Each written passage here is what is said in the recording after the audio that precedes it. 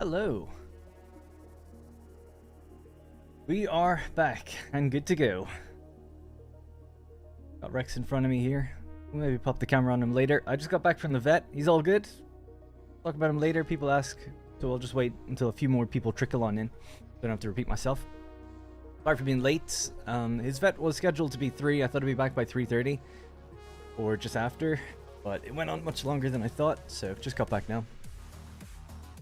Alright, anyways, Satisfactory, we'll hop straight into things. We're going to be doing just a few little things with aluminum that need to be... Basically, I want to clock it down and just try to get like even one block running just by itself, if we can. Easier said than done, though, because it's usually like a whole row that needs to get it done. We'll see. It's like, the way these train stations are staggered, the whole thing kind of needs to run in order for it to run optimally, but it doesn't really matter anyway. I probably won't... Just verbalizing it now, probably just leave it. But one thing I will have to think about is that we're not going to get tier 3 miners for a while. And I need to see how much power it's going to consume if I do attempt to turn it all on. It'd be nice to turn it on and just get it working. And hello. You'd like to see some exploration, personally? Yeah, I actually kind of need some... That's something on my to-do list, is to get more Mercer spheres, things of that nature. Because there's a few things that I don't have set up for overflow right now that I'd like to get going. Like computers and things like that. There's 1 or 2 milestones to do, so we'll be doing a few other little run-around things today. Good Moru. Jamichael, how's it going? Almost 2 a.m. in the morning. But you're going to be staying up late tonight. Hey Bill, hope you didn't get offended by my comment about the oil. I don't think so. I can't think of anything I've been offended by that anyone said. So, but I might have missed it. I'm not sure I remember. Comment about the oil. Did I respond to the comment? Right, so yesterday we were having a look at this problem. I'll move on from it now. We don't have to worry about it right now. I did see some people commenting on what they think I could do here as well. Although I think we have determined that this is the most even way to distribute, so probably just we'll do that. Which is basically saying station 1, 2, and 3 will all go into one merger. Right now they all feed onto a merger onto a line, and that won't even it out, but this would even it out according to our test. So that's probably what I'll do.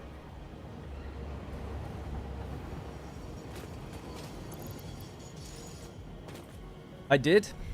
I just don't remember. I get a lot of comments and respond to quite a few, so I just, yeah, unfortunately I can't remember.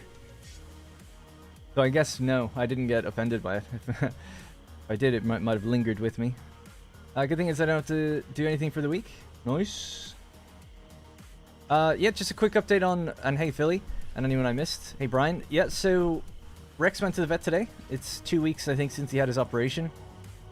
I think so, anyway. Might be even longer than that, I can't remember. Because he had a 1 week checkup, and then I feel like it was 2 weeks from then. So I guess it's 3 weeks now, maybe. Doesn't feel that long. You guys would know better than me. Probably. Anyways, good news. He's doing great. The vet, I showed vet videos of him like walking and running around and stuff, and he's like, oh my god, like I didn't think he'd be able to do that. So he's coming along really nicely. And the vet was very surprised, like how well he's doing. He's like, wow, he's like, the fact that, because we were worried, it's like, oh, he's kind of running a little bit, maybe we shouldn't allow him to do that. And he was saying like, no, it's great. If he's, you know, if he wasn't comfortable doing it, he would stop if he was in any kind of pain or anything like that. And I asked him about, like, could we does he need a cast maybe, because his knee, he's not supposed to really move his knee, but he is supposed to move his other leg, so it's like, what can you do? And I said, well, could we cast his knee, and that way he couldn't bend it, but at least he could move the other leg.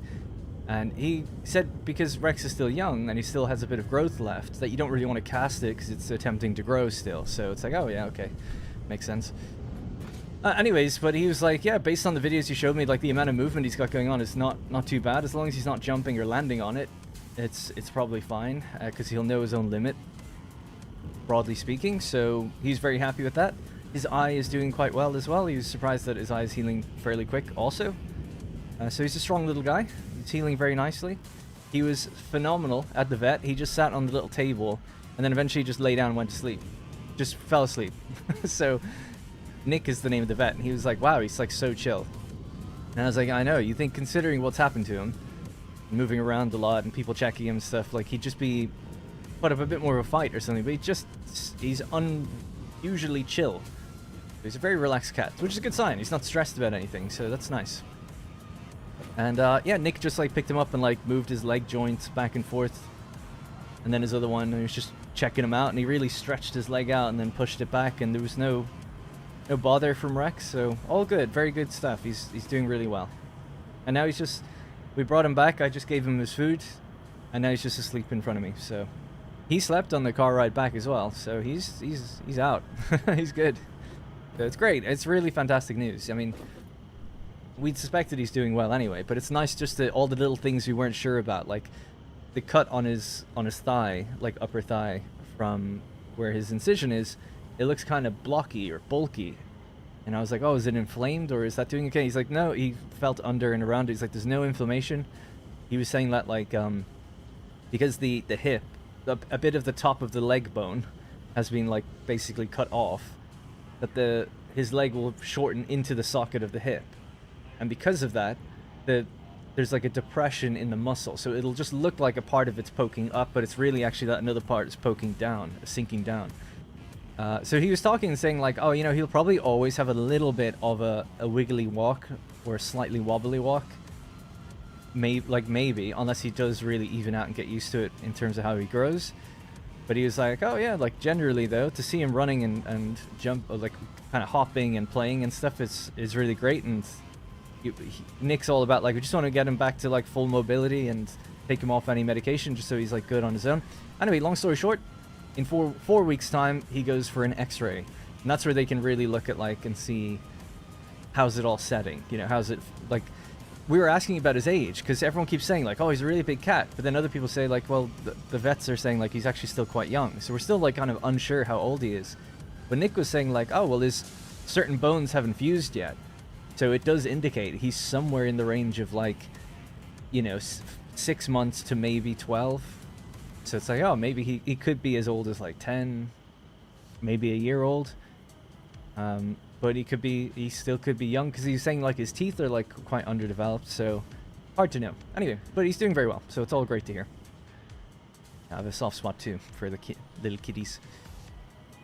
So yeah, so it's great to see. Anyway, even if he has a bit of a limp or he's a bit wobbly, as long as he's happy, that's all that really matters. But yeah, so I'm very happy to hear he's doing well. The scar in his eye, he said, like, I was asking about the medication we give him, and he was saying one of them, he has 2 eye drops, but one of them is more for like, I'm always curious about biology and stuff like that, so I was like, how does it work? Like, what's it attempting to do? And he was like, well, it's the cornea that's like, has a gash, and he was like, it's quite deep in, so it'll have a scar. But it doesn't affect his vision, so it seems like he's fine, and it will heal. But he was like, he'll probably mostly like always have a scar, but he's like, maybe not, like in a year or like in a few months or a year, like it might like get really thin, keeps thinning up. But he's like, the problem is that there's no blood that can reach it, so it's hard to like get nutrients to it to heal it and stuff like that.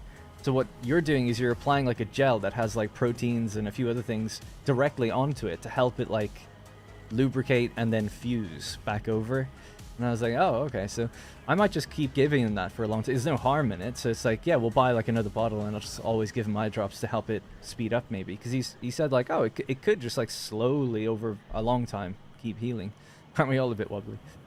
Anyways, that's enough about Rex. I'll mention him again later, but yeah, so long story short, doing very well and healing a little faster than expected. Seems to be comfortable and he's very relaxed, so that's all great. All really great news. Do I need to do this? Not really.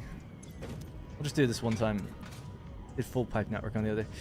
So anyways, today, what are we going to be doing? So I'm just debating in my own head now whether or not we could try to get this place self-sustaining, like it just runs on itself, even if it has to be underclocked somewhat. That would mean redoing some of the numbers. I actually loaded up the game to do that this morning, but then my attention got taken away by something actually quite important. So I didn't get to do it. All I did was I built a few extra containers, and then I realized I have no more dimensional depots, so it would be good to go out and explore, get some more spheres, and hook them up to things that we don't have readily available. So now at least, we have a container of 5,000 aluminum alclad. So if I want to build a power plant using 780 belt speed, for instance, we'll be able to do that with no problem. So that's good. We can just build to that belt speed and that spec now. Part of me also wants to move all of these refineries over to the left by one. I maybe do a vote and see if people will be okay with that. It would just mean deleting this, shifting it over there, and then shifting the pipes over. It is a lot of busy work. All just for the sake of having them in a line. Why? I don't know. Just so we can have a nice looking factory at the end of it all. But none of these are running yet, so it's kind of like I have to make that choice now or never, you know? In a way. And these were blueprinted too, right? So it wouldn't be too bad, but it's a little bit like, yeah, it's probably going to take 30 minutes, 40 minutes at least of just moving things over. But we have all the components at least, so that wouldn't be too much of a problem. Right, so while I think about that, I can still figure out what we could do to... Oh yeah, that's where I was heading. So I need to go out to one of the miners just really quickly and see what we can actually clock them to, because they're only Mark II, so I believe it's only 600 per minute that we can get. And then I could work the numbers based off of that, and that way we could make the whole thing run. I think I've got enough power to run this entire factory. Maybe. We have 17-ish thousand, and we have, you know, around the 25,000 mark, so it's like 8,000. We do want to save some for actually building the rocket fuel. That's why it's like, do we run this place? I don't know, maybe it would just have to be turned off. Rocket fuel probably takes quite a lot, I would imagine, to get up and running, so... Still debating. It's a heavy story, but my cat has saved my life. I've always said he gave me one of his lives. Ha, that's really nice. And that's good. Yeah. Hey, Stockfish, good to see you. Saw that you said you couldn't make it yesterday. And yeah, you know, I mean... I haven't had anything too bad, but when our cat Nyx passed away, I mean, I'm, you know, was quite upset about it this morning, honestly, thinking about her. And it's still like a tough one to just get over and accept. I don't think I really ever will accept it. It just feels like very unfair. I was just very attached to her. To me, she's like a very special cat, like just kind of different. So I just really liked her, and she had a real good connection with me. So it sucked losing her. Even though couldn't have asked for a better way to go in how it all ended up going down, I suppose. But one thing that's been really great about that is having our other cat. Like, she really is very, very comforting when you're upset with the loss of one, you know? So, yeah, pets are awesome, you know? They're really great companions, and they're very affectionate. And there's deeper meaning behind them, I feel like, you know? When you get to know them. They have real personality, and they definitely have, like, deeper, like, just... It's not what you see when you just meet someone else's pet. Like, your own pet, like, does react differently to you. Anyway, so let's run out to the miner. I'll just check this here.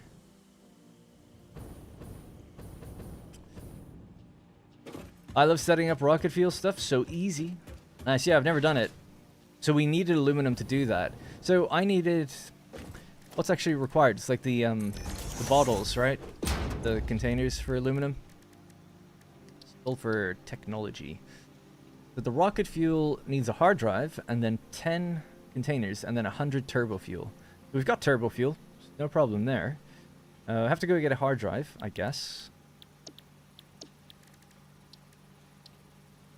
And yeah, we can make these little flask things. What are they? Aluminum?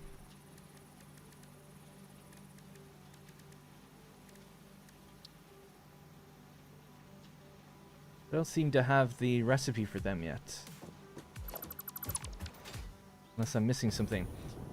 I thought British people say aluminium. Well, I'm not British. I'm Irish. But they do. I did say aluminium until I started streaming this game. Because then a lot of people just say, oh, it's aluminum. Because most people are American watching. So I just say aluminum for everyone else. It's like how in this game I drive on the right-hand side. It's like, it's just for everyone else. I'm a nice guy, what can I say? Also, I just don't, you know, I don't care. I really don't care. I'm like one of these people that I don't care how people say names, pronounce things, just doesn't bother me. It's about the intent and the meaning to me. You know, people are like, oh, you know, this is one thing I worry about playing Crusader Kings and stuff. I did it on stream a while ago, and I was pronouncing people's names wrong, because I don't know how to speak Polish. And people were like, it's pronounced this. And I'm like, yeah, does it matter though? Does it matter? Like, who does it, is the person in the game being offended by it? Who cares? Like, why does anyone care about this? I don't know. But people do care. I don't fully understand it, but people do care.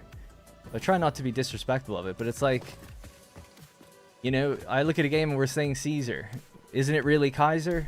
Who cares? You know, it's just, we all know what it means. Anyway. One of my weird Darrenisms. So 200... I'm looking at the top right of the screen. So we need 1,000 plastic, 200... I need to get to the...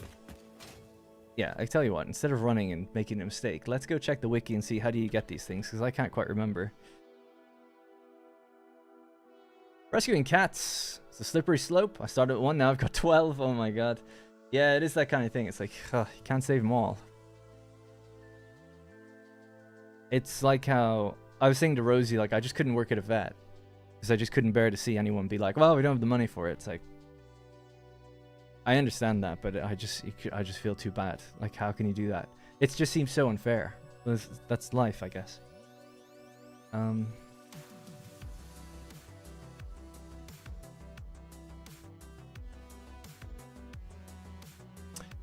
Fluid tank. So maybe I do have it unlocked then, because it doesn't actually have the word aluminum in it. No, I don't have it actually. Okay.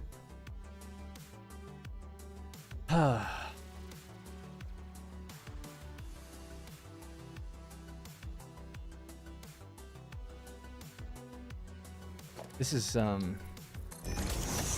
not good. See. I don't think I'm going to be able to unlock this. I'm not at the next phase of the elevator yet, so I can't get tier 8. And you need tier 8 to get this. Or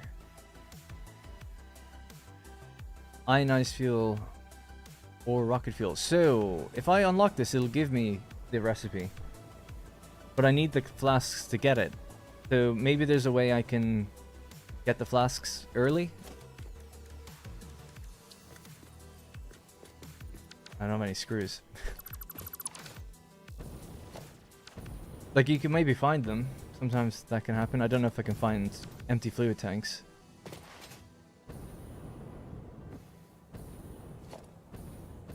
These containers have my inventory in it, so I'll just check those really quickly.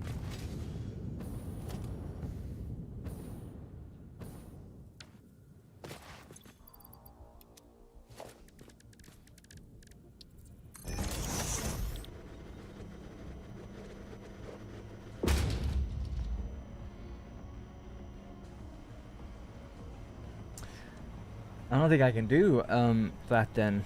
Why do people tell me to build rocket fuel so early? I was like, I haven't even gotten near close to it then. People were telling me to build it like... People are telling me to do it in my desert series. They're like, why are you doing turbo fuel? Do rocket fuel. It's like, I haven't even finished phase 3, let alone 4. Am I crazy? There's no other way. You unlocked them in the hub? No, I know you unlocked them in the hub. So this, here, it says... So unlocked tier 8 advanced aluminum production. That's a milestone, but it's tier 8. I'm not at tier. I can't get to tier 8 until I do the next phase, space elevator phase, and then tier 8 particle enrichment. Or you can do it in the MAM. So if you get the things unlocked in the MAM, that's another way of getting it. So the MAM obviously has here. In order to unlock that, I need the thing, but I don't need it here. However, I do need 200 of these. So, it's like either way, you need to be able to make these before you can get these two. And to do that, I need to be at least tier 8. Rocket fuel is made in blenders. We're just not there then yet. Well, then in that case, today we're going to go sort out the turbo fuel factory and figure out why it's fluctuating, so that we can at least get some sort of reliable power going. But we'll ultimately have to build another power plant then. Or just make really small factories making the space elevator parts just to advance. Well, that's a lot though. There's so much to do.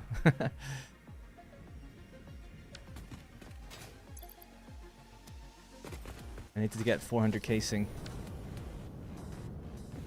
Yeah, I was just thinking maybe you could get them in parts, but of course they only unlock when you get the tier done.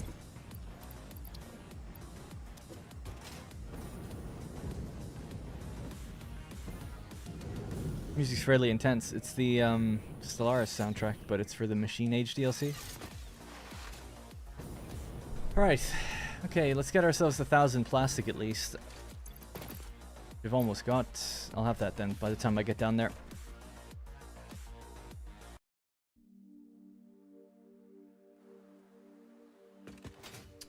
So I'm just going to go down to the hub, have a look at our situation, and then see what it takes to build the next components and weigh up. See, I was kind of thinking like it'd be great to run this place. To run this place, you know, it would use all the power I have. And that's fine. Power is my biggest problem, right? Because we have another factory. Oh yeah, we can boost the copper deuterium factory now. I forgot about that. But yeah, I can't run everything at 100% yet because we just don't have the power for it. I was waiting to get rocket fuel, but I've realized now that's still later than we're ready for. So that just means finding more oil and building another turbo fuel plant or something like that. Nope, oh yeah, this is the same as my Update 8 series. This is the same world. You should be on the right phase, you just need the milestone for nitrogen. I'm not on the right phase. You complete tier 6 and 7. And then you need to get... Hang on, I'll just show you.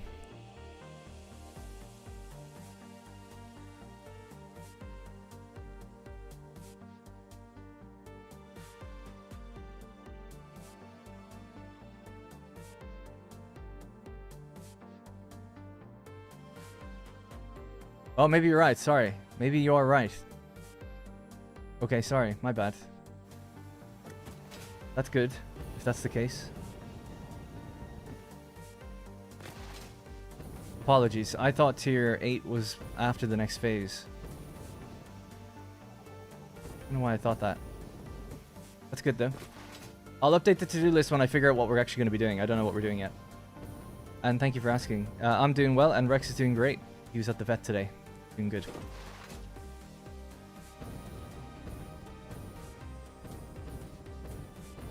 Why can't a personal storage box store more than a storage container? Is that true? I didn't even think of that. I don't know. There's a lot of inconsistencies in this game. I think they're great. I love the devs. I think everything's great. But I was surprised that for 1.0 there wasn't a stronger emphasis on like things like that, like fixing like little oddities or redoing like how you progress in the game. I think is like really backwards in many ways. But anyway. Hey Rachel, and hey T, and thank you. I use 300 oil to make 1200 fuel. It's unlikely that for a normal player you'll need more power. How much burn do you get per rocket fuel per minute? So one generator consumes how much per minute? Can't say I've seen fluid tanks at crash sites. Packaged, yes, but not empty. Well, packaged would be fine. We could throw them into a packager and get the stuff out. Although I don't think I would imagine I don't even have the recipes in the packager to empty them. I was late on update 1.1. So what is the new thing?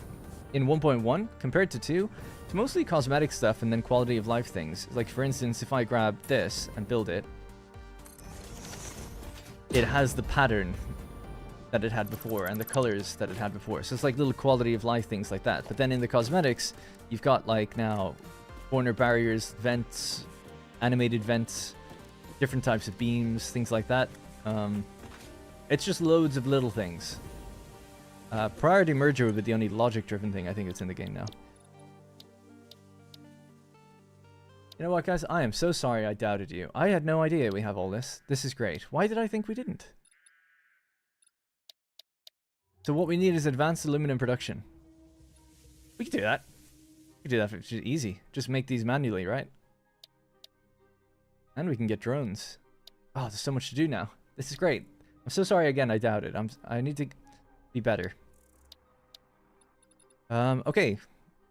Right, so we'll get this. This will give us blenders and the assembly director systems. So it's good news is we don't need to make space elevator parts. And what was that? Alclad, right?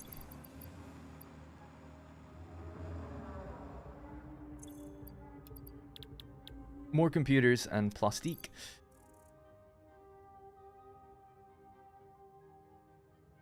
Yeah, so this is why I need to go get more spheres, because I don't have enough computers. Alright, so let's make a to-do list then. So we'll say first thing is milestones. We'll just say milestone. I want to get this milestone done first. Then, yeah, explore, find stuff.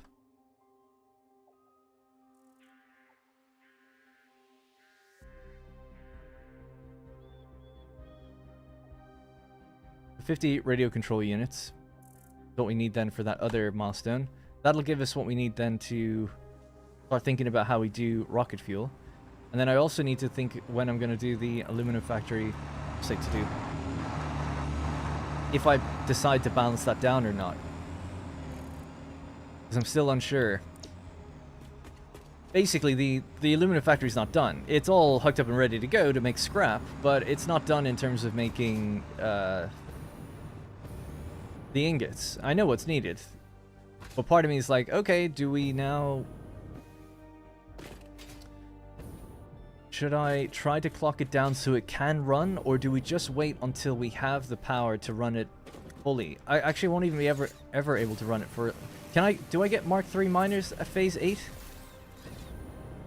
I get Mark III miners, then we can actually do 780 per minute. Problem I have at the moment, I think, is that Mark II miners can only do 600 per minute, but I've got a 780 belt. I'd really like to be able to get just the full 780 belt and clock the factory to that number. That would make life a lot easier. Then we could run it. Prepare for ionized fuel? Yeah, I guess we could look ahead when we're doing rocket fuel, like how do we get ionized, and I've never looked into that stuff, so it'll be all new to me. Great to hear that we can do that, though. Mark III is before Phase 5, so I think so. But you... Oh, okay, that's good. Yeah, we'll head back and check in a minute anyway. Got supercomputers. Give me those supercomputers, actually, we might need them.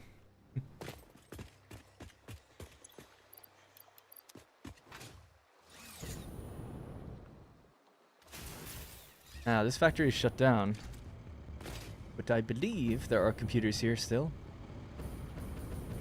They'd be upstairs, actually. Oh, one of the new things in 1.1 as well is the elevators. You can take a personnel elevator between floors, which is quite cool.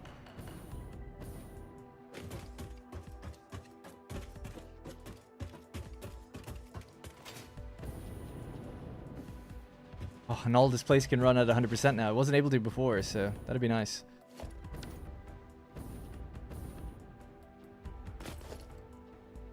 These making computers.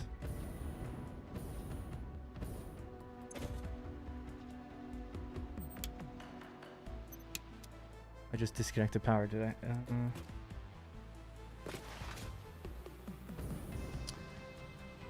That was silly of me. That should have been going into a container with the dimensional depot on top. Although there might be computers along here. Yeah, there is some. Just to get me over the edge. What do I need? 40... 41? These ones.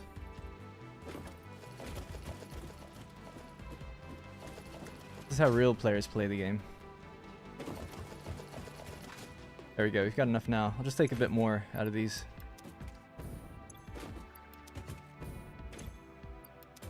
So this place is turned off because when I was building the aluminum factory, it was like, oh, instead of building a power facility, we'll just shut this place down. The nitro rocket fuel is fantastic. Yeah, so we're going to have to go explore and find some hard drives once we unlock these things. I'm actually out of hard drive recipes. So as soon as we unlock the next milestone, we should get new recipes appearing in the MAM that we can use like straight away. We won't have to like filter through a bunch of like random old ones. We should always be getting stuff that's fairly relevant to where we are, so that should be good. Run through the copper caterium factory. Alright, a plan is forming. We're almost there. Caught up now. Can't wait to see this one and the other one running. Yeah, this is going to be great once it's all up and running. So these will be... Everything here will need to be 780 belts. It'll make life easier when we get 1200 belts, but this place was built with 780 in mind. That's all it ever needs, so that'd be good. Finally see it running as it should. Now, when I was building it, I went into creative and tested running at 780, and at least on one block, and I was like, yeah, it works. So there's no mystery on whether it's going to work or not, but it would just be nice to be able to actually run it properly. So could we, actually, just while I'm here, maybe we'll build the first elevator.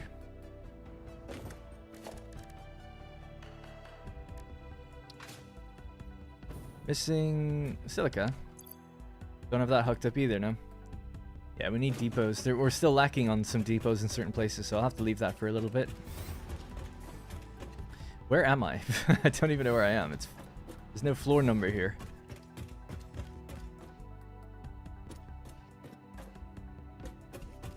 I was on the right floor, but I couldn't see a way out.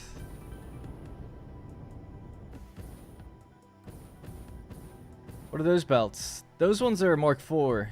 Now we've got Mark 5, so they can be upgraded now. But I don't have the power to run the place yet, so it's still going to be we need power and the better belt speed. So we got the better belt speed, and we need power. How do I build a factory with a higher belt speed in mind? Simple. Just... I don't even almost understand the question, really. So think of it this way, and thanks Solprax for becoming a channel member. When I build a factory to a specific belt speed, let's say you're building it to the one you have. Jeez, I can't even find a way out of here. Let's say you're building it to the belt speed you have. So you've got a Mark 4 belt, right? So your belt speed is 480 per minute.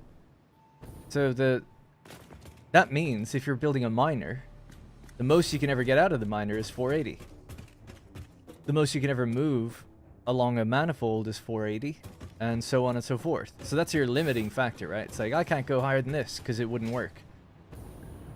But you could build it knowing that you're going to have the next belt speed. So you could say, well, I'm going to assume that I'm going to get 780 eventually, or 1200 eventually. Therefore, I'll build as many machines. Instead of instead of going 480 ore becomes 480 ingots, you're going to say, well, actually, I know that I'll get 780 ingots, and I'll just work with that in mind. So instead of 20 machines, I need 28 machines, but I'll turn 8 of them off, or just leave them empty, whatever. It's fine. You can, or leave them even running if you want. They'll never run efficiently until you get the better build speed. Anyway, then you go into the factory and you just upgrade the belts. So this place was built when I had Mark II belts originally, I think, maybe Mark III. So I had to go around, and then when I got Mark IV, I was like, boop, boop, boop, boop, boop, and I just upgraded like all the belt segments all the way down. And now it needs that one more time. It's going to need it, you know, one more time. But it does mean that I don't have to rebuild anything. Just upgrade the belts. It does make life very easy. But I will say that I wouldn't recommend building 2 or 3 or 4 belt speeds ahead of where you're at. Probably just build one ahead of where you're at, if ever. Because you end up taking on, especially early game, you take on a lot of work that would become easier should you have a bigger blueprint designer or hover pack or the things that you get later that would have made it easier. So that was kind of my mistake with this one. It's like I was building a bit too big for where I was at in the game. If I had waited to get a little further along, I could have built this place quicker. That would be the drawback, I suppose. Exit sign for the win. Yeah, so you math it out ahead of time just using a higher number. I don't use planning websites, but I assume you can do this on planning websites, right? I would assume. Instead of saying like, yeah, I've got 1200 iron ore or 480 iron ore, whatever it is, just put in a higher number. Say like, no, I know that I'll have a better one. Now you don't know what the speed is in the game until you get it, but if you just look it up online, what's the next belt speed? You can kind of work with that. It might actually show you in the milestones. Thinking about it, it probably says here, does it? Oh, you can't click into it. I was going to say, if you click into it, you could probably see, but I guess you can't.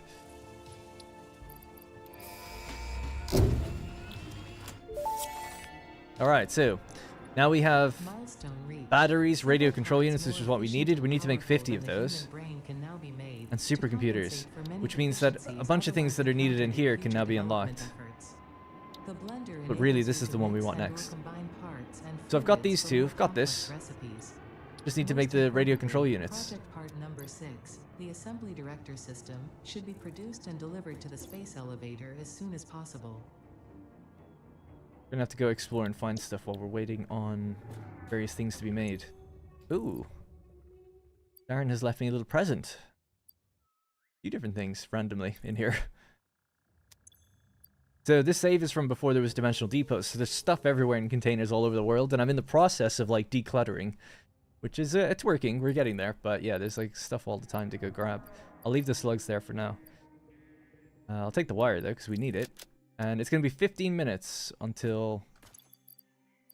Yeah. Sorry, until the pod returns so we can advance the next thing. So just in that time, I'll just make sure I grab what I need. The casing is going to go up to 200. This will go up to 600. So we'll be able to have both of that. So that's fine. Cool. Past Darren presents. Yeah, I love seeing what Darren leaves me. Thanks, Corey. Yeah, it was I was gonna say it was voted on. It actually wasn't voted on. I was gonna run a vote, but most people were saying that they wanted to see this world in that factory like updated and upgraded and everything. So it's cool to come back to a world that's looks a bit better than the one we were doing on the streams, and we could just spend more time. I've beaten the game now, so now it's like, yeah, we could just spend a bit more time being more thoughtful with what we do. One other thing I just want to check really quickly then is supercomputers, and what do we need them for? Anything? Don't need them there. You need 100 for the Mark III miners. So there it is, yeah. And they need fused frames to build. Now, because we've got aluminum, we could always manually make some. And I think they take a few turbo motors as well. But maybe we'll find some of this stuff when we're out looking. But this would be great. So 1,000 pipe, 100 supercomputer. Don't know if I've got containers anywhere else in the world. So just to help us along, I'll upload my save to Satisfactory Calculator. Just so we can see what I'm missing. Am I logged in? Yep. Or what hard drives like we need to find, I should say. So.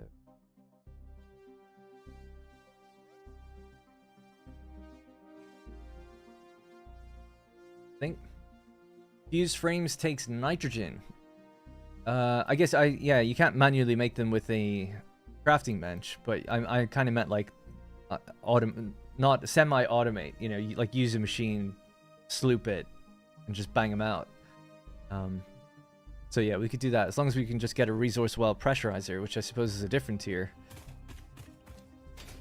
Man, that's such a pain that I can't just walk up that. That's the other thing we need to do is actually build a space elevator, choose a place for it, and like hook it up with a little home base, which would be nice.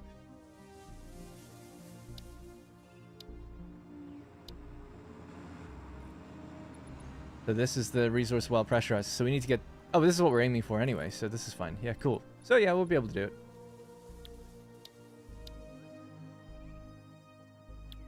Alright, so we're going to be advancing milestones, exploring for a little bit. I'll be hanging out with you guys, reading some chat. And then we'll decide if we want to go fix up or speed up the aluminum factory and activate more blocks. I'll run a vote on whether or not we align all the machines or not, because that could set us back 40 minutes to an hour, I would imagine. Or find stuff. Alright, so I'm just waiting on this. Oh, cool. See everything up. Oh, that's cool. It's the aluminum factory. Nice. Let me just turn off some of these things.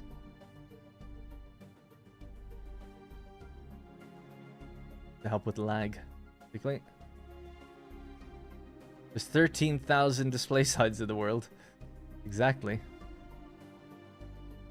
266 extraction nodes? Jeez. 170 of them being water. I'll turn off the belts. Alright, should make life a little easier to zoom out on. Now we can turn off some of the beacons. Go. Right, so I'm just looking for some of the hard drives that I'm missing. Because I have no idea in this world where things are. Can't remember.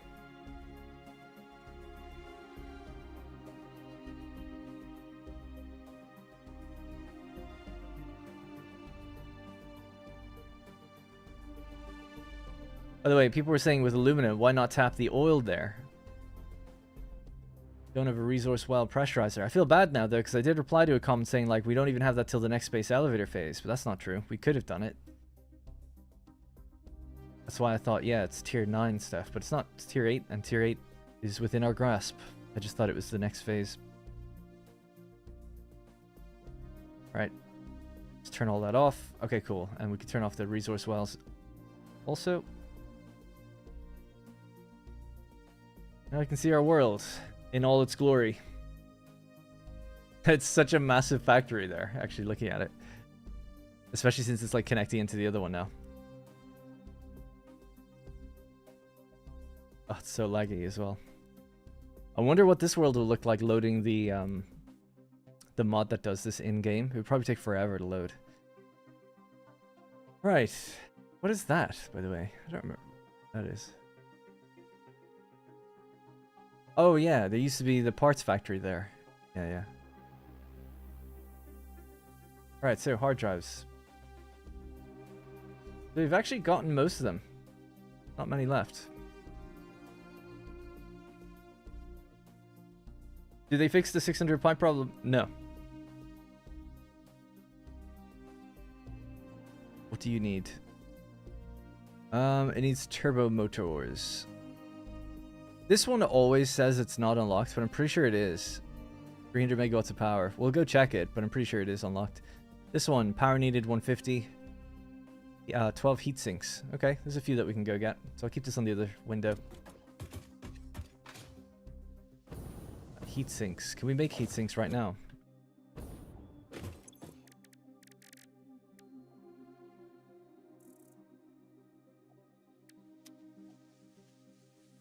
Not yet.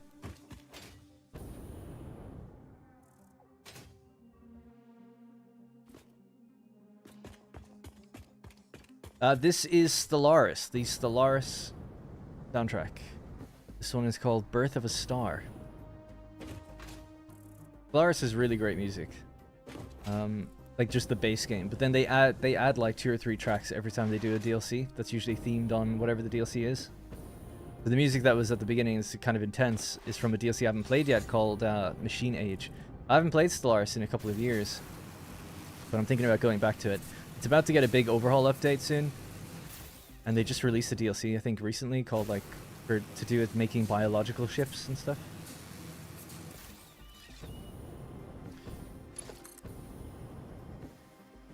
I tend to make this journey so much that we should just build this out this way.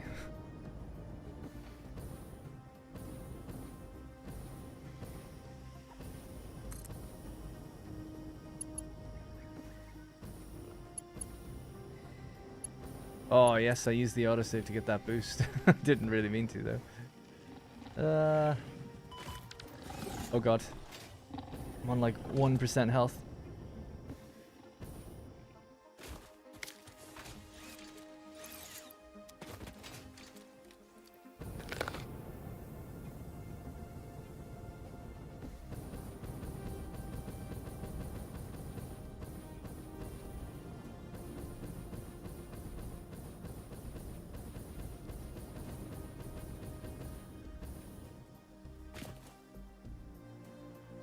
I stopped getting expansions after Necroids. Yeah, that's actually kind of around where I ended. I'll just be curious to see myself, not to go on too much of a tangent here. Yeah, I actually booted it up recently, but before this, I think it said like 2022. Back. I don't even know where you see. Oh yeah, store page. Now they do like season packs and stuff to get like multiple content, so.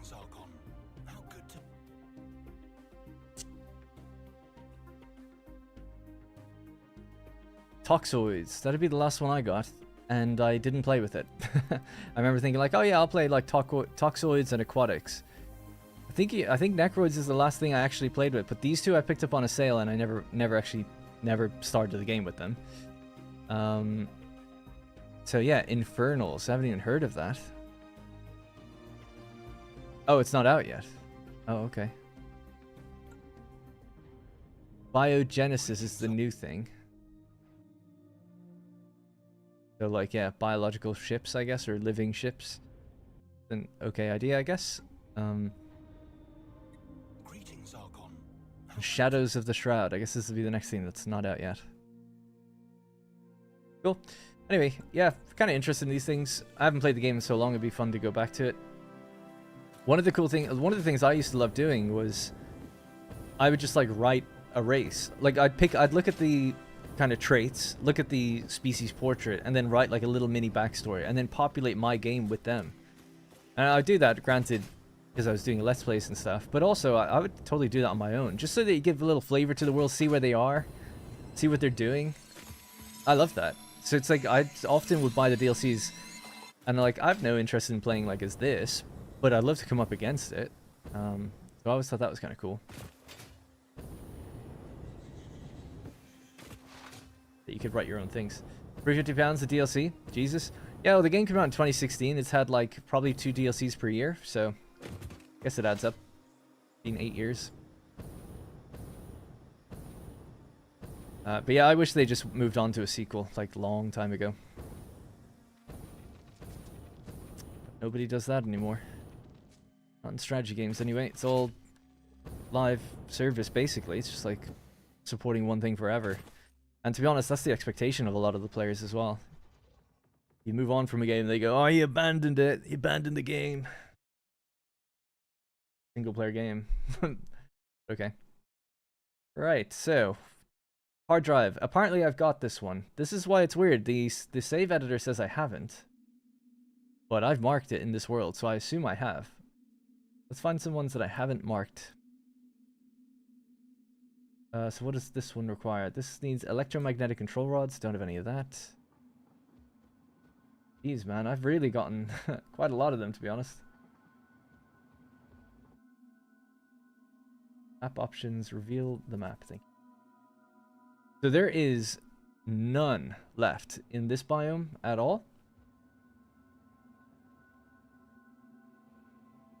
There's one here.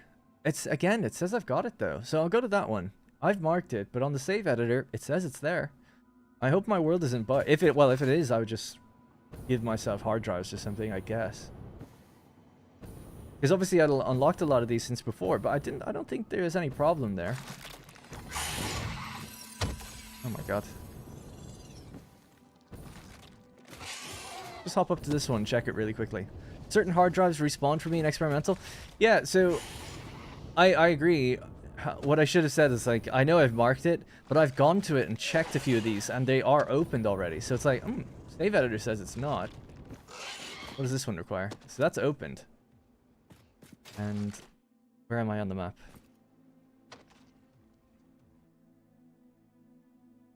Yeah, this one's like, so I'll show you. This one says it's here. Is it this one?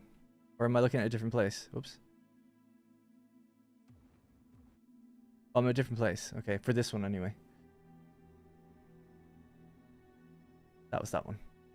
Okay, so that one's unlocked. So the one next to this track, and what does this require? 12 heatsink. And then the other one I'm going to go to is here, and it says 2 quartz crystals. That's easy. I don't have the heatsink.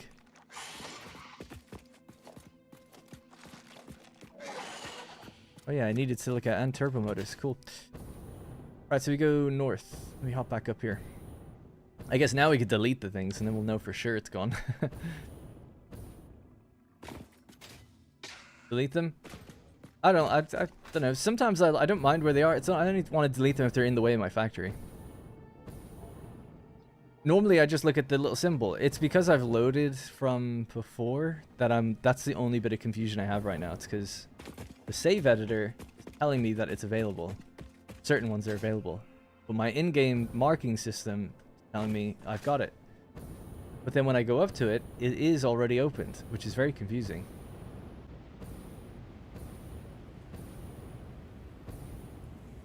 I also need to find spheres, thinking about it, so I'll just keep an eye out for those. Should probably break out the thing. I don't have it with me. Got nothing in it. It's so weird playing a world that's like from an older save. Don't have anything I expect to have. My desert series is like all buttoned up. Got everything I need. Right, so symbol should be unlocked. Here it is. Yeah, cool. Any heat sinks? That's all I really care about. Nope. Alright, well, we're still moving on to this one, which the save editor is telling me is available, but my game is telling me I've got it already. We'll see.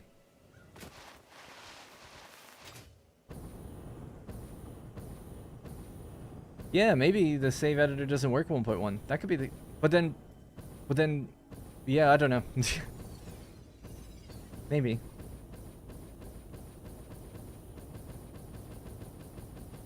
I would have thought if that was the case, it would think I do have it, because... marked it. No.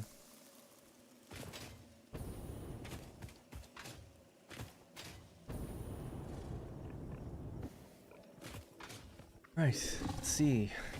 Yeah, see, it's empty.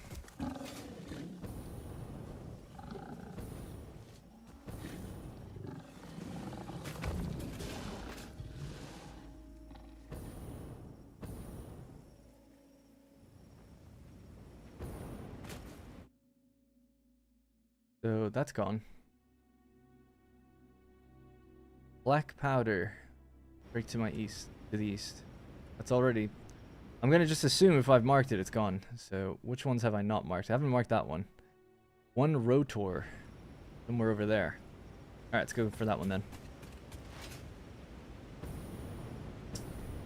How many people asked for Rexcam because of +1 for me? Yeah, I turn it on now and then. He's just asleep at the moment in front of me, so I can't really put a camera on him. He's like in front of me. There's just no space for it. But when I fed him yesterday and we put him on the ground, then I had the camera on him. Yeah, there's one of the things. It is weird. Yeah, I don't know. At least the game is correct. It's like, I've marked it, and I assume I have it. It's just the save editor that seems to be wrong, and in fairness, that's a third-party website, so maybe there's something messed up with how they've updated, or the game isn't saving correctly, like, and I don't have all the hard drives, which would be a real pain. Do you have any more questions for me? No, I don't have any. I was created by... I don't care. Right, so we'll just go north. So we just basically need, I don't know, 5 spheres, something like that, and 2 or 3 hard drives. Not that much.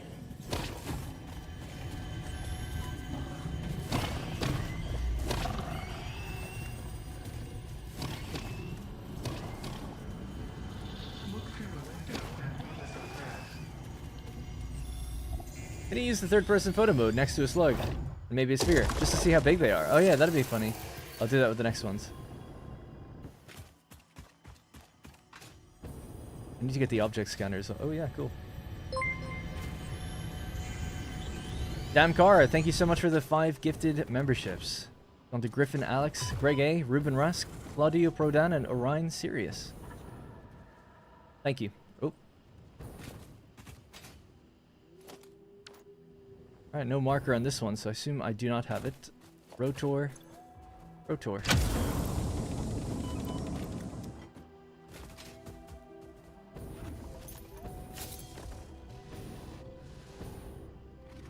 I wonder if scale of me compared to one of these is accurate too.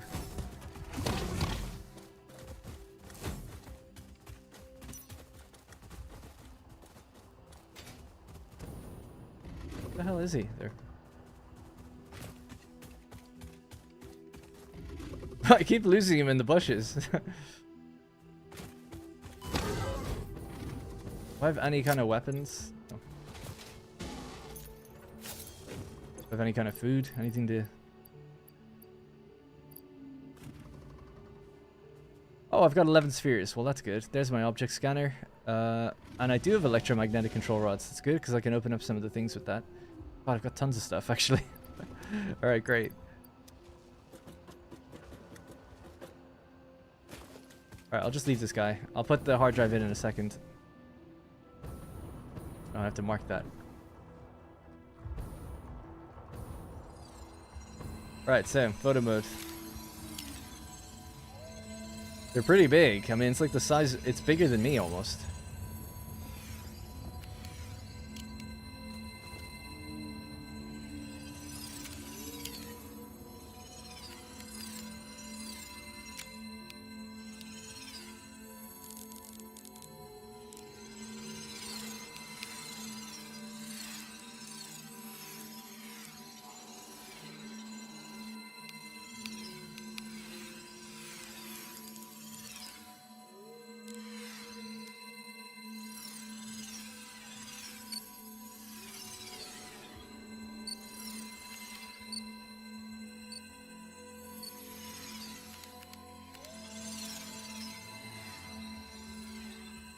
Kind of a nice photo. I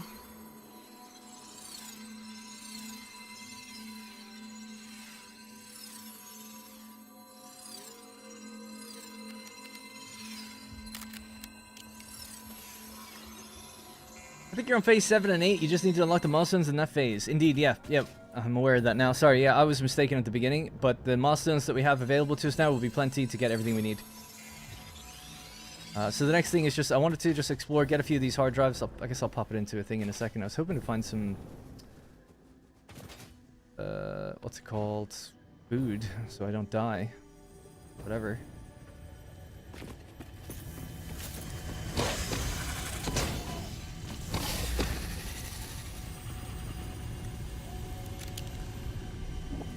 I'm still sitting down.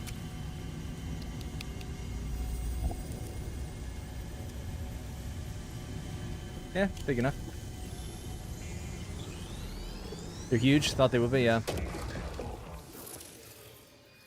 I don't need more slugs. We're fine for that. So, yeah, we can kind of get out of here now. If I could just find one more hard drive. Oh, there we go. That's another one. I think I have this one already, though. Yeah. Right, so just see if I can find one or two more. I guess while I'm waiting, pop that one in.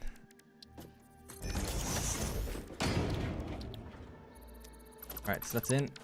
Let's just quickly look at where else we could go. So that one needs power. 70 megawatts is pretty low, and this one has no requirements. So we'll try this area here, and then that'll be 2 more that we can get and get out of here. That's just over this direction, I think. So just mark that. And if I could find some berries or nuts or something on the way, that'd be good. There's loads of nuts down on the ground, actually, so we'll just get those.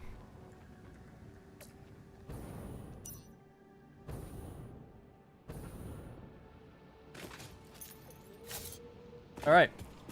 Weird that the man doesn't need power. Yeah. I'm not complaining though, I'm glad it doesn't.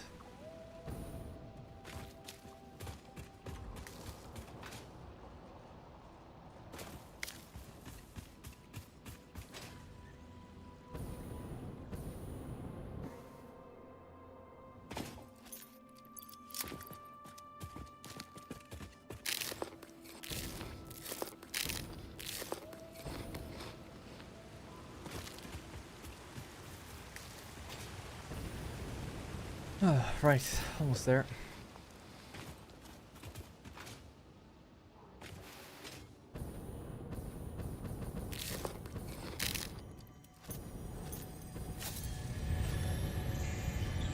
Why don't you disassemble the crash sites when you've already got the drive? Don't need to. I only disassemble them if I building a factory near it, you know.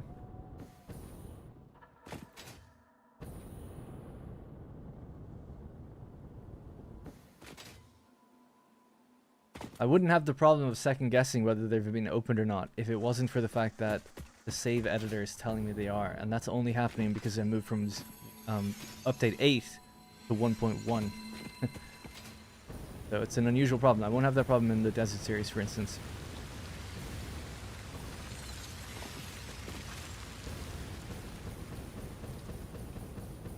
You need a hard drive for rocket fuel. I know. Yep. Why we're getting 2 more.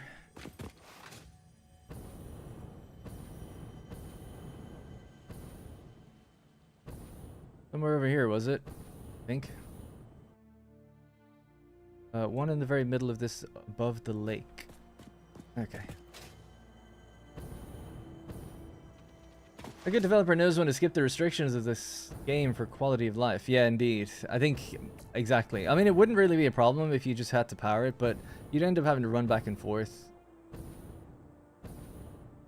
It's like, why do dimensional depots don't require power either, you know? So, there's a lot of things that, like, don't have to be the way they are, I suppose, but I'm glad they are. 70 megawatts.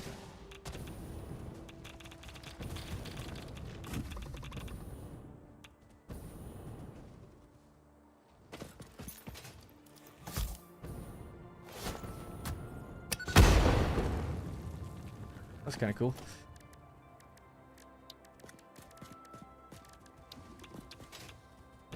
Just leave me alone. What do they do? 30, is it? Yep.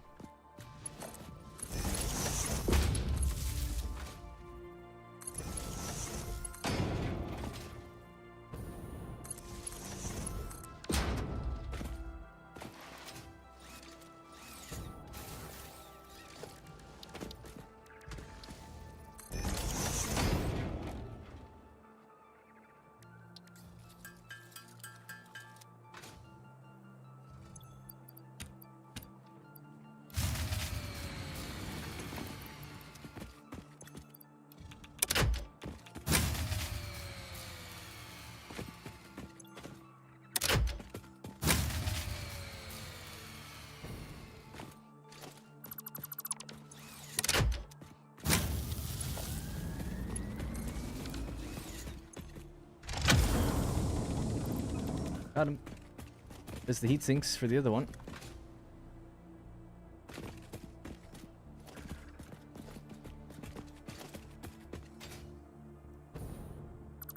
Alright, cool.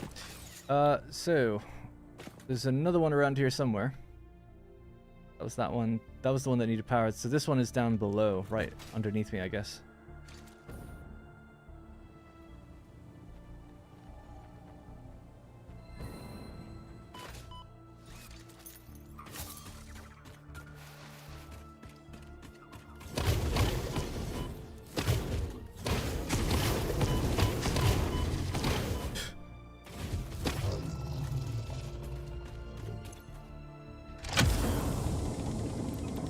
Okay, that should keep us busy for a little while, right? So we'll keep that one for the actual thing in the MAM that we need.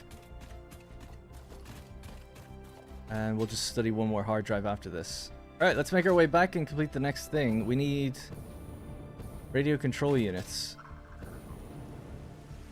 You get resources from dismantling crash sites. Yes, you get like wire, screws, copper sheeting and rotors, and little reinforced plates from time to time. So early game, dismantling one, if you've opened it, it's kind of good because it's, you know, it's super early game. It's like, oh cool, just a few extra rotors, maybe some copper sheet if you don't have it yet. Kind of nice to get that.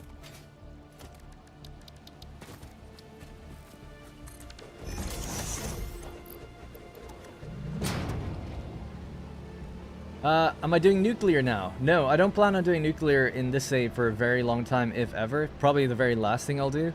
What we plan on doing is doing rocket power, because I've never done that before. We did nuclear in my previous stream, so... yeah, I want to do something different.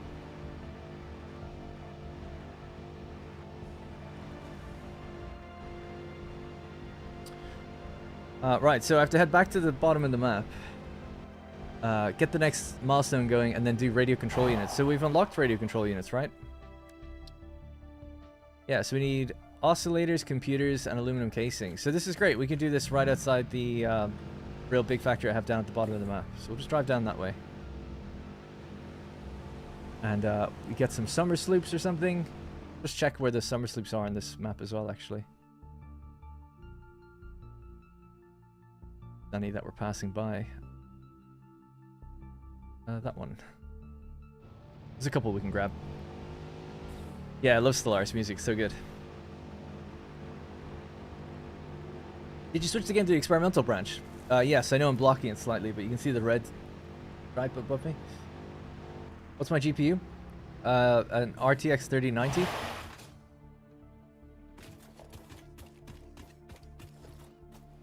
And grabbed already. Cool.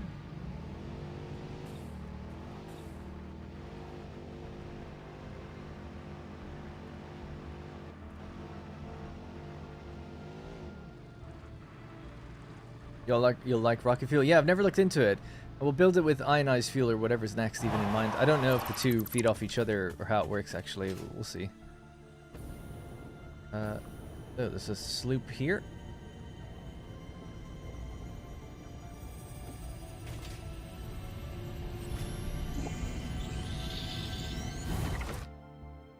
Next sloop. Inside the cave, I think. We'll stay outside just so I don't get too distracted. There's one up on the mountain as well. Okay. We were still shallow. The void swallowed.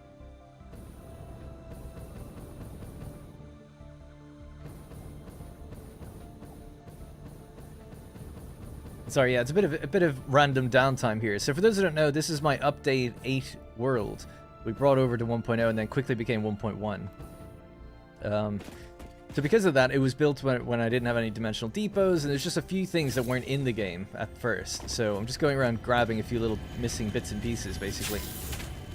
I don't have, like, rifle ammo, I don't have anything, because it wasn't really preparing for this kind of thing.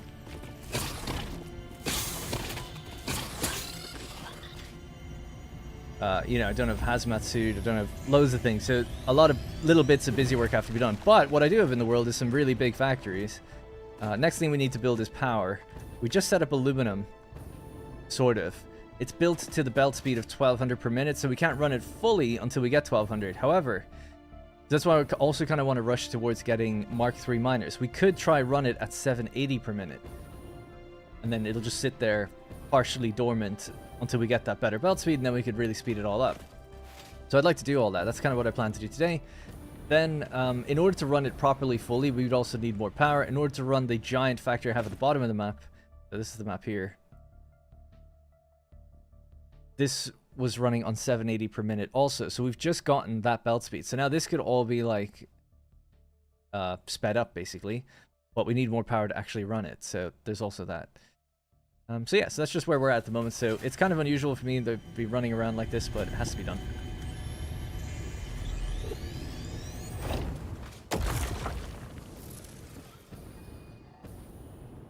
Is there something wrong with the like button? Only a fifth of us have used it. Thank you. Shenanigan. What else? So, am I safe here for now?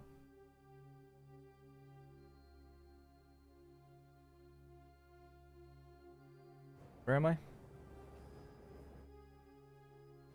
One just up there. Get that one as well. And then we can sloop our machines to make radio control units quite quickly. In fact, I know that I'm going to need more casing, so just grab that out of here. Oh, the casing actually doesn't have a dimensional depot hooked up to it, so I have to go do that.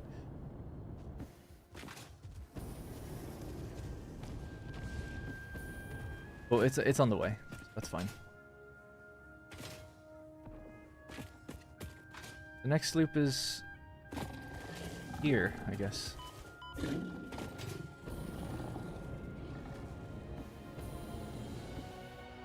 Like button go burr. Thanks, Spartan.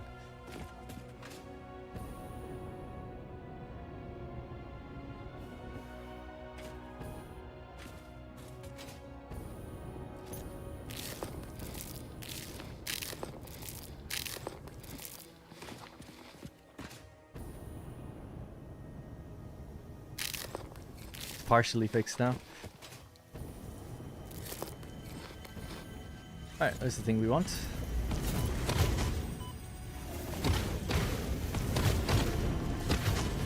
I don't know if I make high-speed, what's it called, high-speed connectors, but if we do, then we can make more rifle ammo. Actually fight like normally.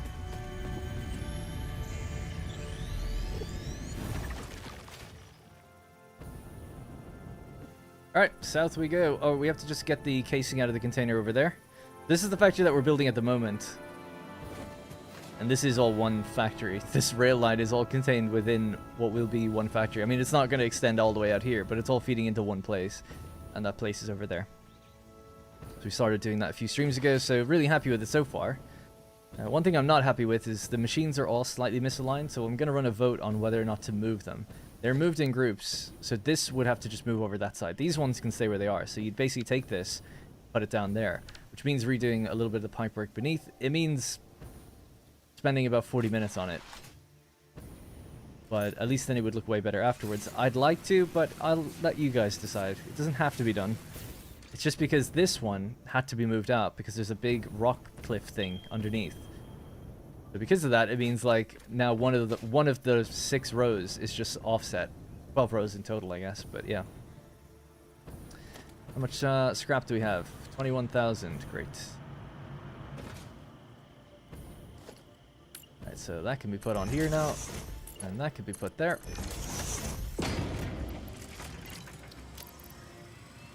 And we can make some more casing, actually, just while I'm here. Oh, to make more casing, we need copper. We don't have copper up here, actually. Yeah, that's fine.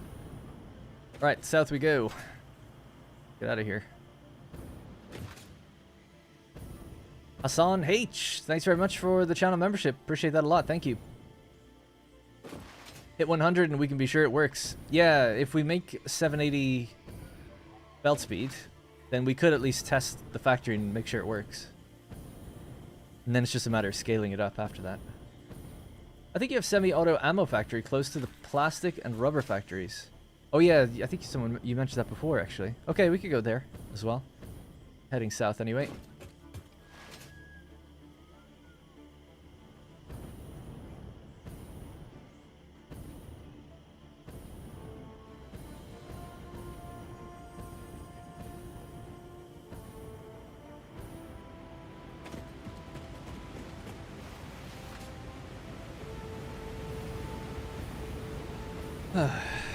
What a view.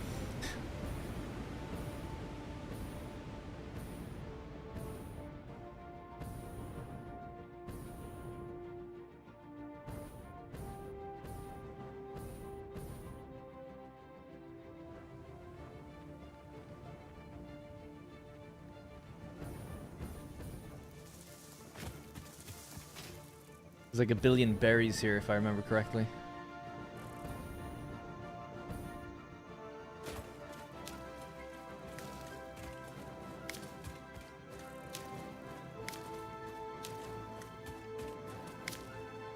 Such triumphant music.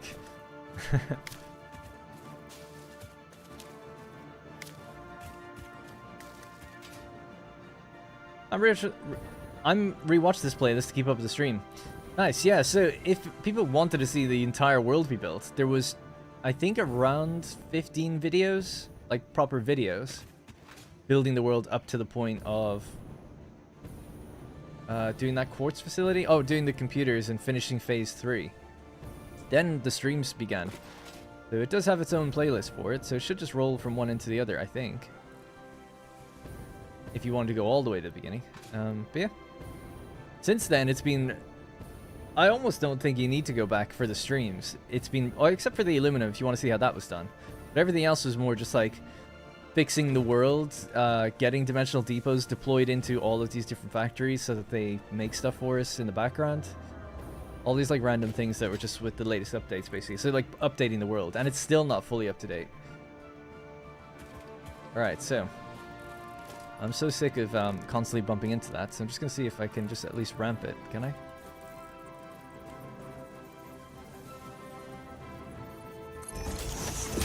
That work? No. Oh yeah, it does.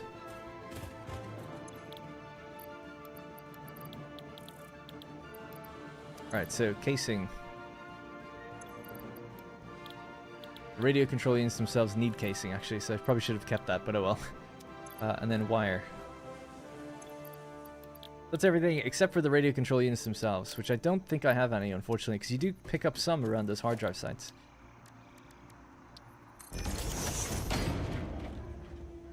Now, I can make 2. So we need quartz crystal oscillators. Yeah, so it'd be better to do it in a manufacturer and boost it. So at least we get twice as much out.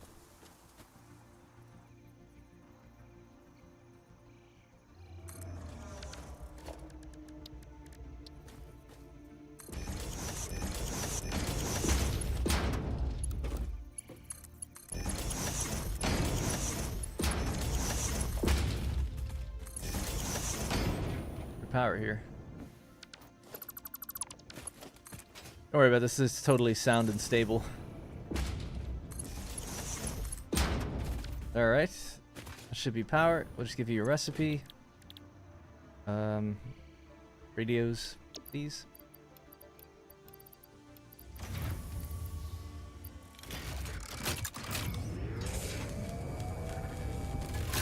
Don't have any power shards.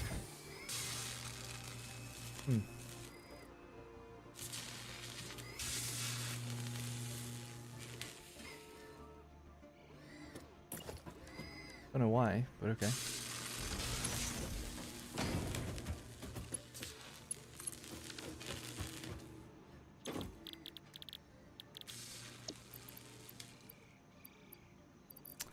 No more sloops either, I guess. Did I throw them all in?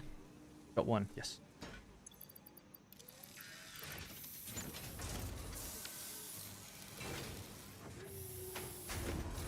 Your aluminum setup was the first I watched. Oh, nice. Any plans on moving the hub or anything? Yeah, so I said earlier, like, I need to build a space elevator somewhere, and I'll probably move the hub with it and create, like, a home base area. Not sure where. See you later, Martin. Did you do a Let's Play of Stellaris? Yes. One of my favorite Let's Plays. Frostpunk and Stellaris are two of my favorites, I should say. So...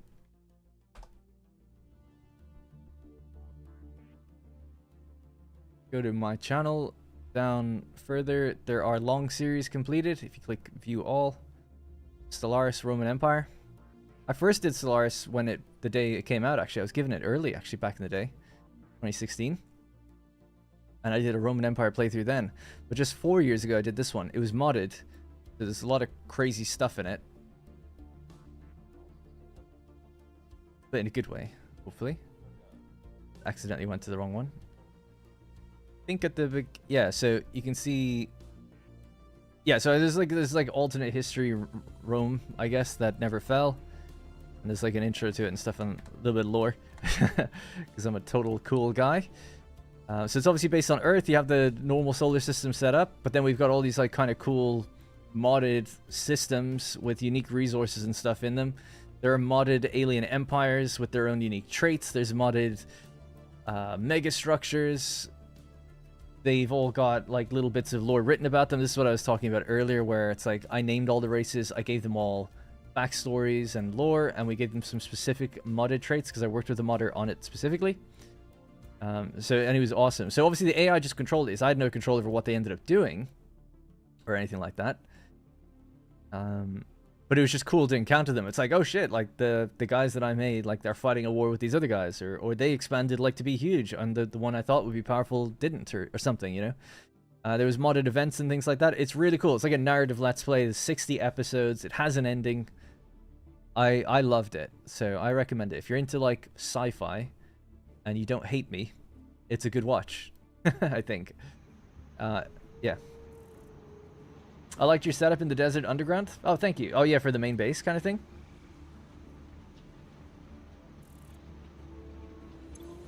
No problem, bacon. I was saying I probably should have brought the casing with me. So we've got 2. We need 50.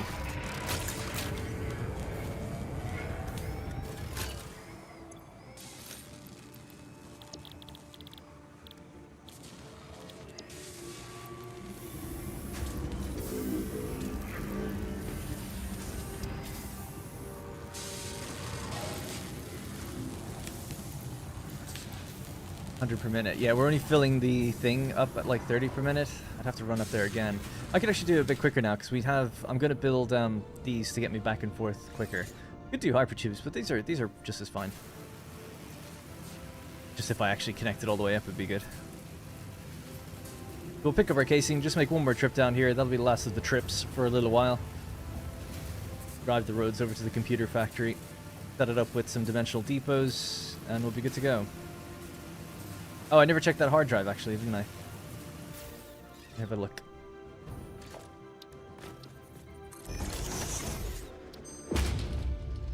So we now have an alternate for both of these. Interesting. I'll go with the... well, actually, we'll just leave this. Scan the next one. And then we'll keep the third hard drive for the MAM. We need to go get turbo fuel, actually. If we get 100 package turbo fuel, I can get the MAM, advance the MAM tree to unlock rocket fuel at least.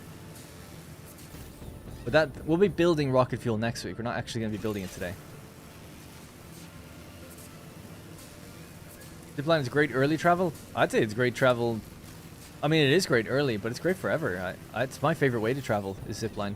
I don't really like hypertubes, and traveling by train is cool, but it's obviously a little bit constrained depending on where you're going. Did I never connected this, right? Yeah, okay.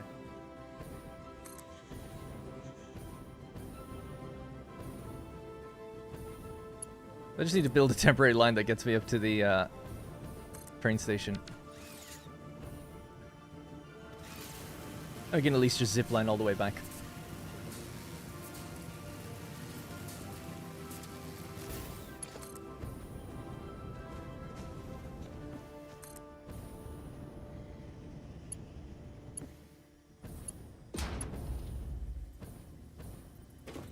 Yeah, I don't like a Hyper 2. I don't know. Hyper 2 cannons, to me it's just very glitchy and like weird.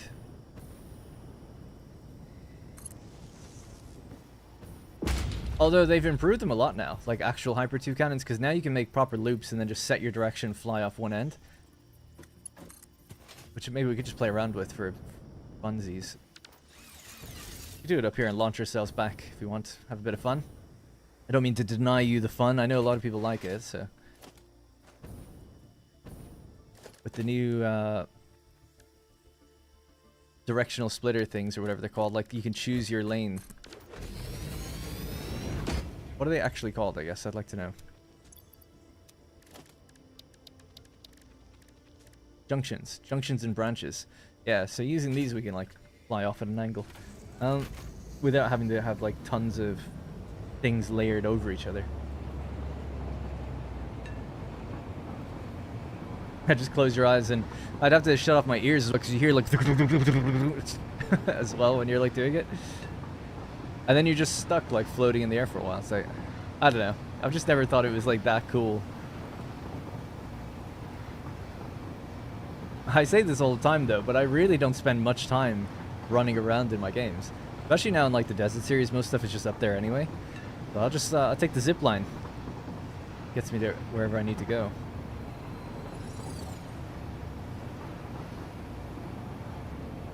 Camera got a bit dark. Yeah, I'll be popping on a light in a minute. It'll brighten up anyway as the sun sets. Alien turkeys. Oops. Yeah, I like the Desert series a lot. I know it's my own series, but I like the world. I'm like keeping it very organized. It's still early enough where I haven't cut too many corners or anything, so it's really nice from that perspective. It's the best builds I've done ever so far because it's everything I've learned in all the other ones, I guess.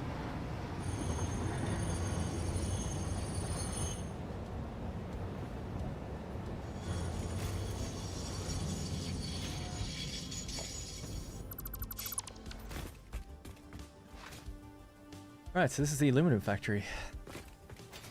We'll just pick up that casing and then we'll go back. But I'll make a little Hyper 2 cannon. We'll launch ourselves back. So there's not going to be that much casing, but at least there's some here. Really, I should have brought copper with me up here, actually, thinking about it. Now, could we advance that other thing in the MAM? I can only do that after the next hard drive is done, right? Because, yeah, it's lacking copper to make the final components. We'll have to source we have a giant copper caterium factory, so we could send a bulk load of copper ingots up here, or bring the ingots, the aluminum ingots down. I haven't decided which one I'm gonna do.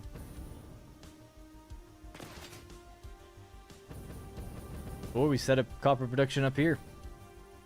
I don't think there's much copper around though.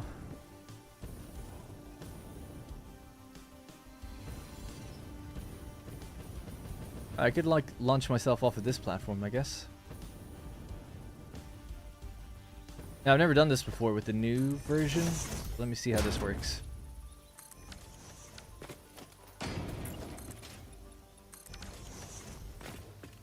Right, so yep.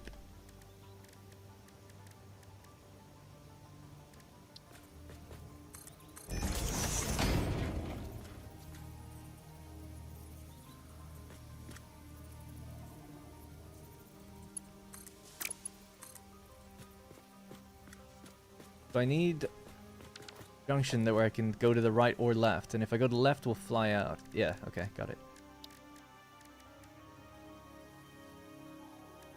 Guess this one. Can I not angle it so that it's... There we go.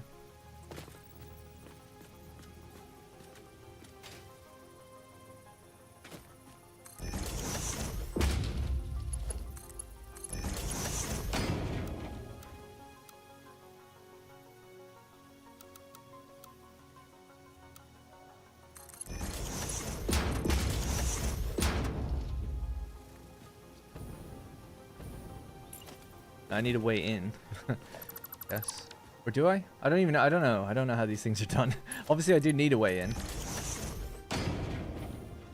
Yes, this could be my way in, and then we just keep going around, and then somewhere, like, you tell yourself to shoot up. Okay, so this, I will make a way in, maybe just a bit further down. This is definitely longer than it needs to be, but best I got. Right, so something like this.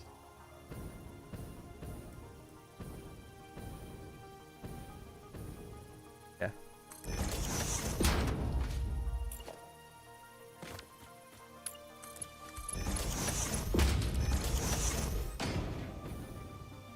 And we can grab this and tell it to go that way, but up.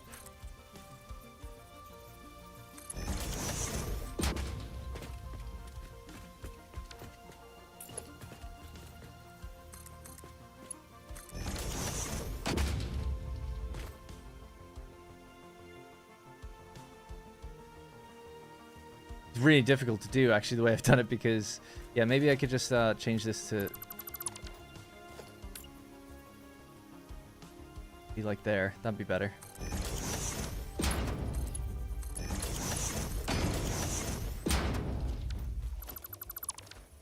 Yeah, I haven't left that much space. That's my concern as well, actually. So, in order to do this and go around and around, so the ideal thing is you just want to hold one direction. The problem here is I have to hold left and then immediately hold right. But then I stay holding right and it'd be okay. And then as soon as I hold left, we'll fly out. But I could end up doing it too early and fly back. I don't know if that would work. Let's just see. As a first little test. Now we need something to give us speed as we go through it. This is an example though, so... So I was holding right, but it didn't send me around. Let's just... I'm holding right. Right.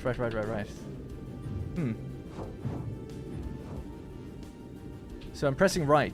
It's not working though, no? I don't know why. The swap button is E, not A and D? Oh, right, okay. I didn't know that. I thought it was like trains.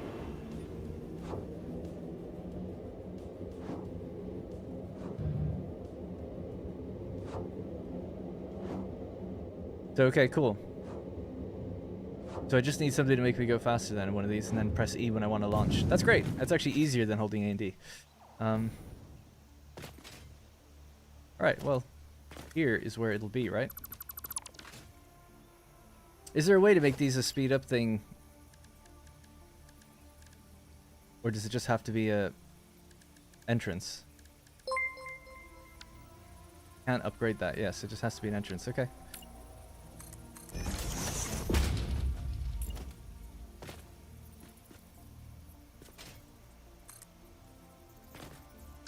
Thank you, Brunswick. Appreciate that. 6 months. Thank you. I really appreciate it. I say good work. I mean, this is an embarrassing stream so far. I'm joking. Can't even build like the most basic stuff. Right, so let's go. This looping around in on itself or something. Yep.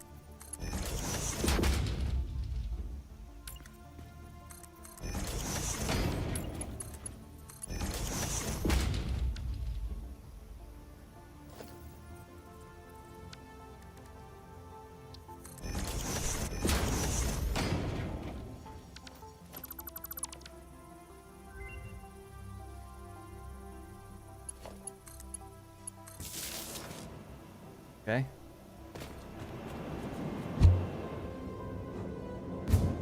Oh shit. Okay, well, almost had the right idea.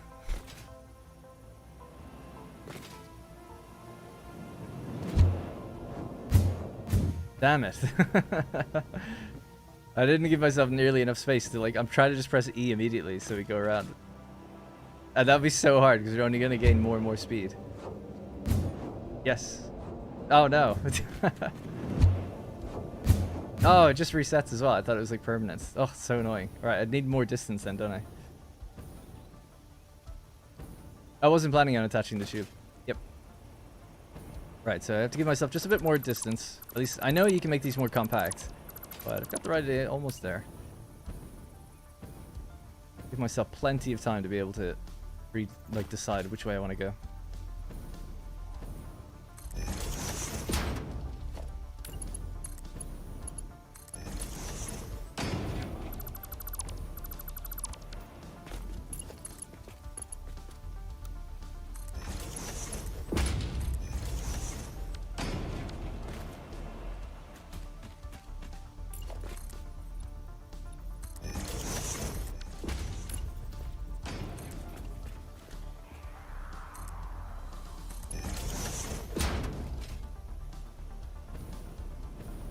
Alright, this should work, I guess. Take it easy the first time around. Oh, you have to do it every time? Oh man, that's tricky. Oh, because I guess I'm coming out and coming in every time. Oh, it's so annoying. Is there a way to like make it so that it just has this certain setting by default? And interact with it? No. Damn. You'd add another accelerator? It's already going way too fast for me to keep up with.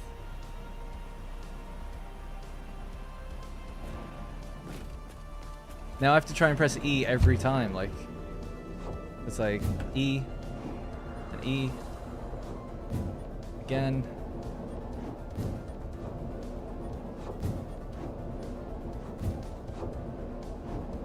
See, I'm not good enough.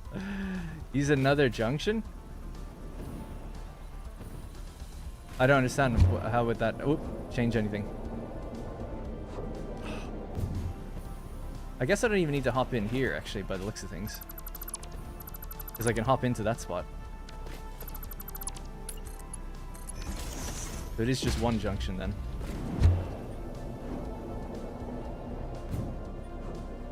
Oh, it didn't change that time. I changed it. Use the branch. But wouldn't I still have to... I'll try that in one sec. Branch still has... Oh yeah, because it goes at an angle. Oh no, that works. Alright, got it. For some reason it doesn't reset this time, but it did reset in the other one. Maybe because you go through a different junction. Now I can see adding more. Say when. Gonna auto... Before the autosave will be my countdown.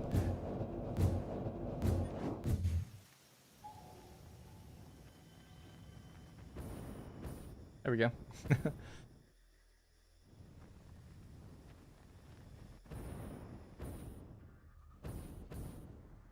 I don't mind doing it that way as much, because now there's like, you only need one entrance. It's like, that's okay. Less glitchy. I wish it was in first person though. I know I'm probably the only one that wants that, but I think it'd be really cool. Alright. Thank you for helping me through that. You're off the map. What do we got? Radio control units leached. Classic batteries. Classic battery. Yeah. Oh, leech Caterium ingot. I was like, didn't we get leeched before? Yeah, no, I guess not. Oh, actually, something we could do. This is a good one to have sitting there, charcoal, because you just rescan it now and get 2 new things. Diluted fuel. There it is. An instant scrap. Right, anyways, so I got my casing. That's what I came down here for.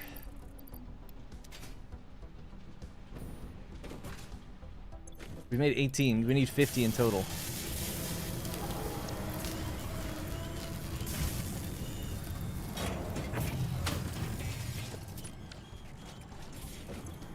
How do I feel about the leached ingots? Gotta be honest, I didn't even look at the recipe.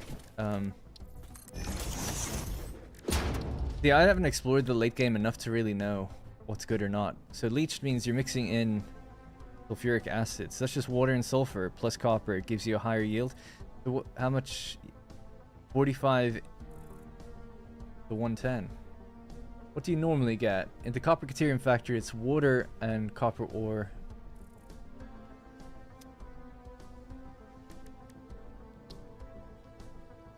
$15 becomes 37.5. Your copper, you're using 40% of the copper compared to the results. Okay. So then for that one, I know it's, you know, you need something else, but I'm just kind of curious for the base resource that's going in. 45 out of 110.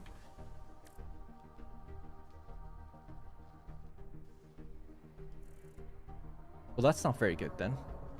You're only getting slightly more, very, very slightly more copper ingots out for the ore that you're putting in, but you have to send in water and sulfur. Am I wrong? Did I do the math wrong on that one? That doesn't seem good at all. 9 ore becomes 22 ingots in this situation. And in this situation, 6 becomes 15. So 9 becomes 22, which is 0.409.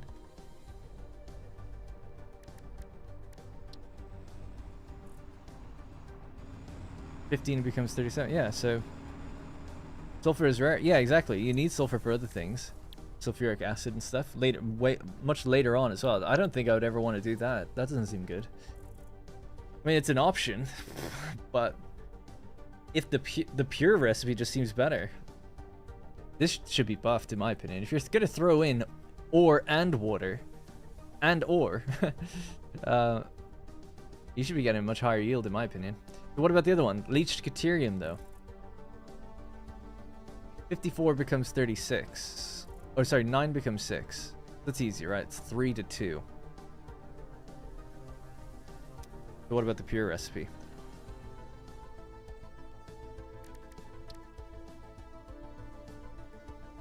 It's 2-to-1. So it's much better for the Caterium one.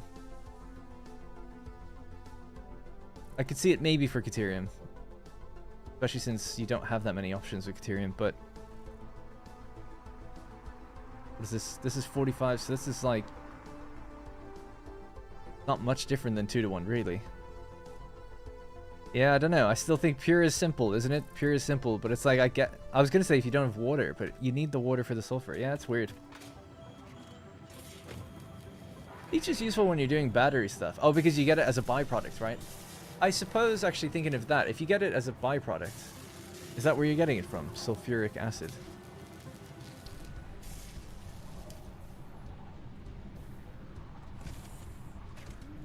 Does sulfuric acid come out as a byproduct of something? I don't know. Yeah, I don't know enough about it. But to me, it's just like, why wouldn't you... If you need water and the base ore, why not just use the pure recipe? It's basically better. Seems like a lot more power is needed to get very little extra out of the ore. You do get it as a byproduct? I can see as a byproduct, if you're trying to do something with it, it's like mix it in. And you get a slight higher yield. But it's a heavy power requirement, I think, to do that. Well, we got what we need.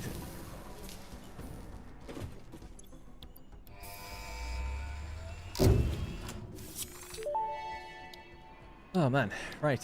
Milestone reached. That was this. A well pressurizer and extractor can harvest nitrogen, crude oil, and water from underground wells. Nitrogen, now we can make the being fluid gas, tanks. Does not need pumps for pipeline transportation. Fixit does not process most of your metrics, but I do. According to Fixit predictions, you are exploiting this planet with unexpected efficiency. They did always struggle to see the true potential of things. Nothing about you is unexpected to me, and therefore you are performing exactly as expected. Alright, so we need to go get some turbo fuel. Once I have that already, so we get 100 package turbo fuel, and we have our hard drive, and then we need 10. We've got aluminum ingots, so we just make the empty fluid tanks. Then we can at least unlock rocket fuel, and I can begin to... I mean, I could have looked it up online, but we can begin to, like, assess it. The other thing I want to do then is get the next milestone for Mark III miners. This will actually allow us to do something today, which is upgrade the aluminum plant. So to do that, we need leading edge production. So this is 50 fused modular frames. We have the casing, and we have heavy modular frames. So these two together... I've got some supercomputers. I guess we'll have to wait. But yeah.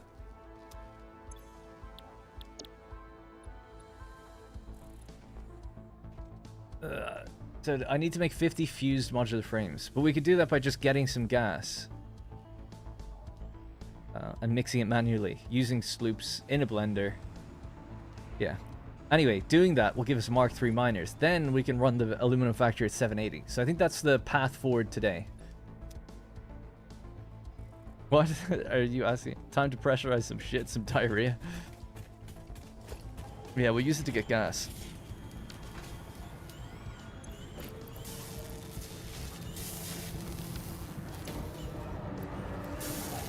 Just banging these out.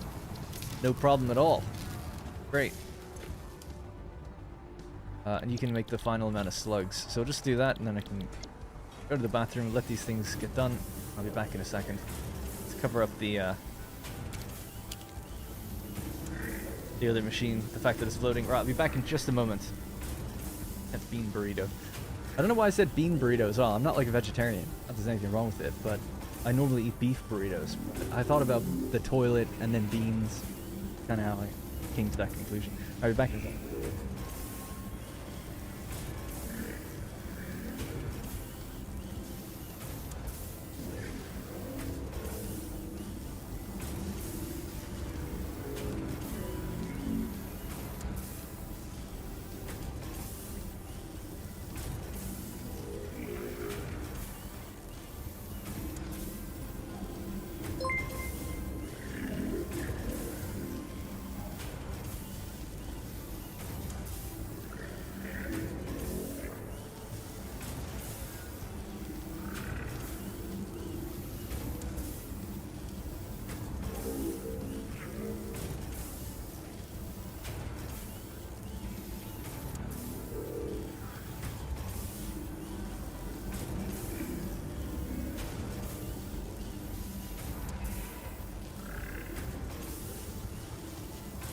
Sorry, Aaron, missed that there for a sec. I just built the cold power plant you made on update 8.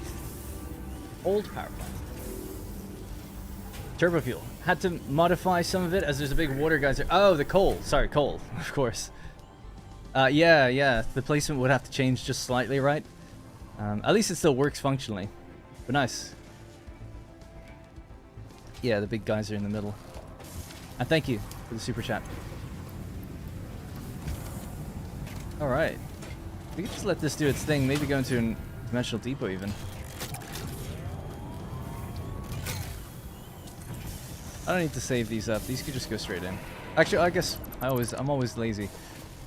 This will all be removed later, but send it in here and then give it a dimensional depot on top.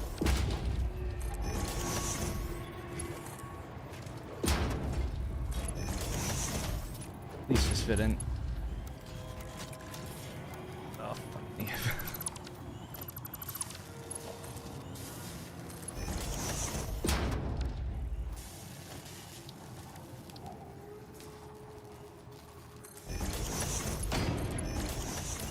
Starting to get that lag thing again. I might have to reset the game because last time we got that it crashed.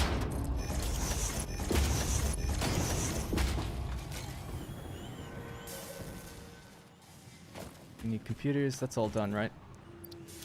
Oh my god, so many little things to do. So I need to make a dimensional depot for computers. We have to go get some heavy modular frames. So I need to basically make a resource well pressurizer, and I'll need enough for a blender as well. We need computers. So those computers, heavy modular frames. I think heavy modular frames are going into it. Oh, but that factory is powered down right now. Really stretching this world thin. Certain things. These are okay. Alright, good. How much time is left? 9 minutes before the next thing. I have to go get some copper and send it up to that place.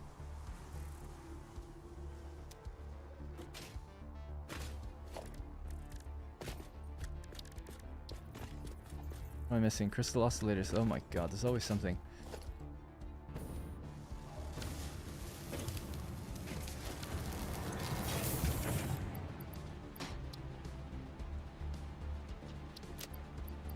Alright, you stay there.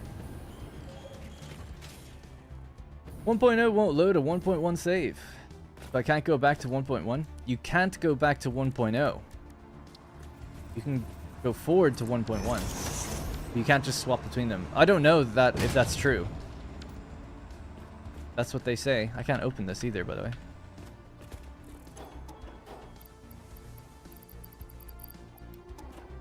I feel like if you didn't build anything from 1.1, maybe you could go back. Like if you didn't build anything that wouldn't load, like cosmetics or something like that, maybe it would work. I haven't tried. Just watched a video where you show meal notes. Just wanted to ask if you've seen the... I've seen it, yeah. The best single factory planner, plus it tracks the interfactory logistics. Yep, I've seen it. The one on Steam, and I've seen almost every calculator there is. I just like making things myself. Thank you. The main reason, like I pointed out in that video, is because I like to present it back to people, and you can add notes and other things and link multiple to each other. There's nothing wrong with any of the other ones. I just like planning it out myself. It's more fun that way to me.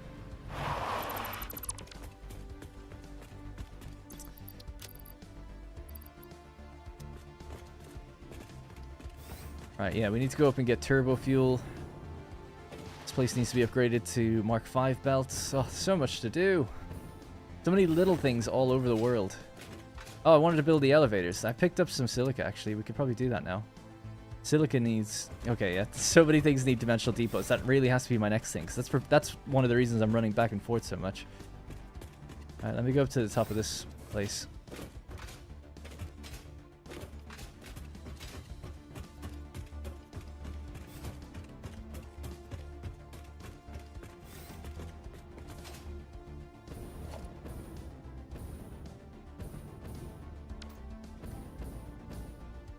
Yeah, so I need to build a new power plant, but we're just not going to do that today. So power is a priority. I mean, I have like 8,000 megawatts available to me, but that's what we're going to use primarily to build the next power facility, and that'll be much bigger. But I'm not building that today. I don't have enough time. Got 3 hours. I don't even want to start it. There's just so many other little things. So it is just going to be like lots of little small things that I want to do today. And I would like to get the aluminum factory running at 100%. So that's the goal. The goal is to get a few things in position to do that. I can't run it at 100% until I get a Mark III miner on the pure nodes. And then I could. Yeah. I think. Well, actually, maybe I'm wrong. Let me just see. Because if we could do it now, that'd be great. Right. So they are built with the 1150 number in mind. But this would have to be 780. And they'd have to be clocked appropriately for that. I'm just going to duplicate this board. It'll be the underclocked version.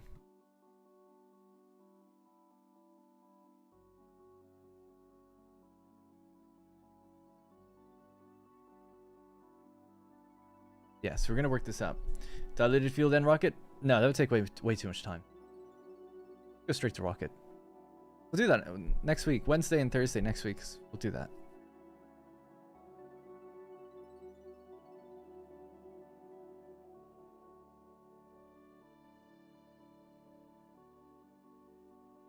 It's web-based and... Oh, sorry. Satisfactory Logistics is a new one. It's web-based and sometimes it annoys me how good it is because it's made by one person. I think I saw that on Reddit. I don't think I actually used it.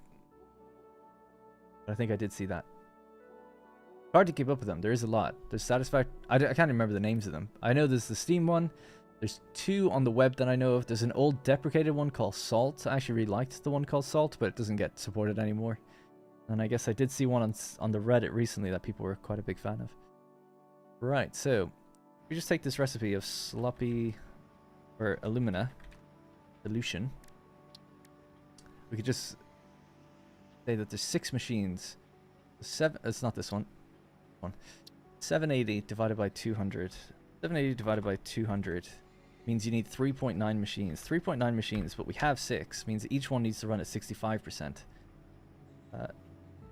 0.65 times 200 means that they're taking in 130 each. How quick was that? That was quick math. If they're taking in 130, that means that's what they need for water as well. This is our underclocked version, which should allow us to run it today.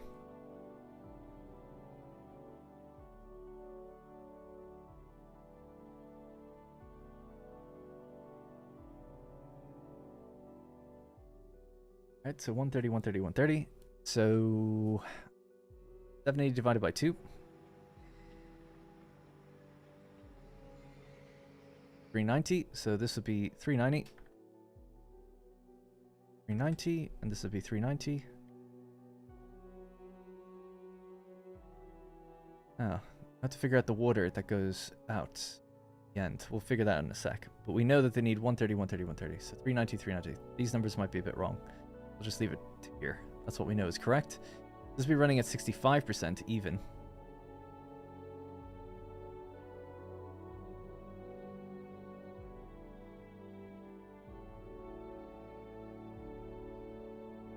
This way everything stays in place. Next up will be the refineries taking it. So, yeah, alright, let's see. Luminous solution. I'm using a tool called Milestone. Not really a... As you can see, I just put in the numbers myself. It's like a mood board visual tool. Not really a planner or a calculator. Right, so you get 240 out. So 65% times 240. 0.65 times 240. What we'll actually be getting out is 156. 156 is what those will take in then. They'll be clocked to the same speed. Alright, so that's 156 all down the line. That's a luminous solution. They'll require... So these will also run at 65.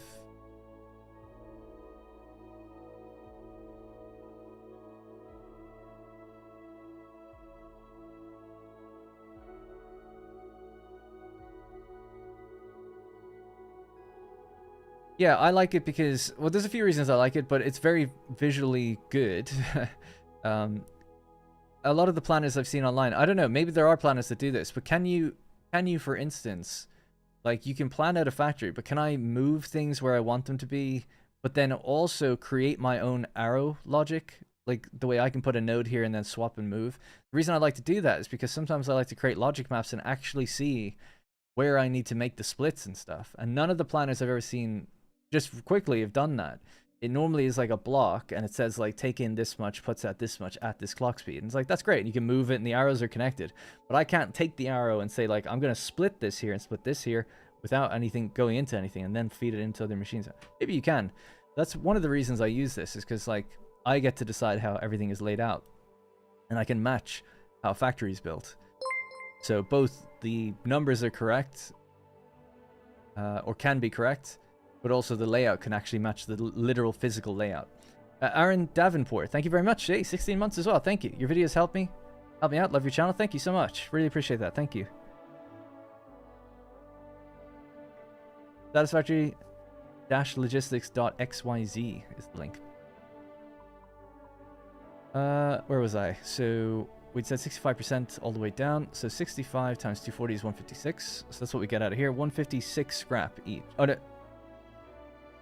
Oh, let me just double check that. Seems wrong.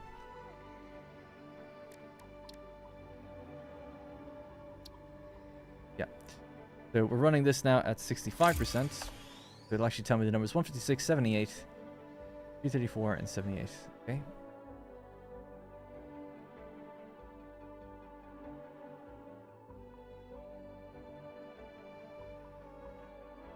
Alright, so 78 coal instead.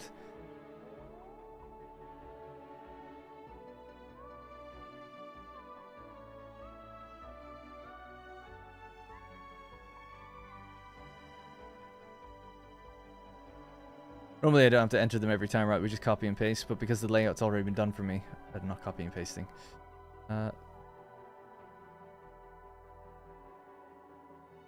Alright, so 78 times 3. 234. That means 234 is rolling back.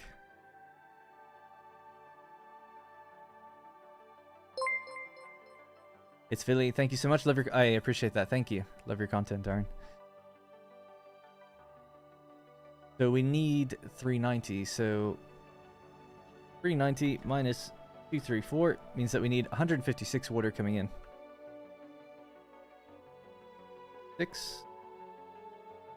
156 times 2. 312. So we're rolling down to this number instead of what it was at. So like I said, I've kept this on a separate page so that I can just go back and clock them correctly in the future. For now, with 780 belt speed, we know what we need. So 780 ore. Could be fine. We could let I was thinking like, oh, the miners are going to be all crazy, but they won't. The miners will be producing more than we need, so that shouldn't be a problem. If they're going to spool up and spool down, that's fine. As long as we're getting 780 out, that's all I really care about. But wanted to be really specific about it. We could clock the miners exactly too and see if that works, because that's important, because it'll need to work specifically in the future. Sure they do. Anyways, cool. Is that it then? We just have to say 234 times 3. 702. So it all fits on the belt speed that we have, so that's great. 702. And we could add I know that we'll need 18 smelters, but we could figure out the clock speed for them. We'll just leave this for here till now, so I'll just mark this as red, as that's where it ends. Alright, so 702 and 702, and we'll figure out what to do with that after the fact. The reason I'm here is I decided to just pick up a little bit of copper, because we can throw that into the machines manually. To just make a little bit more casing or anything we might need to make the fused frames. I suppose at this point we in some ways don't need that, but it'd be nice to get the milestone done so that we have Mark III miners ready. Right, cool. What program is that? Man, people ask the same question every 5 minutes when I show that stuff. It's called Milestone. It's not a calculator, it's a mood board visual tool.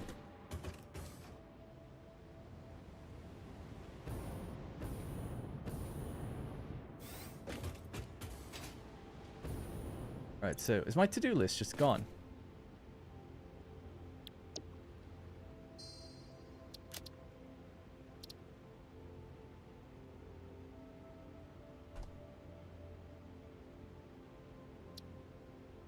They are the same, the water and coal, yeah.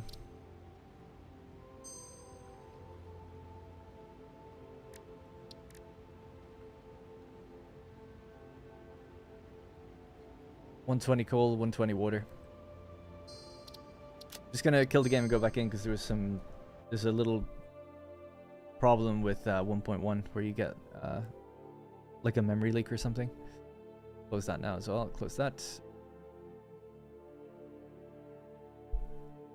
You should throw a link to that planning tool in the description. Yeah, I guess so. I'll have to do that next time. I know, yeah, people want the calculator that looks like Milanote, right? That'd be the goal. That'd be the dream. I guess I could make one. Maybe I should. I'll charge for it. 99 cents. Links are only for sponsors? I don't have any sponsors. I've never had a sponsor, I don't think. It's got loads of links down below. All my blueprints that I give out for free. It's not just sponsors. I know you're joking though, yeah. I'm good guy Darren. Not that I'm against sponsors. Please sponsor me. But no one wants to do the sponsors that I'd like them to, which is, if I was a marketing agency, I'd be like, yeah, like run ads on this person's channel, but they only ever want you to play the game or do a full like takeover. I don't think that's good. I like each to their own, but I kind of think like running like a 60-second ad is enough. It's like, hey, there's this game, it's on Steam, whatever. Something like that would be fine by me. But they often want you to be like, no, we want like a 3-hour dedicated like 3 videos and stuff. And it's like, if the game is really good, I'm happy to do it. Don't mind that. But I'd much rather like just give it a shout out and show it. But it depends. Depends on the game, I guess. How's the cat? He's very good. He's just sleeping here in front of me. He had his vet visit today, and he's doing great. I think he's kind of healing faster than expected. They were surprised he's like kind of running around a bit, so they're very happy with him.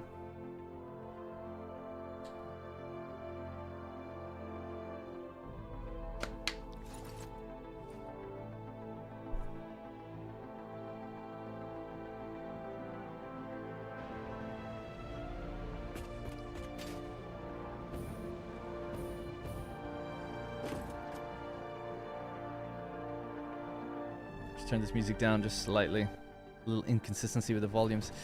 Our to-do list is back. Nice. Alright, cool. So we made the 50 radio control units. Now we'll just list a couple things that I plan on doing. So, I want DIM depots at computer factory. DIM depots at silica, because we don't have that. And then aluminum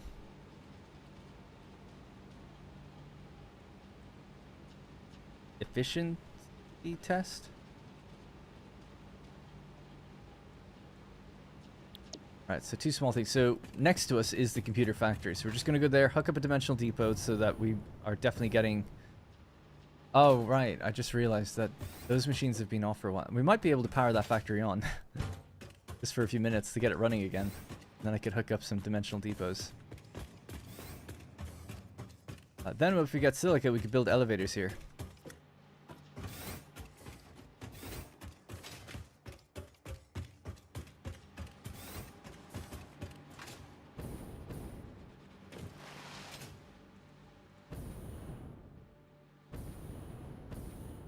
So what are we getting here? This is wire.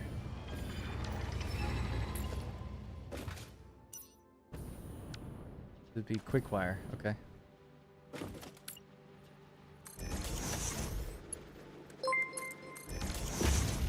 Thank you, Sand Tiger Wolf. Cool name, by the way. Been watching you since update 7. Love your content and chill vibes. Thank you for the videos and keep creating more. Hope your cat continues to improve. Thank you. I really appreciate that. Thank you. Nice to see I haven't filtered everyone. Cable. Do we have cable in DIM Depot? We do. For some reason, just going all the way over there. Okay.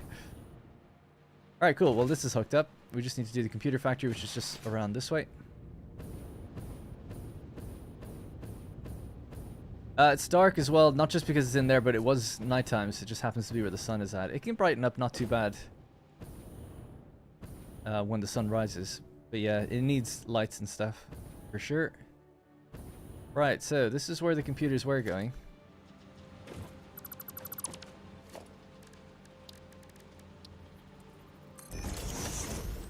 That was before we had SAM fluctuators. If people remember, I had to build like a whole factory for that to be automated. So now we've got SAM fluctuators constantly, so let's hook these up just fine. Now, in order to run this factory, I don't know where I've disconnected it, but I want to find that. And if the whole power network trips, so be it. We'll just deal with it. Gotta be a way to turn just the upstairs on, somehow. Downstairs is disconnected too. I don't think upstairs relates to downstairs at all, so if I could just bring power upstairs, that'd be fine. That has power.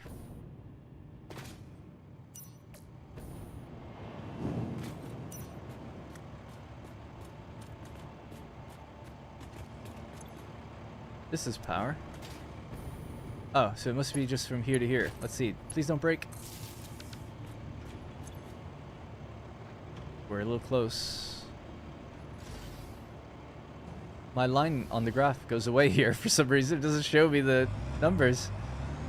Just from when I turned it on. And it's losing it as well. It's getting bigger. It'll be fine. Damn, what's that? That's a new little bug, I guess. So I can check the power all along here, then it says... oh, now I can't. Oh, no, I can't. Well, whatever. We'll let this thing run just for a few minutes. Let it get cooking. Oh, yeah, there's actually a billion silica here, actually. Forgot about that. I thought it was in a different factory.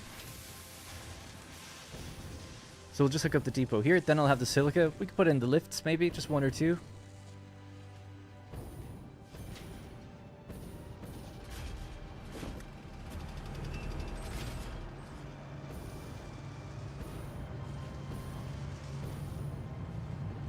That's going upstairs. That's one of the broken lifts, isn't it? Yeah.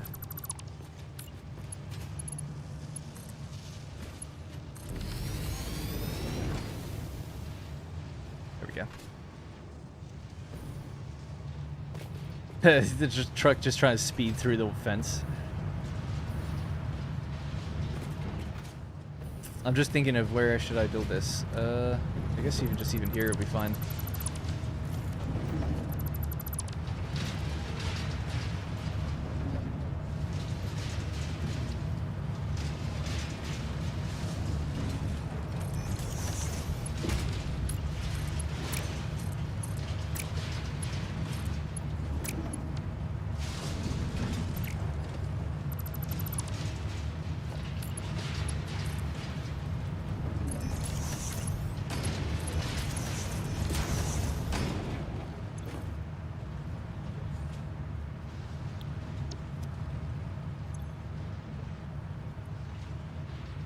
Right, so just a little container here with dimensional depot. At least that gives me silica now rolling into my inventory.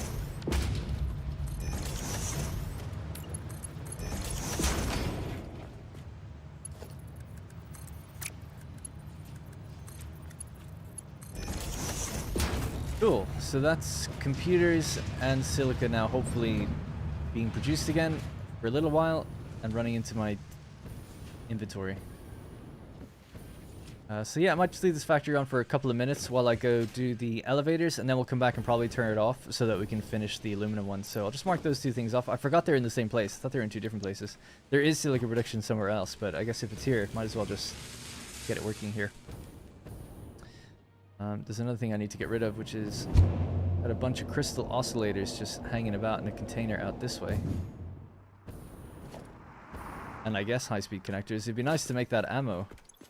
Homing ammo. What do you need for that? It's like steel pipe or something. Oh god, my inventory's so messy. If I could even do that here, that'd be good. Oh, I don't have my stuff. Oh, I don't have anything with me. The sloops are left over at the other thing. Alright, I'll just go back, get those sloops, come back here. Because the radio control units should be done now. Have you run into an issue with 1.0 and trucks running out of fuel, even though they are supplied? Nope, never. With 1.0 or 1? No, I've not had the problem with either, but 1.1, 1.0 I've played loads of, and I never had the issue.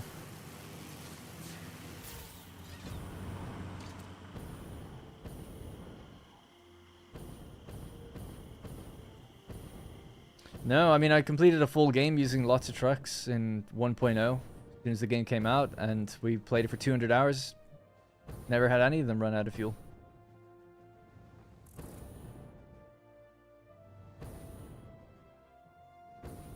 They're running out of fuel in the same spot. Well, you might be burning through more. You said even though there's supplied fuel at one end. Yeah, maybe it's just not enough though to go the distance. I guess I would need to see it, you know. That's my only assumption. It's like they seem to, if they're running out, they're running out, right? You could track it if you really wanted to, like follow one for a while and see, is it just naturally running out, or is it arriving at a station and not getting it for some reason, like not getting the fuel it needs? Because it's one or the other. Oh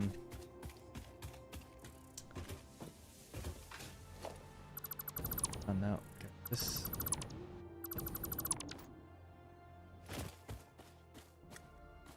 So that's empty. So they must have just all been uploaded. Okay.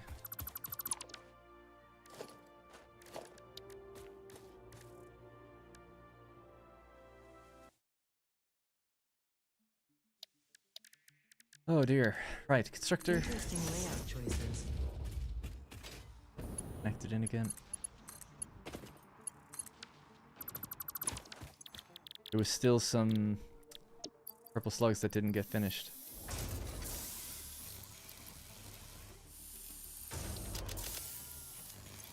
Right, so certain things I don't need. Don't need that. I can go. I can go. I can go.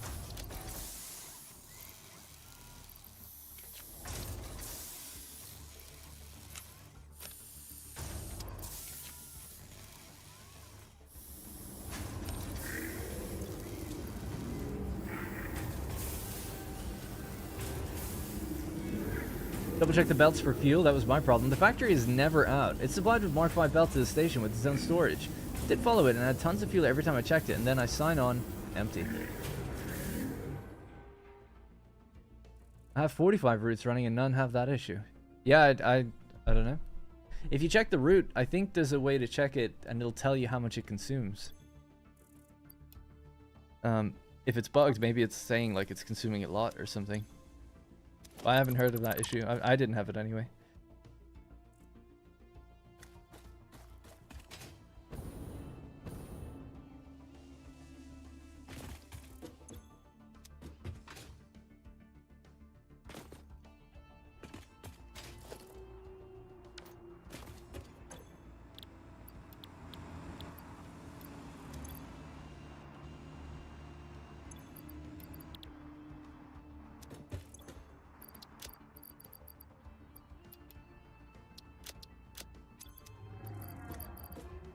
God, never ends the amount of things to do in this game.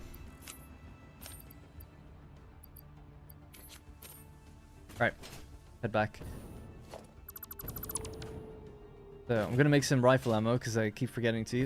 If we just make that really quickly, I think we need steel pipe and high-speed connectors, something like that. Regular rifle ammo. Oh, you need black powder and stuff. Oh, I could probably leave that then. Can't be bothered.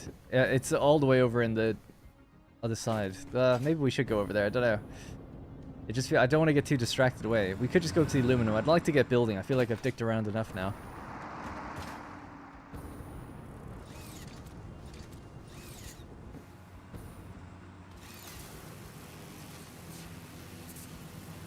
Are the Mark 6 belts bugged? People say that they can't fully run at 1200. So yes. Or it does seem to me like it's an FPS issue. I don't know if they'll ever be fixed. It's kind of like the same, basically the same thing that happens with pipes they've done now for belts. They've made this like new upper limit, but it seems like not everybody can get to the upper limit. Do I run any trains yet? Yeah, we've got a big train network up on the where the bauxite is. There's a big factory that's has 6 stations for delivering bauxite and coal into it. But yes. Yeah, so I'll leave this here. Whatever. I wonder, it would be better to just separate these containers. So I can at least reach these things myself. If I need them. Again, these are hangovers from before there was dimensional depots or anything. I don't know why they're here. I can't remember why I built these. It was probably just in building this factory I just had a bunch.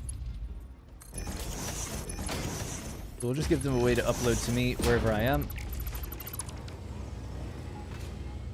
Now they're in their own containers, they won't block each other, so that's great. Okay, cool. Problems are being solved all over the place.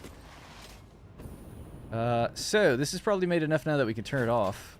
We need the power to be conserved for the aluminum factory. And then next week we're building a whole new power rocket fuel factory, probably.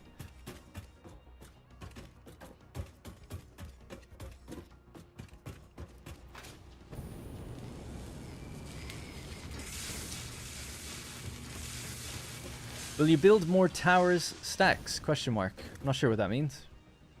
How do I like vertical splitters? Oh, like towers of stacks of machines? Yeah, so I haven't actually used them yet. I'm sure they're great though. Yeah, I'm gonna send the overflow out the front. Yeah, I haven't used them. I will when we're building vertical machines. Definitely in my desert series I'll use it. But I just haven't needed it yet. In the various things we built. Oh, I was saying that in our aluminum build, actually, there's going to be... we need 36 smelters for each row. So for each block of machines I have like this, they need 18 and then another 18. So I could stack them pretty high, and they could be fed vertically. That'd be nice. That'd be a way to do that. Oh, what's 78 times 6 as well, actually? 78. 468. So this needs to be a Mark IV belt. 468.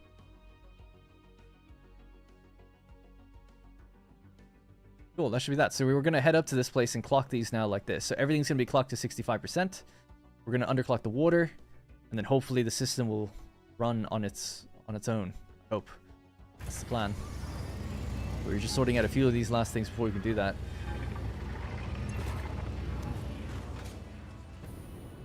Alright, we didn't make that many. But oh well. Just turn off the place anyway. At least there's some that can just roll into there for the future.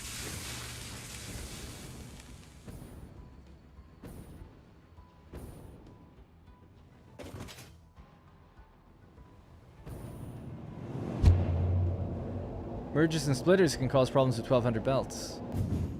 Yeah, I only ever built one 1200 belt in the stream series I had where we made diamonds at 1200 per minute or something. Where we were feeding them coal at 1200, and that worked fine. And we had it in a manifold, so there was loads of splitters there. I didn't see any... everything ran okay, so...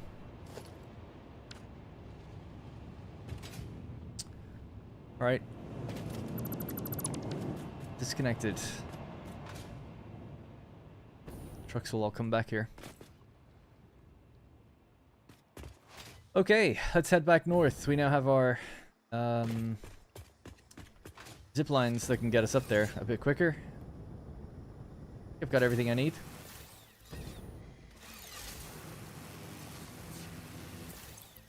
I'm bringing some copper up. Hey, Mike. Oh yeah, are we bringing copper up or aluminum down? I don't know. I haven't decided what we're going to do after we smelt the ingots. Do I bring those ingots somewhere else? Or do we bring the copper ingots out? The idea originally with this factory was that a train station would be on the top floor and that would roll out to certain places. So in theory, the idea was to bring the copper ingots to where it needed to go. So we could stick with that. Don't really mind which way we do it. It really depends on which one needs more.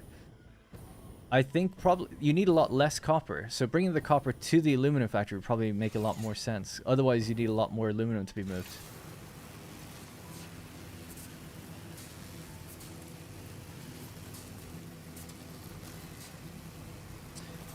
Yeah, that's my understanding, Hansa, is that the pipe issues for 600 and also the belt issues for 1200 is to do with inconsistent frame rates, and then there's like rounding errors every now and then. That's my understanding of it.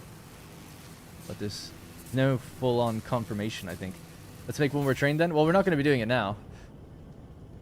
But yeah, once this place, because this place can't run, we don't have the power for it. So we can get this first block, this initial like making scrap, and like to run at 100%. Then we know that we're good to add on the smelters.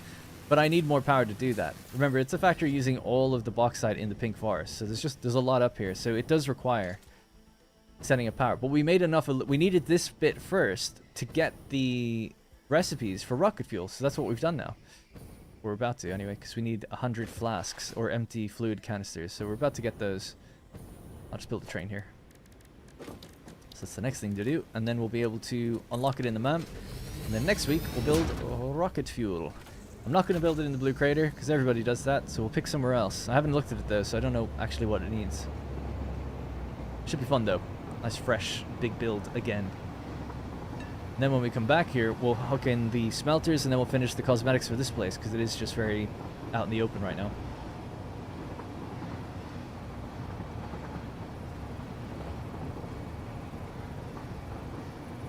And you launch yourself with conveyor belts. Yeah, I do that sometimes. You run on like a Mark 6 belt, it's super fast, and then just like launch yourself off. So that's pretty good. That's what I said, my lappy may be a problem then. First time placing the Mark 6 belt and problem finds me. What bad luck.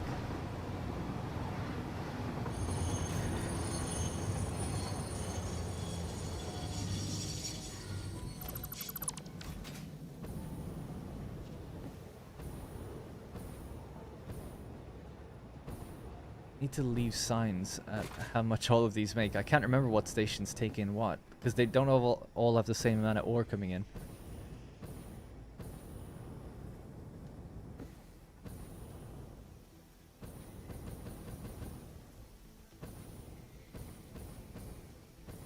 Right, here we are.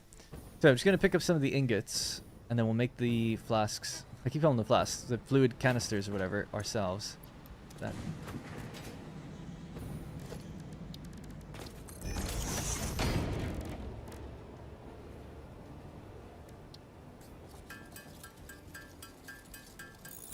I think I just needed 10.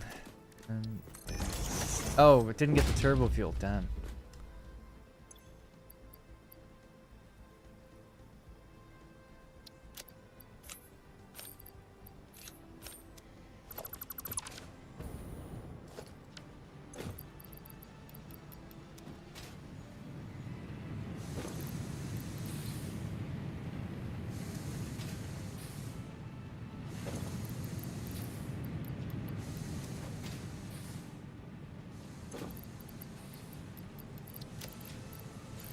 Okay, better. Alright.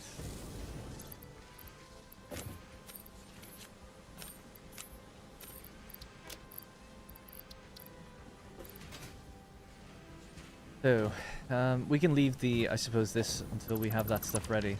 We have ingots, and we have the canisters that we need now, or the tanks. Let me just see, double check that that was correct though. We need, yeah, just 10. So 100 turbo fuel, we have that over in the turbo fuel factory. We can go get it later. Alright, so now we need to clock the machines down to run correctly. Like I said, I might run a vote for this, but as mentioned, we ran into this issue where I built everything along in this line, but then we realized, and you know, they're being fed from below, but then it was pointed out that there's actually like a big rock underneath here, like a huge one. So this one needed to move its machines over to the left. That makes me want to move all of them over to the left to match this row, like so that they're all in a nice line, because they're going to have smelters go off to the left of them, and that way we can have everything really lined up. Would people mind if I spend the next 40 minutes moving them? So what is involved, I'll run a poll for it, but what's involved in that is getting this, placing it here, and then deleting that one. And then matching the pipes underneath. So to do that, we get rid of, this actually wasn't blueprinted, but these other ones all are blueprinted. Right, so you just grab the blueprint, move it over, and hook the pipes up. It wouldn't take that long, but I estimate maybe 40 minutes, you know, just of doing it. Because all the materials are here, but it is all just to say that we moved it in a line. It was not the Terminator soundtrack, it is the Stellaris soundtrack. So I'm going to run a poll and see what you guys say with that.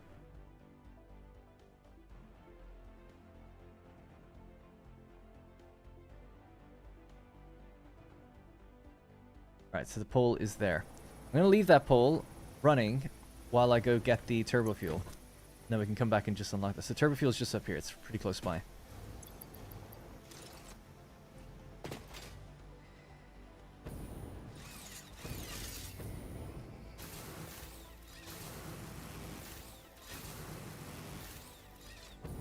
Darn, we all know you won't be able to sleep. I mean, we all know that. And my preference is to align them. But we're a democracy. I wouldn't want to subjugate you guys to something that was... It is going to be a little bit tedious. I mean, we did it yesterday. Although it'd be faster than yesterday, at least. Not that anything in this game is ever, like, super exciting anyways. But at least, you know, it's like maybe people might be sick of seeing the same thing again. Wow, we've got more stuff here than I thought.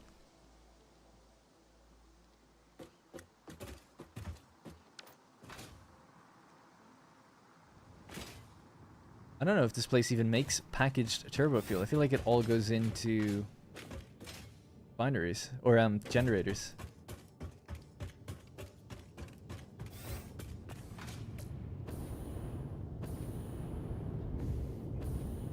Your problem. Not enough oh yeah, they removed the sulfur node since the previous save, so we're always like a little low on sulfur, and that's why power is fluctuating a bit. As per my understanding. Ah, there's fuel here, so I could just package up 100. I know, interesting that I didn't do that. I really didn't keep any turbo fuel. It's not... Alright,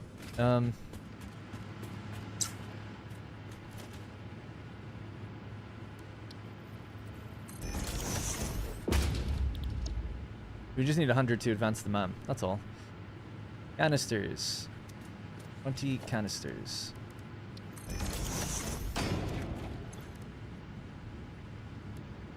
We need 100 canisters in total. We'll just make those, feed it manually, get the job done.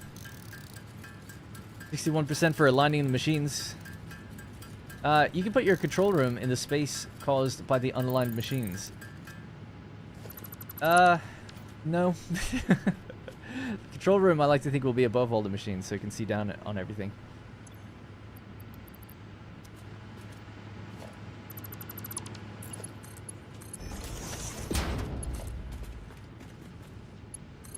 It's the reason I want to align them isn't just to say like, oh, they're all in a line. It's so that when we build the smelters off of them, they can all be uniform, and I know exactly like as well. It's kind of like a knock-on effect, I suppose, to everything.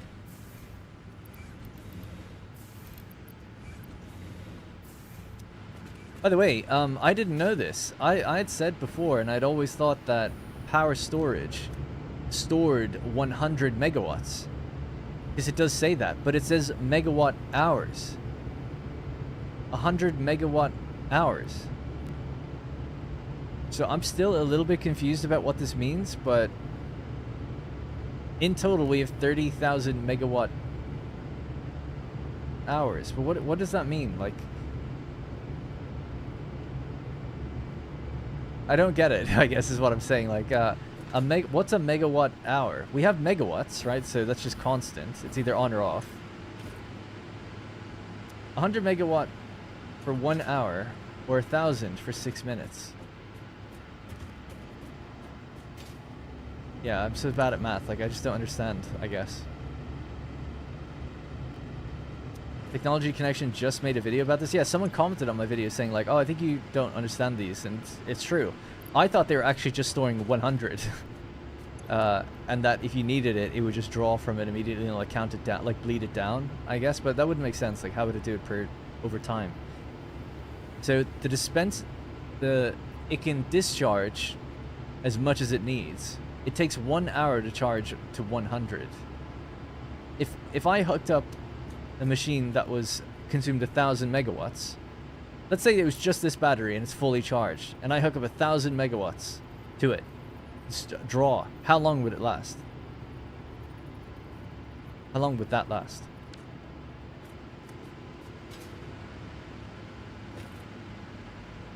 A megawatt hour is supplying the power of a megawatt for 1 hour. So it can run... I see. So if I had something that took 100 megawatts, it would run for 1 hour till it ran empty. So at 1,000, it is 6 minutes. Got it. Okay, thank you. How many of these are there? There's quite a lot. See, I built so many, thinking I mean, it's good to have, but there's 50 in a block, I think. Yeah. So 100, 200, 300. So I've got 300. It said it anyway, right? 30,000.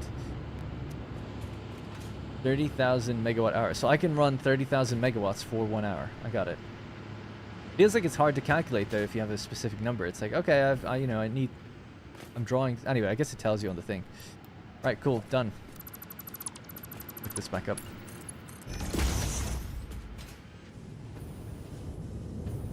Oh.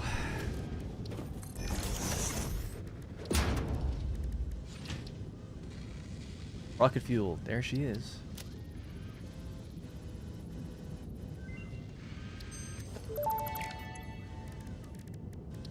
Rocket fuel unlocked. Pioneers will be able to use rocket fuel in the fuel generator and any vehicle that uses fuel, including the jetpack, with appropriate results. Warning, mixing rocket fuel into coffee does not enhance its energizing effect. Nitric acid and turbo fuel. Well, we've got a turbo fuel factory right here. Could we just repurpose it? That would make life way easier than building a whole new one. 60 per minute. How much does this place do? Well, this place isn't running properly anymore, but it can if we just deliver in the sulfur. These refineries. See. They're at 100%. Okay, good. So 1, 2, 3, 4, 5, 6, 7, 8, 9. All right. 1, 2, 3, 4, 5, 7. Yep. So 9, 18, 27, 36. 36 times.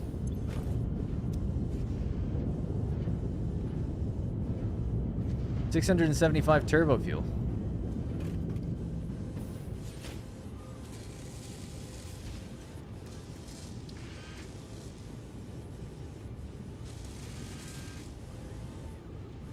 I could do 11.25 machines doing rocket fuel blenders. Well, that's pretty easy then. It's 1,125. That's a lot of rocket fuel. Some of it would package and just keep for vehicles or something though. But that's what this place can make, so I'd say do it. Why not do it? Where's the hydro? Close? The hydro? I'm not sure what you mean. You need nitrogen for rocket fuel. Do you have some close by? Yeah, so it said it needs nitric acid, right? So we're in the middle of the map. Let's get down away from there for a second. Let's have a look. See what's around us. I'm not going to be doing it now. Like I said, it would take too long. But this is good to know for next time. In order to repurpose this factory, I would have to turn off a lot of my other world factories, but that'd be fine. Run this on low. Use the batteries. Draw from the batteries maybe for a while. So the question is there sulfur nearby? So the sulfur... let me turn this off. Turn this off. Yeah, so we're over by this lake, right? So they removed the sulfur node, I think. Or they lowered it. Either they removed it or lowered it, because I feel like I'm still using both of those.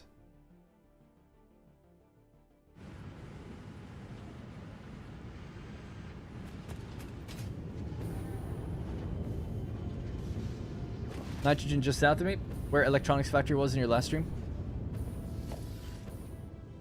Sulfur's about to run out. This is just something I'll be meaning to check for a while because people have told me it's not accurate anymore. Oh, the other one, yeah, sulfur extraction 3. So this is number 2.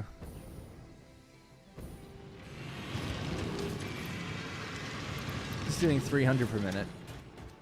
And it's running at 100%. Okay.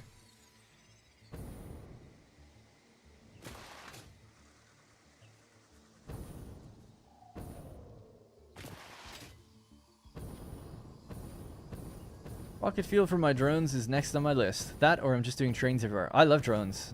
Yeah. I got kind of obsessed with them in the last playthrough, actually. They're really, really good. Way better than I thought.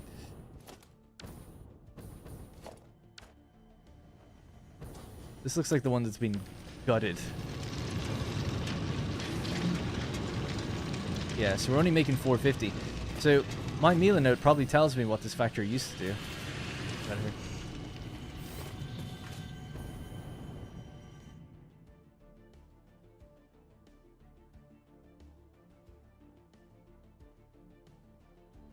It needs 533.33, so we're only making 450. So that's why it's running short. That's good to know. So yeah, I guess because of some of the clock speed changes, the deposit purity change, not quite getting as much as it needs. But if we made it a Mark III miner, it would work okay. Like both of them, they would have enough then. Or we could go get sulfur from elsewhere. Anyway, so that was one component of getting it to run correctly. Although based on that rocket fuel recipe, it needs even more compacted coal, right? It's like, oh no, you get compacted coal out.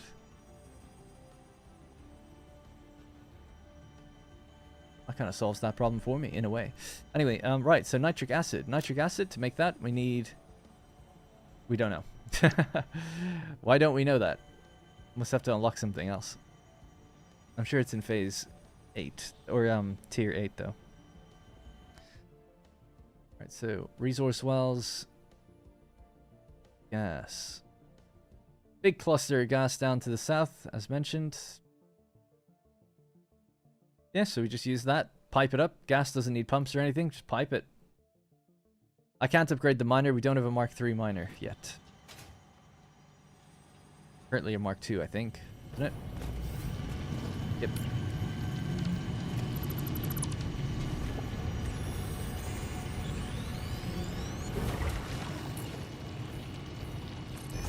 Look up the other alt on the wiki. Yeah, I guess I could do that.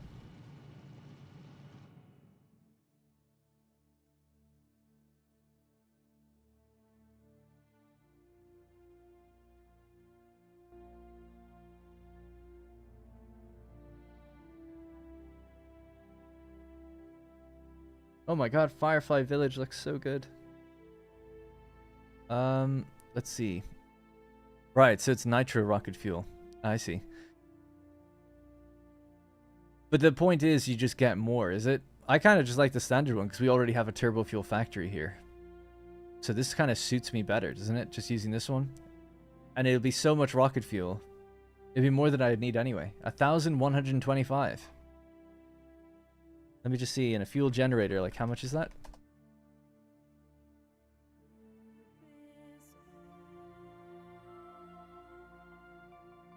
$14.4 seconds.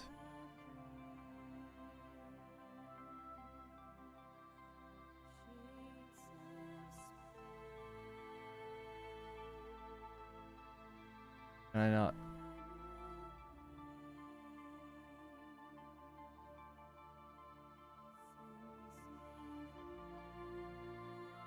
Confused looking at that. Generators per node. I just want to see. Again, we just go to rocket fuel. And tell me. Alright, well, at this standard burn rate is 4. Oh, yeah, I read the wrong thing. 4.166 recurring per minute. That's a standard burn rate.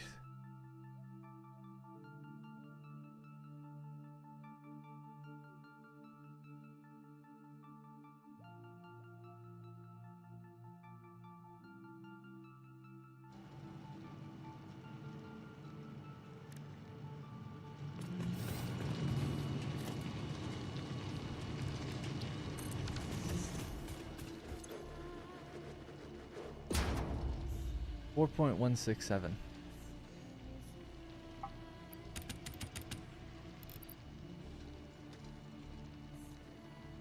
not very good at math. How do I get that number? 250% of that. 4.167. Right? We need to speed that number up. Well, obviously by 2, it's quite simple. What's 50%? I need to get 50% of this, and then I can get the number I need. Just half of it, I guess. I don't know. I don't know what I'm doing. I can't do math. I just want to know, when it's overclocked to 250%, how much does it consume? I'm sure you guys, someone knows that. Is it just times 2.5? Is that all I have to do? But that would be the wrong thing, right? Oh no, oh yeah. Sorry, I was getting confused with burn time. I was like, the time should get lower, but that's not burn time, it's burn amount. Sorry, yeah, you're right. I was just being dumb. I am dumb.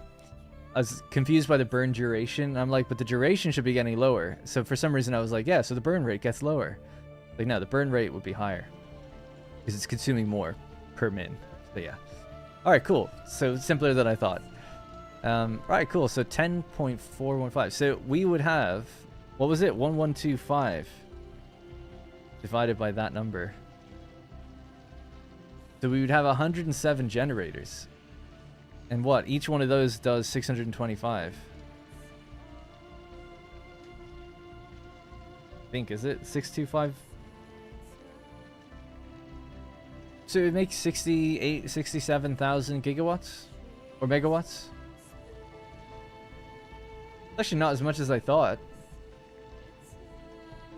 Does that look right? Did I do something wrong there?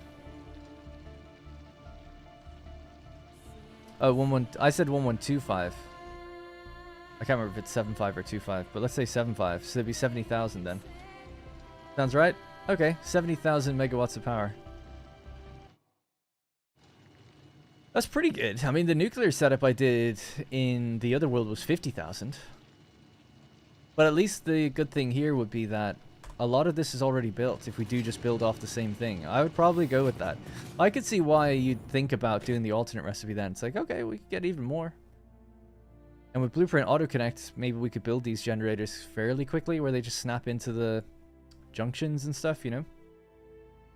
We'll look into it. Anyway, we'll be doing that next week. We're just going to focus now on getting our current factory to run correctly. With fuel, nitrogen gas, more sulfur, and more coal to get even more rocket fuel. And then you're just left over with compacted coal. What do you do with that then? Whereas here you could actually feed this back in and loop it again if you wanted to. You can copy and paste the overclock now. That's huge. Yeah, that's also really nice. Just copying the fuel generator. Well, I blueprint fuel generators anyway. They fit inside of a... I think they fit in a Mark 1, but they definitely fit in a Mark 2. And you can just set their speed in there and then just slam them down. But now that they also connect into the pipe, that'd be even bigger. It's like, oh, I don't even have to hook each one up. I don't even have to hook up their power lines. That'd be pretty quick. Cool, alright. Same song keeps playing. Let's, bear with me for a sec.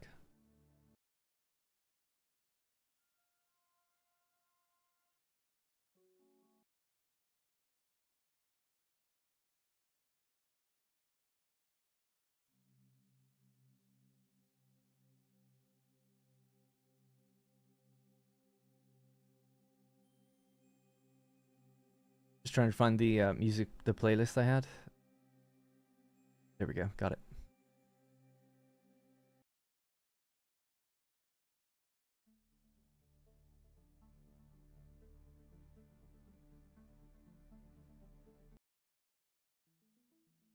Alright.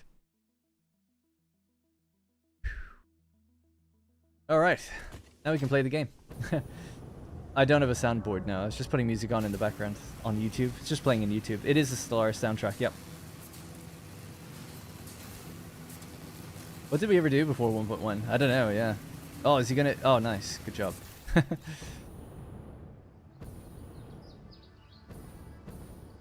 Apparently I built lots of roads.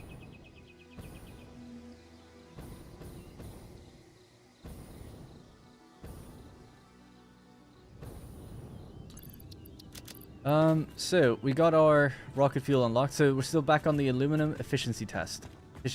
Oh yeah, you guys have voted to align the machines. That's what we'll do. Over 100 votes. Thank you very much for that. All right, so that is the winner of the vote. We are aligning the machines.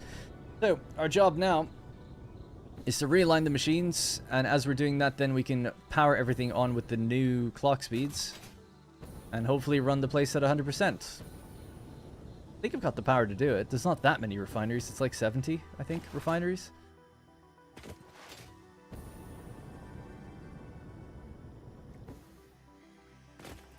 Close shave indeed, yeah.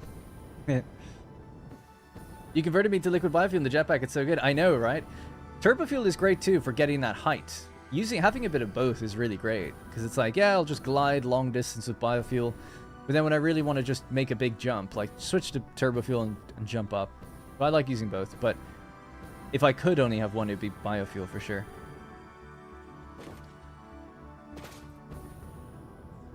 Alright, here we are then. Right, so in aligning, I'll leave these just running, doing whatever they're doing. We'll realign the ones up front, so I'll have to just remove... And we've got the hover pack now. We didn't actually have that before all the time. That's good. You know, it'd be a really nice quality of life feature. Take all, store all. Store all that currently exists in here. So it just pulls everything in that is already there. You know, like add to stacks. I'm playing Stardew Valley with the girlfriend, and that's in there. And I was like, this is such a... I click that button all the time. For like loads of things.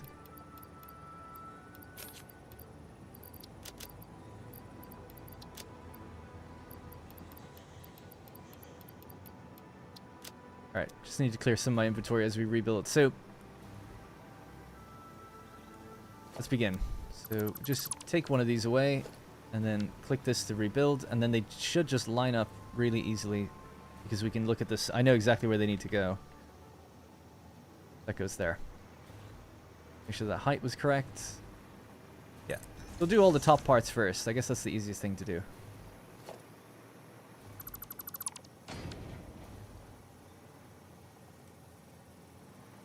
You face this way. 1, 2, 3, 4.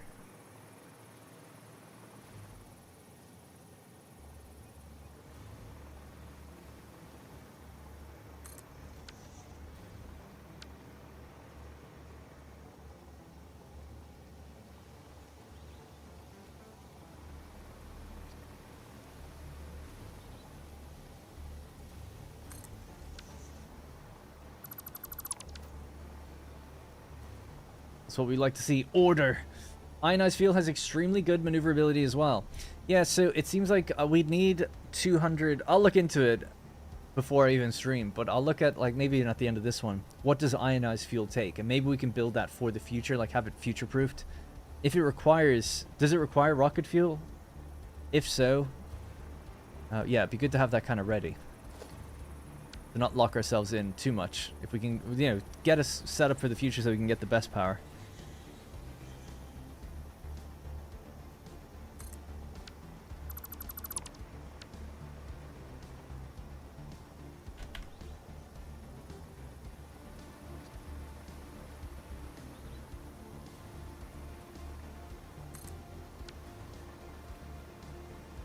Neat. At least we can do this. So all it takes is just hooking up a few of the belts or pipes, and then the pipes underneath will be the thing that takes the longest. But there's blueprints for them too.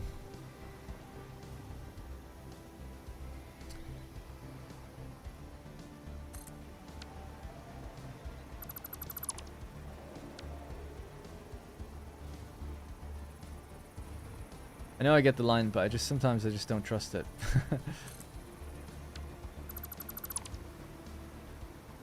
Alright, and that's it. That'll be the last group to lay down anyway.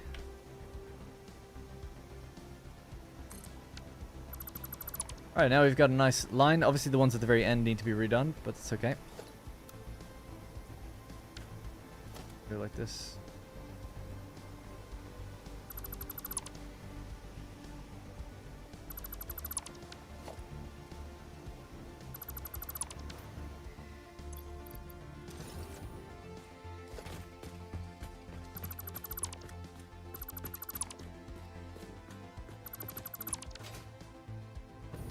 Okay. I've no idea what it requires aside from fix-it coupons.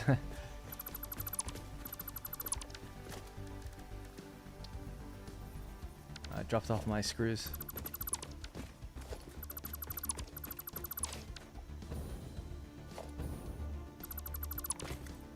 This is good motivational music, like a little bit of a beat, bit of rhythm to it, bit of a tempo. Now, these will all need to be clocked at 65%, so get that ready.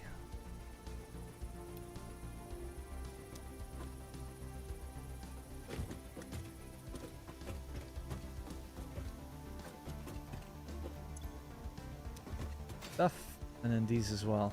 Do all the white ones first.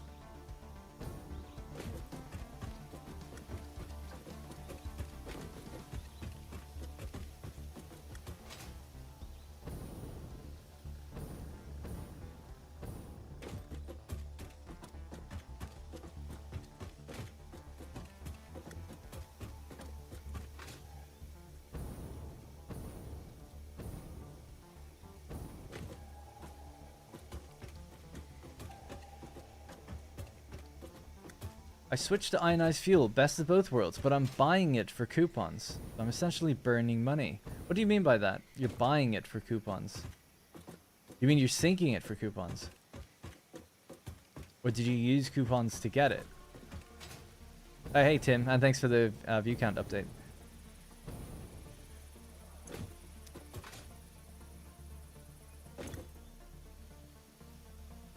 That was a mistake. I used coupons to get it, gotcha. Oh, it keeps the clock speed, actually, that's nice. Right, so these are the scrap ones, yep.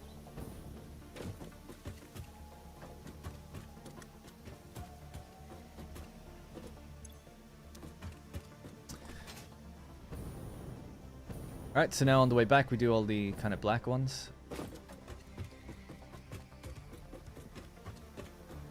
you show us your in-game video settings? I like your graphs. My graphics? Yeah, I'll show it in just one sec. I actually show it in one of my videos as well at the beginning because people always ask. I don't think I do anything. Oh.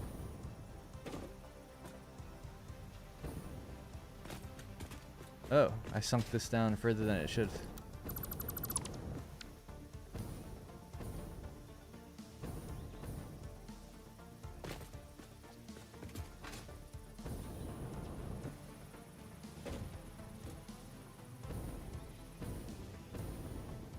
Aha, aha. There's two different blueprints. This one is lower than that one because they can't run on the same belt. They're not supposed to connect together. They connect over each other. I have to double check I didn't make that mistake with the other ones.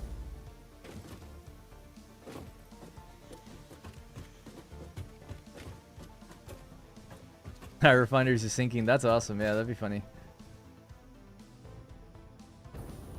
I think I can copy them correctly though. Yeah, okay, good. So far so good.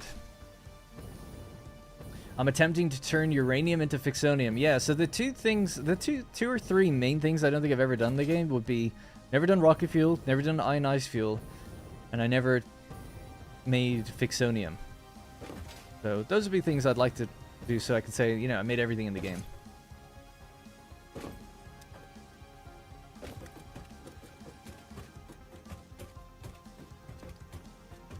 Just when I finish pasting all of these onto the black ones, then I'll show the video settings, by the way.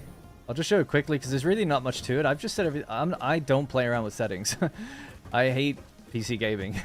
So messing with settings is not for me. I just set everything to high, and that was kind of it. Right, so you can have a quick look now. Right, so I'm playing at 1440p. My FPS is set to 120. Should really be just set to 60, to be honest. I record at 60, I stream at 60. It's no point trying to even attempt to go higher than that. Graphics preset. Custom, I guess. Ultra, ultra far, ultra, ultra far, ultra, ultra, ultra, ultra, ultra. Motion blur on. Conveyor visual quality. Ultra. Upscaling. None. Screen percentage 100. Conveyor belt frequency unlimited. Distance far. Gamma 2. Hierarchical Z buffer occlusion, LUD dithering, and contact shadows are all on. Global illumination is on with the drop down of bright for the lighting mood. Field of view 103. First person FOV modifier 0.4. There we go. Honestly, I don't think the game is even hitting 60 FPS, so. Like, I can't get anything on PC to go over 60, unless it's an old game, even with a 3090. It's just, I can't, I don't even say anything about it. If you can, that's great. I don't want to do anything. It's just, Sick of it. I've got 165 hertz monitors, and I've never been able to match the refresh rate. So it's given up. Long given up. The only game that does do it for me is Battlefield. It's very well optimized, so it just always consistently runs at like 120. Anyways, right, so we still need to move the other ones back. And set the white ones here at the beginning, if I didn't do that already. These ones okay? No. These ones? Yeah. Right, yeah. Let me just grab those white recipes. Paste it on the white ones again. 65? Yeah, yeah. It's way too easy to make a mega project in this game. Yeah, way too easy, as in it should be harder? Or do you mean it's easy to start thinking big and start running away with ideas? Like, I don't think it is easy. I actually do think everything in this game is easy, but it's all very time consuming. But I've never really had like, there's no real consequences for doing things wrong. So generally speaking, it is kind of easy. It's just, it's a creative game where it's like, how complicated do you want to make it? How big do you want to make it? How much time is that going to take you? But as we were talking yesterday, it's like, you don't really need to do any of this. You could just have everything go low volume and just let time play in the background while you do other things, and everything would tick up. Like, the targets that you have to hit in the game are very low. The consequences. Way too easy as in, oops, where did all these zeros come from at the end of these numbers? Yeah, I like motion blur. I think motion blur makes most games look good, actually. Obviously, if there's a lot of it, it can look quite bad. But I think motion blur actually makes games look good. I don't really understand why PC gamers hate it, but they do. It is what it is.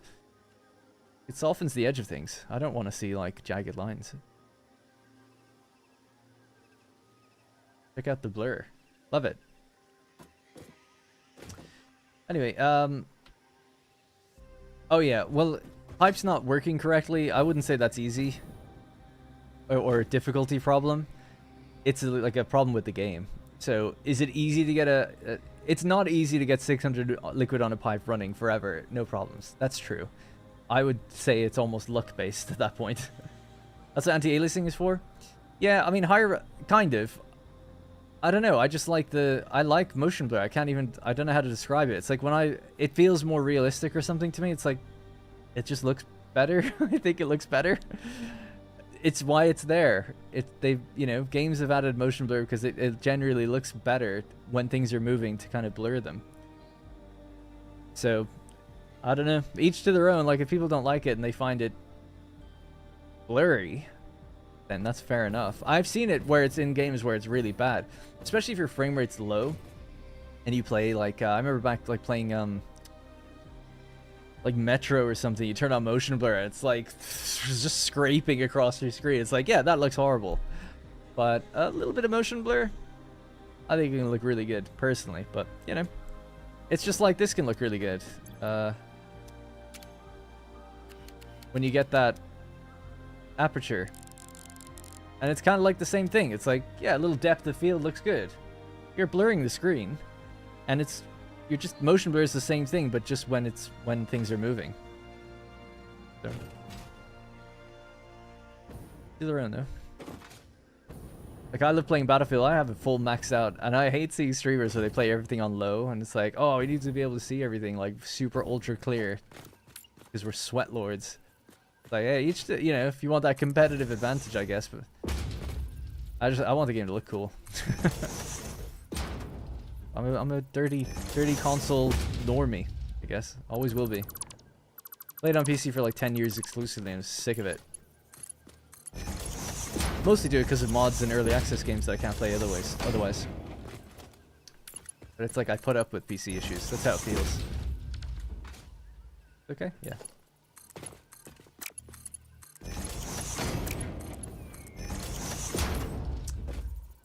Anyway, we've agreed that I shouldn't talk about these things because it'll only turn people off ever watching me.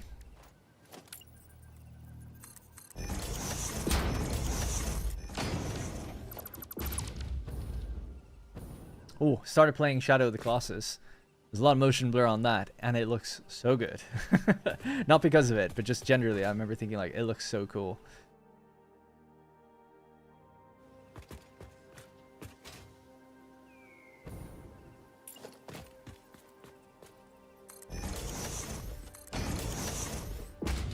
it like blurs out the kind of grass and stuff as you're moving, and like really lets you focus on the Colossus.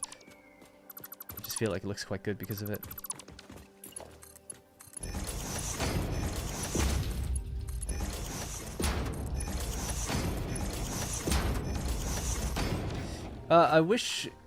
I kind of wish you could put a buffer on a pipe the same way you can put a junction on a pipe. Yeah, that'd be cool. I agree.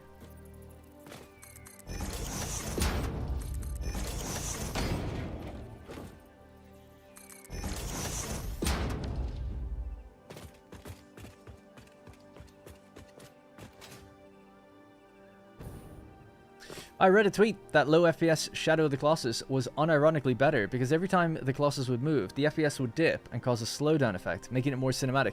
Yeah, so I started playing it on PS5. Apparently, I've played it before. I have no memory of it. Like, I remember getting it years ago. I'm playing, like, maybe beating the first Colossus, and that was it. I don't know why, but I just didn't play it much. And it was on PS3 at the time. Not PS2 where it originally released. So whatever reason, I just wasn't into, or I thought I wasn't into it. And then Rosie was looking at it on the TV, and she said like, oh, it looks so much better than it used to. And I was like, yeah, it looks really good. But then I was thinking, wait a second, why would it look better? Because I just played it on PS5 anyway. I've already kind of ruined the setup, actually. I had thought that I played it in 2021 on PS5. And that's actually when I bought it, and that's when I did play it. And I beat one Colossus. And I have a trophy for it. I just had one. Beat the first Colossus or something. And she was like, oh, it looks so much better than it used to. And I was like, oh, yeah, yeah. And then I was like, wait a second. After she left the room. It's like, why would that be the case? It's the same game. And then I looked through my trophy list. And I saw that in 2013, I played it on PS3. And I got to the 10th... I beat the 10th Colossus. And I just stopped, apparently. No memory of this. No recollection of that ever happening. Don't know how that happens. But apparently, because I was stuck on the third one, I was like, I don't know what I'm supposed to do here. And I admit, I actually looked it up, and I actually tried for a long time, but I was like, I just don't get it. It turns out I had the right idea. Mini spoiler, I guess. The big Colossus, like, there's a thing in the middle of the map, and he has a big piece of armor on his arm, and he's smashing the ground. And I was like, oh, cool. Like, I'll get him to smash the thing in the middle of the map. Like, this seems like it's what I have to do. So I would stand there, he'd come over, and he'd smash it on the ground. But he was like millimeters off the target. And I was like, oh shit, it didn't work. I was like, okay. And then I was trying so many other things. So then I looked it up, and it's like, he's supposed to hit the thing. And I was like, oh, okay. So it was one of those instances where it's like, I had the right idea. It's just, I thought he hit it, and he didn't. Anyways, so yeah. So it's just funny where I was like, I literally don't remember doing this to the point where I actually have to look up stuff, how to beat it. Anyways, in looking up the PS5 version of Shadow of the Colossus, there was a debate online about whether or not there's a performance mode and a graphics mode. And I was like, which one is the... Because some games, are ported from PS4. So it's like, does it matter? Sometimes the PS5 you can play on quality and it's still 60 FPS. And people were like, oh no, like it runs at 60, but it's at 1080p. And yeah, or something like that. Like it doesn't look good. I was like, oh, okay. And then some people were like, it's not actually even 60, it's like 40. So I'm seeing conflicting things about it. I just went with quality and I was like, I'll feel it out. It feels like 60 to me. It's very smooth. So I don't know. Most of the comments were saying like, this is not the case. I did see a couple people, it was again linking to Reddit threads mostly, saying like, I'm pretty sure it's 60, and people were like, no, it's like not. You're wrong if you think that or something. It's like, okay, like maybe we're wrong, but it seems to be like the smoothest 30, or maybe it's like a 48. Yeah, so anyway, long story short, it looks and runs great. I don't care what frame rate it's running at. I don't like games to run at 30, but I don't feel it with Shadow of the Colossus anyway, so I'm totally happy with it. I just booted up Discord because I was going to show, like, I have a clip from it that I posted the other day.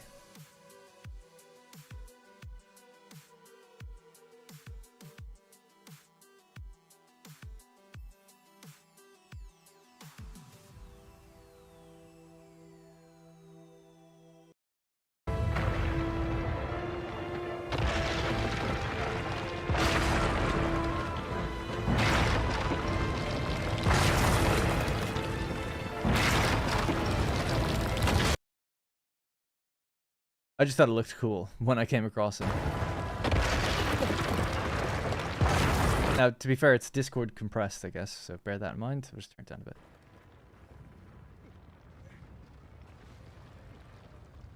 Actually, I think on Discord, it is running at 30. Just so to be fair, I'm pretty sure that will be the case. But anyway, because it looks choppier now to me than it did, like the raw footage does.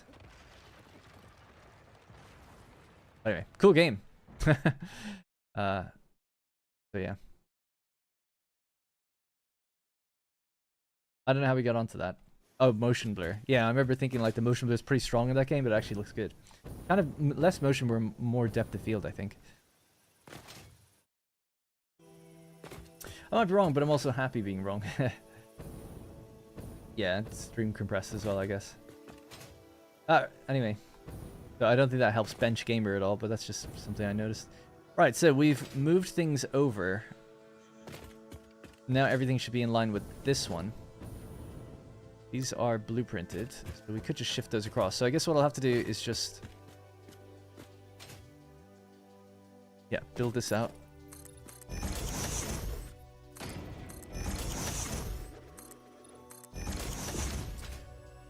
Yeah, I do like high frame rates though, don't get me wrong. I'm not one of these people that's like, oh, the cinematic 24 FPS. Some games I actually don't think it really matters. Like playing The Last of Us, it does run at 60, but I think it actually looks really, really good at 30, and it... maybe the weird thing to say is it kind of looks better at the lower frame rate. There's something about it where it is like watching a movie in certain situations. But anyway, I know that's a rare and controversial take. Most of the time, it's like, yeah, I want my high frame rate. Sanat Huja as well with a massive donation. I didn't actually see how much it came up converted, but I can see by the Google or YouTube putting it as red that it's obviously a big one. So thank you. And Sanat is in the esteemed senator list now on my website as well. For he's given a lot before, so thank you.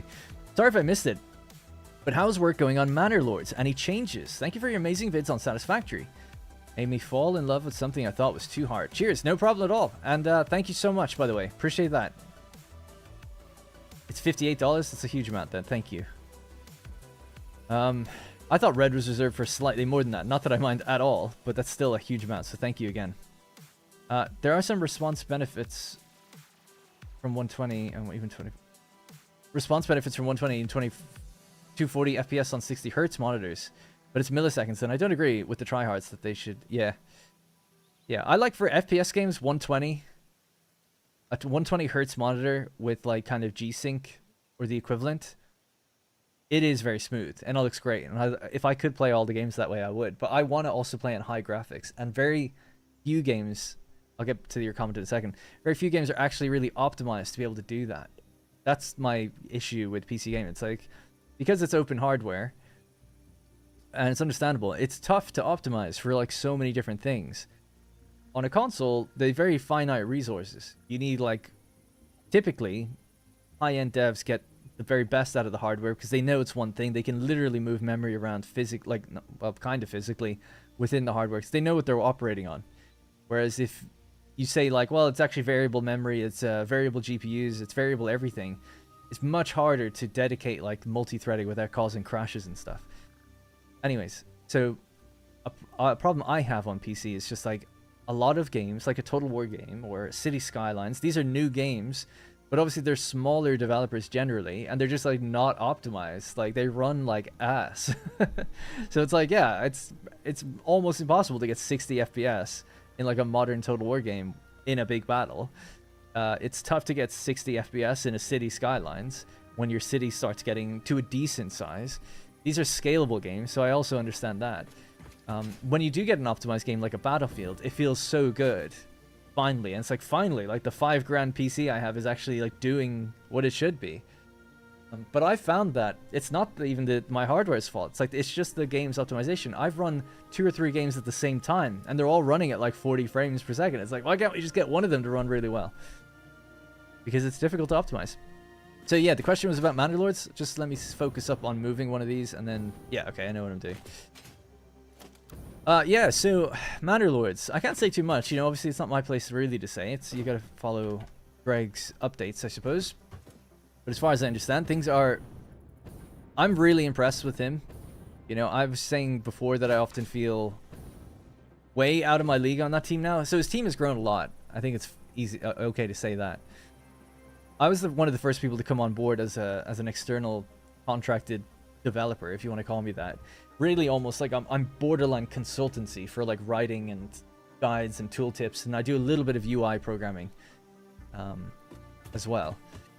And I got a couple features in the game. So he calls me a designer. It's super nice and everything, but I really do feel like I'm like additional design. I'm mostly like writing and quality of life stuff for the most part. But he does ask me a lot. Now he's taken on another designer that's like way more experienced and actually has like much more knowledge about historical settings and stuff. So there's that. He's got AI programmers now working on like the AI to have on the same map. So they're working away on that. He's got dedicated artists that are building new models. So I don't know when the next update is. It's interesting learning about more game development. Like I worked at a big company before, but seeing a smaller company transition into a big one, or into like seeing a team of 2 or 1 go from that to a team of like 10 or so people now contributing. It's interesting seeing like Greg deal with that and manage that and like figure out how people can work simultaneously without stopping each other. So what ends up happening is it's harder to release more frequent updates the bigger you are as a team. If you're one guy, you can be like, I'm changing this, this, and this, and that can go out right away. What we've kind of got into a rhythm of now is people are making really radical changes. Like there's a big design change happening. I won't spoil. Or I don't think I can. So there's a design change happening at the moment. And when you change a fundamental part of design, it affects many other parts of the game. So let's just say, as an example to a different game, even this one, it's like, oh, well, no, it's not the same as this, but another city builder or something. It's like, okay, we're going to change like the tech tree. We're going to change how you unlock stuff. We're going to change how you progress. We're going to change how the sizes of cities and stuff like that. And that's going to now have a trickle-down effect. It's like, okay, because we're changing how you progress, we might want to change what you get out of certain buildings. Maybe there's other new goods. Like, oh, if we're making new goods, maybe we should make other buildings that have different types of byproducts. So it's like now we don't just get one thing out of a building, maybe now we get 2. And that requires another change and it requires testing. So basically, like, the game's being like kind of broken open and there's so many like internal deep changes happening that the update is going to seem like it's taking a really long time. But it will come together toward the end and a lot will happen all at once. The long story short, with Manderlords, there's actually a lot going on. There's all these like different teams working on different stuff, from AI to art to design to writing. And and even things I can't even mention. That is like really exciting from that perspective, especially now, because even just today and yesterday I was seeing like the board of like what everyone's contributing to the code, and it's like this person did this, this person did this, this person did it, and it's like it used to be just like a list of Greg and then me every now and then and a list of Greg, and now it's like all these people are like adding things simultaneously. So it's taken a while to kind of steer the ship, or like turn the ship and then to see it like actually steer, or whatever the saying is. But the wheels are in motion, I guess, now for that. Actually, I've just realized something. Yeah, hang on. Anyway, so that's really all I can say. So the question about Manderlords, I still am working on it a little bit. I don't really do that much, honestly, with it anymore. Is this it? This is in the right position. Okay, I was worried that it needed to be more central. And they're working on a big update, but I have no idea when it's going to be. It could be months away, you know? But yeah, I'm not as heavily involved as I was when it was just me and Greg. Now a lot more, frankly, way more talented people are doing things much more quickly on much more fronts. And yeah, my position is just kind of like, I'm still doing a little bit with trade and stuff like that at the moment, but it's very small fry compared to what they're doing. I'm just not skilled enough, plus I'm not full-time. That rock is slightly in the way, but we'll work with that one in the factory. We'll put some scaffolding around it. I think it'll be okay, will it? Just about. We'll get away with it. Alright, so these 3 just have to move over, and then we reconnect these, and they should be good to go.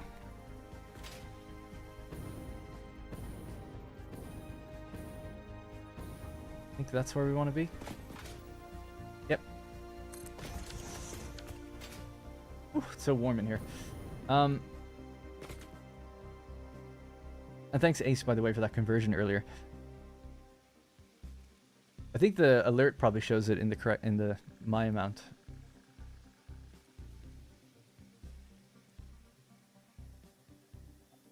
Yeah, I've been using some frame generation stuff lately to get like higher FPS, but I just don't really like doing that. People don't appreciate the amount of work game devs put in. Yeah, once I went to college and I like really learned what it takes to just make even the smallest things happen, it's like it is really impressive. But I was still a reviewer and I was still very critical of lots of things because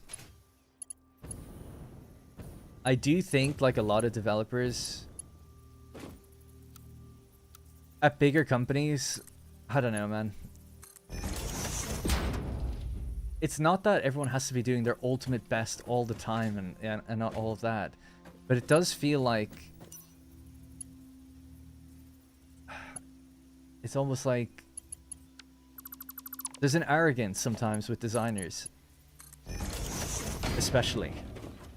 I actually think most of gaming's issues come down to just design not aligning with what players want. And I feel like now in an age of where we can easily see what everyone wants through either beta tests, feedback, comments, whatever the case might be, there is definitely an arrogance with designers where they think, no, I know best, or I want to leave my mark, so I'm not going to do it this way. I'm going to do it my way. And then there's like some backlash to the thing that they did. And I kind of wish like certain developers would just listen to the community feedback more. Because I don't know. But anyway. Now, one thing that's a bit complicated here. So this has to come up and over, and then it plugs in. That's all it does, is it? It just plugs right in.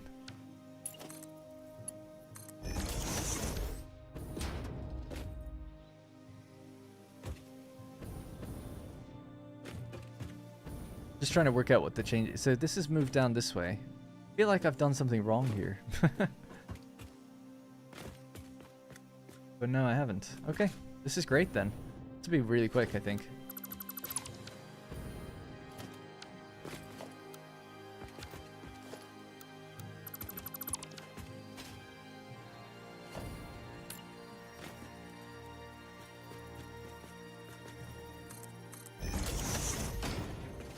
Or it could be really quick if this is correct. If I just do one of these, then I'll know. The other ones can be done hopefully quickly.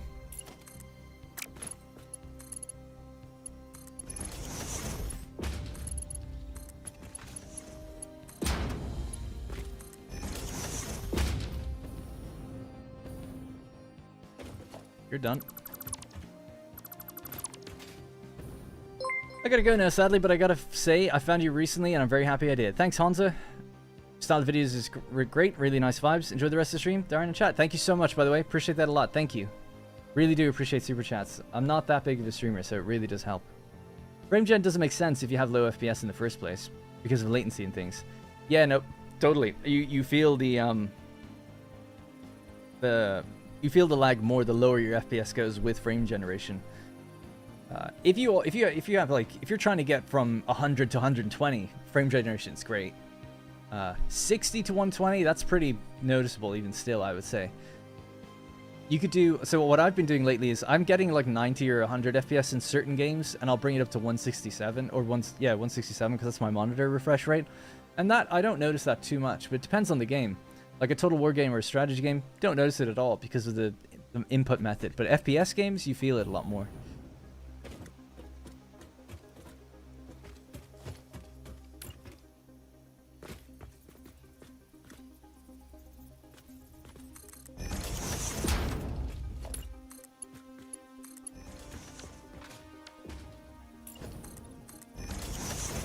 Might have to restart the game again because I'm getting that lag spike thing.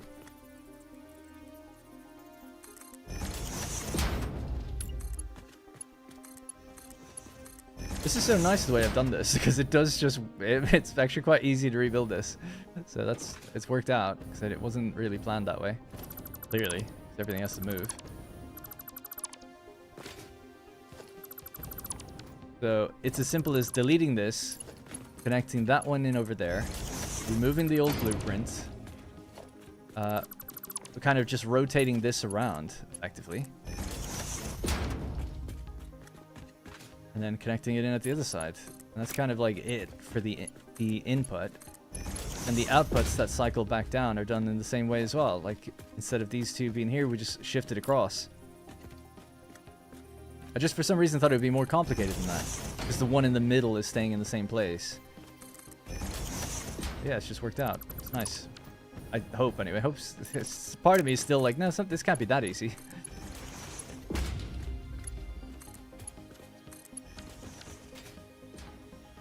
Yeah, and that's where we need to go. So it's like, oh, instead of here, this just goes here. Rid of that. That.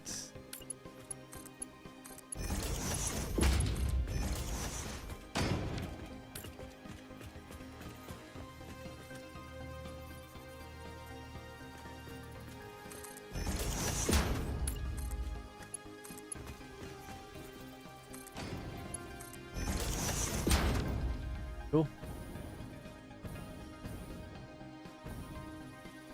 $10. Yeah, I actually looked over for that one so I could see it. I get a brutal frame rate drop when traveling between different biomes. Oh, really? I used to back in the day, but they made a change not that long ago where they're not segmented anymore, or at least they shouldn't be. But there's in 1.1, I'm getting a kind of a lag spike every time I build something, but it only happens after I play for a little while. If you just close the game and go back in, it kind of fixes itself. Sorry for the flashbang.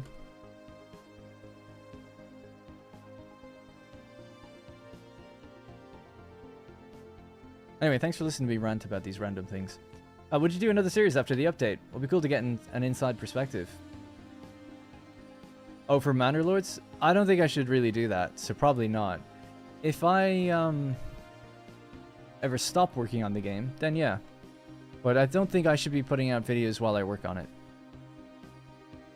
No one's ever told me not to, but I just not really the etiquette. I wouldn't even want to put Greg in that position. Like, hey, can I like play the game?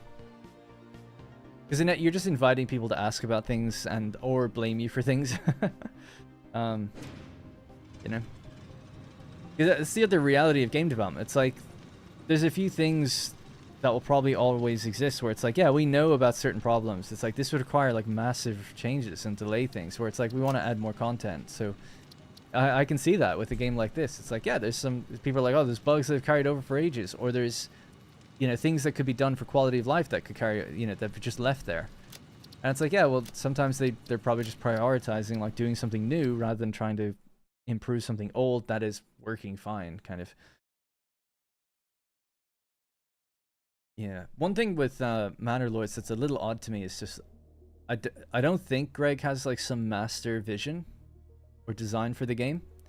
He really is all about community feedback, and it's like he just wants to see, like, he has ideas that he's seen from the community, and he's constantly like changing the game to appease like what other people want. And while in some ways that's like great, like I don't know many people to do that, so it's great to have someone run that experiment basically. Like, what if we really do have community driven development? He puts out those votes, he sees what people are thinking, he's always reading his Discord where it's like historical suggestions, and he's very open to like everything. He's like the most open-minded person I've ever seen. A lot of times he's like disagreed with ideas or things that I've had for the game, and he's like, we'll just implement it anyway to see if to see. And it's like, it's been amazing to do that, because I'd be a little tyrant with my game, you know. I'd be like, I know exactly what I want to do with I know exactly what I want to do with Manor Lords, frankly, but my ideas don't gel with everyone else's, so that's fine. It's just the way it goes. It's not my game, completely. But if I was making my own game, I have very strong ideas about what I want in certain things, and not that I would never bend or shape them based on feedback, but it's like I definitely have like a vision and a set of goals that I want to hit and do certain things, because from a player's perspective, there's things that I want. And it's interesting to me that certain developers are like, no, like, I just enjoy making the game, and it's really about what they want.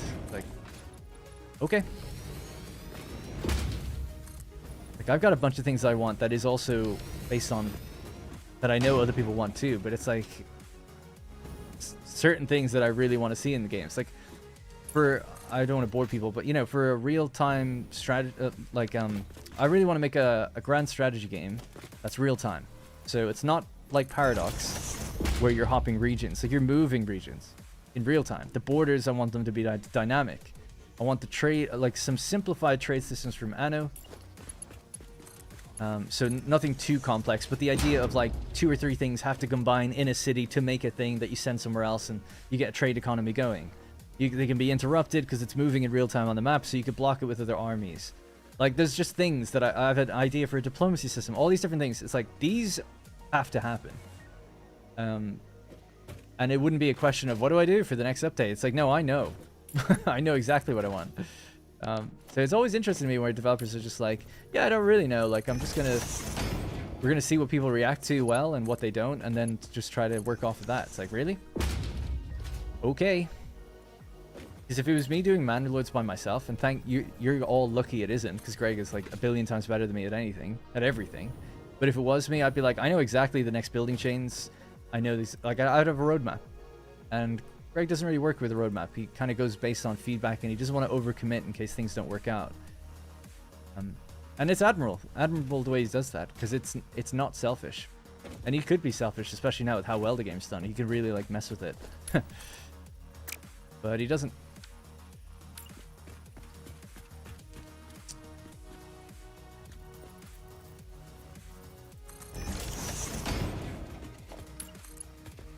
When I was talking about feedback earlier, the type of feedback I would want is after people play the game, then it's like people are like, oh, this is slow, this sucks, I'd love to see this. It's like, yeah, that is this kind of stuff that you want to improve.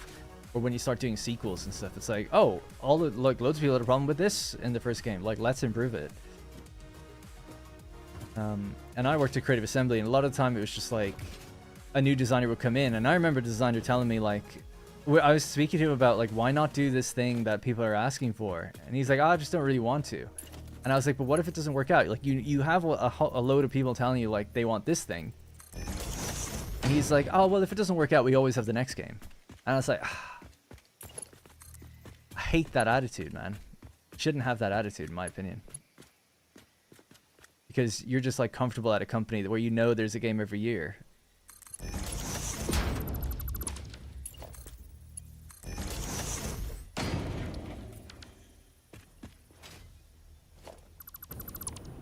And I kind of get it, where it's like the designer was like, I want to put my mark on it, you know, like, when do I get to put in my ideas? I'm not just here to, like, you know, get everyone else's ideas and just make something with it.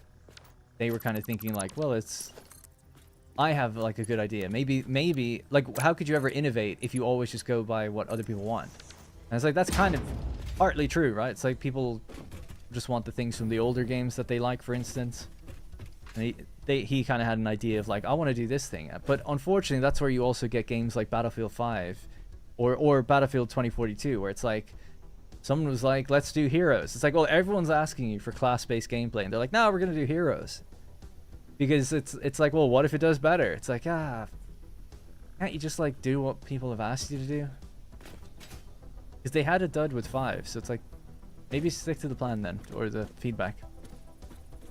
Anyway, how much more do we have to do this? This is just one more to go, I think. And then the one at the beginning we have to do as well.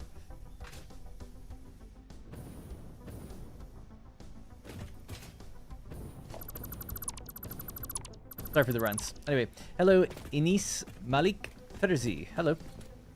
Republic of Lords.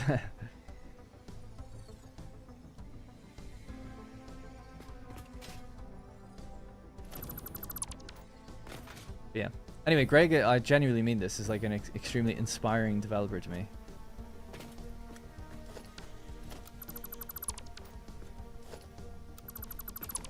So I'm trying to get better at, you know, he had something that he's working on today, and I just thought, like, I was like, I don't think this fits Bannerlords, really. I can't say, I guess, specifically what he said in return, really, without giving it away, but I remember after, like, saying that and talking with him just a bit, and he, like, explained his point, I immediately wanted to, like, go, but no, but because this. And it's like, no, I should just leave it. Like, I need to, like, trust that he knows what he's doing. And he does. instead of always like not always arguing, but like always trying to have a rebuttal and be like, but did you consider this? And did you? It's like he probably did actually. Like he does think these things through. Yeah.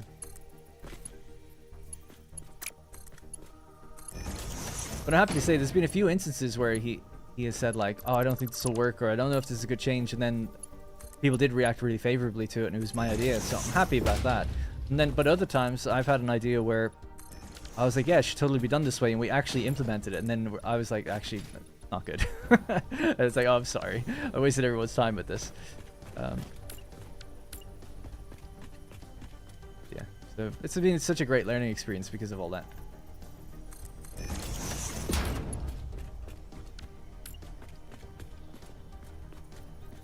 I really want to make my own game though. It's like all I want to do.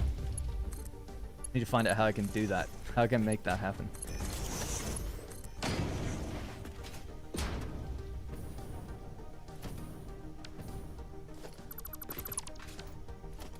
Right, so that's the pipes are. Wait a second. Oh, that's not right. Oh yeah.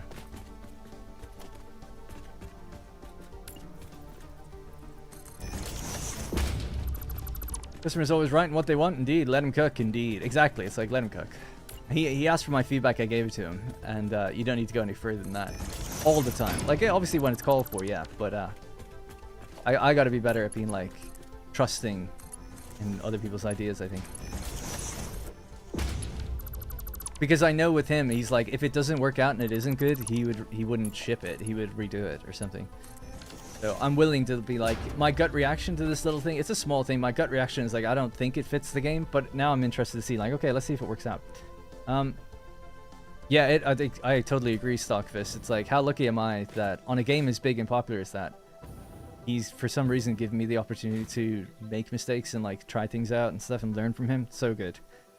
And even seeing someone small, like a one-man team, build into like a 10-ish man team, there's like extremely valuable feedback in that for me. If I ever get to that stage where maybe one day I'll do that, seeing how that's done is super. It's like amazing.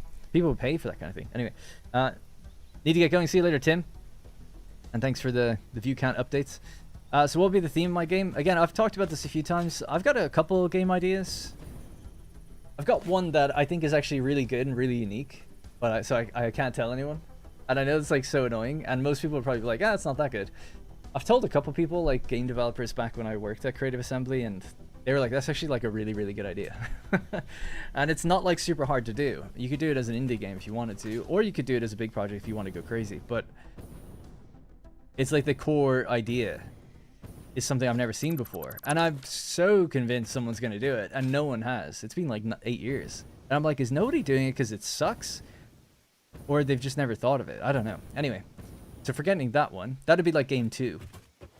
Game 1 for me.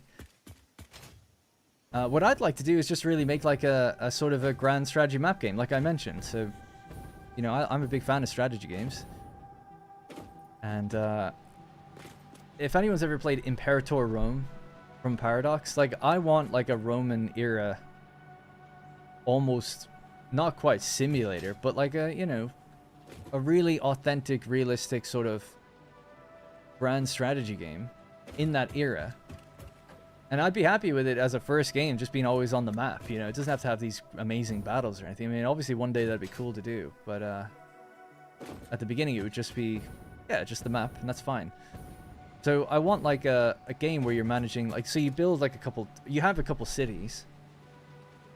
I'll try to be very, very quick about this and just go back to playing the game. But basically, let's say you're just in Italy, right? You can build like, you have a couple cities, and then you link them together via a province system. A lot of this I've actually already designed out. There's like big design page documents and stuff for it. So sort of like Mountain Blade Bannerlord, actually. That has a real-time map, right? So first key point, real-time. So you hit play, everything is just like moving, like on the map. It's not like you're in this region and then boom, you're in this region, and then boom, you're in this region. It's like, no, you can be interrupted anywhere. You've got a zone of control around your armies, but also around other key agents and things that you're moving on the map. So using the framework of everything is real time and we're aiming for immersion, what I would want is like for for instance, like with diplomacy, right? We want to send a diplomat to Egypt. So you have to send one, and he has to make his way down there, or her, whatever, delegation gets there. They can be interrupted, they can be killed on the way, you know, different things can happen. I'm still debating on whether or not you have delayed orders or not. I kind of feel like not. So the only suspension of immersion, this, you know, would be like, okay, we can see him the whole way. We have real-time information. Rather than, you could do a thing where it's like he goes off into the fog of war and then you just have to wait to hear back. It's like, that's kind of maybe a little too extreme. But who knows? Maybe you can play around with those ideas. Anyways, so the way I would do it is you tell your diplomat, like you click them, you say like, we're going to go to, I want you to go to Egypt, like Alexandria, and here's what you're going to try and get a deal done for. You know, I'll give you option A, B, or C, right? So option A is like, okay, we need to secure grain for 100 gold. B is grain for 200 gold. And C is grain for 300 gold. Right? Just something like that as an example. And you send him off, and based on his skill and the diplomats and what they're willing to do, you could get no deal, or maybe he could only get you deal C, like the one that was like the weakest deal. So he's got multiple attempts to sweeten whatever the deal is. It's like, okay, try this one. If this one fails, try this one. If this one fails, try this one. If that fails, you're out. You have to come home, and we've got to wait, and then you have to send him again with some new offers or something like that. Because I'd love the idea of like a real immersive response. It's like Egypt, like, this is ridiculous. Like, we're not going to take 100 gold or whatever. You know, we've had no past agreements, and I'd want it all to be written out like in proper language. I don't want it to say like plus 40% chance positive because of +3 from past wars, +4 from this trade deal. Fuck all that. I want it to just tell me, like real life, in like paragraph form, basically, or like in text bullet point form, like what was the reasons they said yes and no, and then formulate that into like a structured, like good sentence. You could totally do that. Like there's nothing difficult about it. It would require a lot more writing, I guess, but I would just do all that. It's fine. So that'd be like one aspect of the game. The other aspect would be like real-time borders. So as you like send an army out of Rome and you're heading towards like Gaul, you know, you go into conquest and you start pushing the borders with you, and you're trying to cut off and isolate towns from the resources that they rely on. The resources that are around the towns, let's say you've got iron, you've got wood, you've got stone. Maybe you need iron and wood to be fed into your nearest city, and in there's like a building that will refine those things into military equipment. And then when you've got military equipment, you can raise the population into a legion. If the legion dies, you've lost population, but you've also lost equipment. You need to make both to get it going again. So you have a war economy that can be interrupted and broken off and all of this kind of stuff. So that's what I want. I want like an immersive map game where I'm dealing with the population, I'm dealing with the politics of it. I want like a political system. It would probably, as a first game, be all based from Rome. If it was successful, you'd then go like, okay, we're going to add like a monarchy system, and then maybe now we can play as a few other nations. That kind of thing. But I'm trying to be realistic. It's like one game, if it was just me and a couple of people or whatever, it would be like, yeah, we'll just play as Rome, but let's sort everything out for this faction, and then figure out how you do it from there. I want to capture the feeling I had playing Rome Total War. And stuff like that. But anyway, that's what I would love. Do it. We'll all crowdfund it. Yeah, I mean, after Rex's crowdfunding, it makes me think, maybe. The way I could crowdfund it is if I actually had a prototype, and then I could show it to people and be like, look, if we can secure funding, we can go further with this. But the hardest thing for me to do is get it running. I don't know how to do the first part of game development. I can come into a project and build gameplay code, but I don't know how to do engine code. So it's very difficult, or like even getting an Unreal project up and running like with what I need. But I've been thinking, and I'll play the game now in a second, but I've been thinking of doing, like I don't have ChatGPT. I don't really use anything like that. I've used Copilot for coding every now and then, just to help me like read certain code that maybe is confusing me, or it's like, how can I do this but like better? And it kind of tells you, and I can read code, so I'm like, oh yeah, that makes sense. It's not always great, but most of the time it is. Anyway, I've heard ChatGPT is pretty good at that, so I'd be tempted to purchase a subscription to it and be like, what do I need? Like, what are the steps I can do to get this off the ground, and what engine should I build it in to make this type of thing, and would it be able to give me some good results and stuff, you know? There are people that would help me. That's the other thing that I've been meaning to ask another YouTuber that I know. I don't know him well, but it's Mr. Matty Plays, and doesn't have any game development experience, but he's a bigger YouTuber. He's got money. I don't have any money. But he's got money, so he's managed to find some partners that are making a game with him, and he's like going to be the writer on it. And I'm like, how did you find people? Like, how do you do that? Copilot is the same thing, basically. Yeah, I would imagine so. I more than just need the actual... I haven't even asked Copilot, but I want to ask, like, less about the coding thing, but more about, like, this is what I want to make. Broadly speaking. Like, what are... Can it tell me, like, what it would be a good framework to do that in? I'd like to keep it in Unreal, because I know how to use that now pretty well. And that way I'd be learning for Manalords also. But also, like, who has the time? I can barely keep up with videos on this channel, then I'm trying to work on Manor-Lords, and I'm trying to do other things as well. It's like, it's kind of insane. So, I don't know, maybe it'll just never happen, but I'd love to make it happen. My only goal in life left. I did all the things I wanted to do. You know, hit 100,000 subs. I made videos. I worked at the company I always wanted to work at. I got a girlfriend. You know, it's been great. The only thing I want to do left in life, genuinely, and it's the only thing, if I was given $1 billion tomorrow, the only thing I would do with it is I would just make a game. All I want to do is make a game that's received well. Not, it doesn't have to be amazing, but just not negative. Anyways, right. So, just so I can get back on track here, we still have to move these machines. So these ones were actually connected to stuff, so I'm just going to disconnect that. We were waiting for the copper to drain out, and that's gone now. And the only reason I want to do that is just because I want to make a game that I want to play. I don't want money. I don't have nothing to do with money. I mean, obviously I'd like money, but it's like, I don't want for houses or big fancy cars or anything like that. Totally fine by me just to have everything I have now, but I can just make games. That'd be pretty great. And I enjoy what I do now, don't get me wrong. Great. But that would be just even better. And I'm sure always the grass is always greener, but I'm sure when you get there, it's stressful and awkward. But I'd just love to have a company, build a company, and make great games. That's all I'd ever want to do. I'm gay and I'm not offended. What? The Imperator Rome plus Mountain Blade plus Total War with a nano economy. I'd put a few thousand hours into that probably. Yeah, so elements of each, for sure. The real-time nature of Mountain Blade, to an extent. The theme of Imperator Rome, like maybe like partially some of the family and politics systems, although I was never that happy with how they did politics. There'd be no Total War really other than how you build buildings maybe, and then the anno economy would be like, yes, the concept of bringing multiple things together to refine them into other things using population classes. So a town, just like an anno island, would have maybe 2-3 tiers of population, you know, patricians, freemen, plebs, or whatever, it doesn't matter. Some sort of tiers. And it's like, well, we need X amount of this population to work the blacksmith buildings and whatever parts of the economy that you need. You know, figure all that out, that's fine. But then you can run the buildings and you can create like trade goods and then trade with other nations and then make your economy boom. And the idea would be that you should be able to play tall, or you don't have to expand.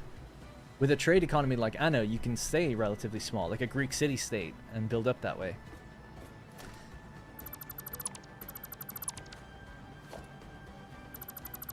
One of the things I think I mentioned before that I struggle with for that game idea is pacing. I don't know, and still can't decide. How should it be paced? As in, how often does time move? Like, how fast does time move? If you're trying to play in a real-time speed, and obviously you can have speed controls, but it's like, how long should a year take? Because you want to get to know your characters, and you want to feel like, I got this person into power. But one of the problems with Roman politics is that a consul was only there for a year. It feels like it's just not enough time to really have a person in power and do stuff, but you can fudge it a little bit. Like, obviously the Senate is really what's deciding things. The characters are more just a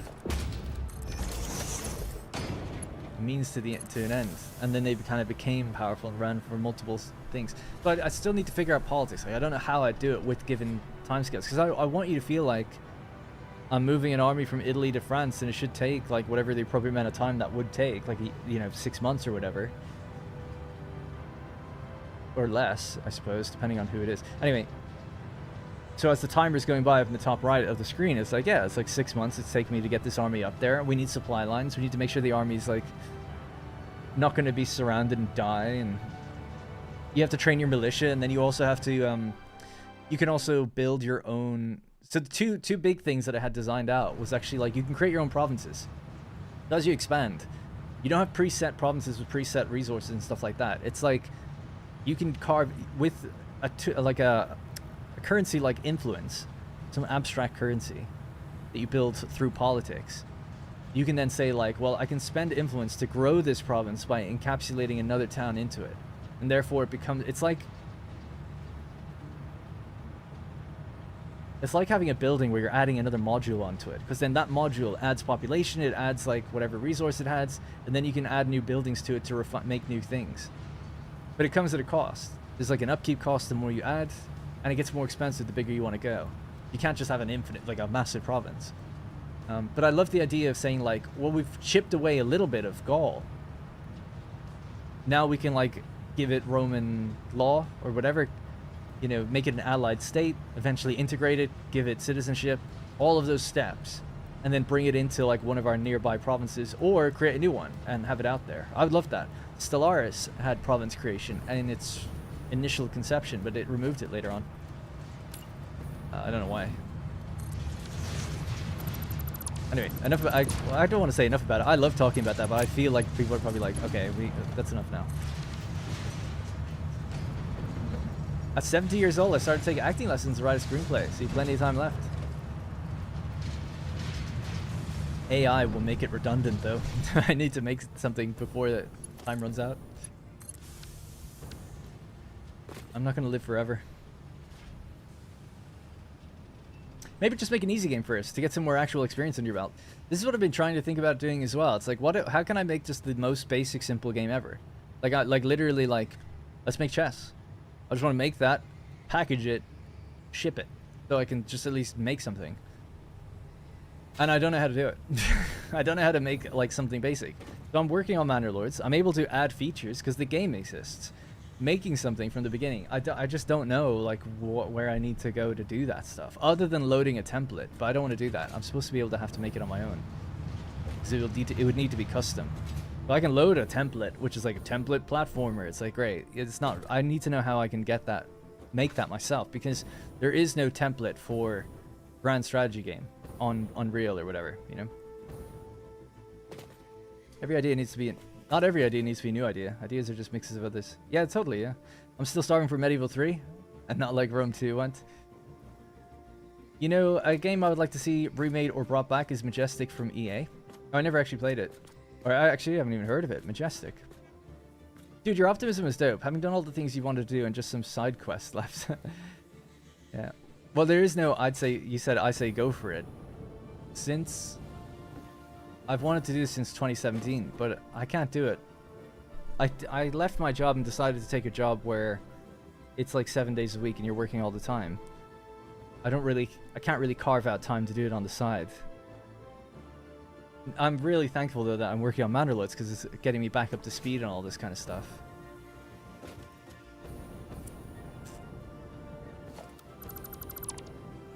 I have to drain these before I can build those over here.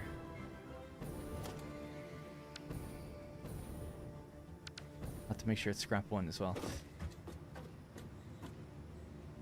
Alright, we just gotta wait for these to empty out basically. Oh my god, it's gonna take so long. Let's get one.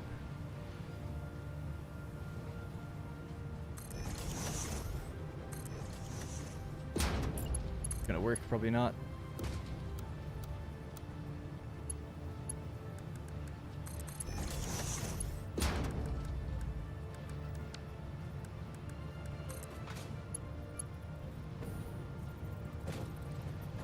Conveyor belt too steep.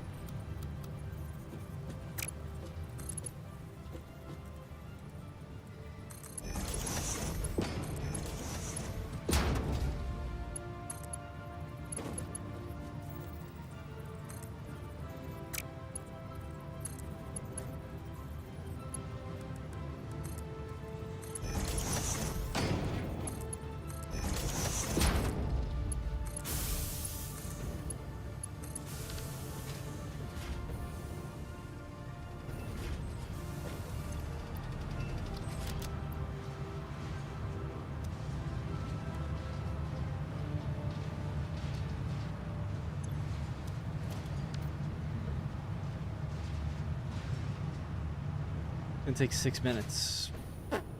Alright, we'll just wait 6 minutes. Totally random, but I just had the idea of a fully modular factory using blueprints. Definitely the kind of idea that might seem good for the first minute. And then you realize, it's totally stupid. What do you mean by a fully modular factory? So recently in my latest video, I did an iron factory, and it was built entirely using blueprints. Each blueprint was configured to a set of machines doing one particular thing. So it's like, we have the iron plate machines, we have the blueprints for screws, we have the blueprints for whatever, and we built them in blocks and just connected them together. That was kind of what I understand as a modular factory. It's like, we built blueprint modules and just hooked up the modules together. And it worked. And it did make building really quick, but it made planning take a lot longer.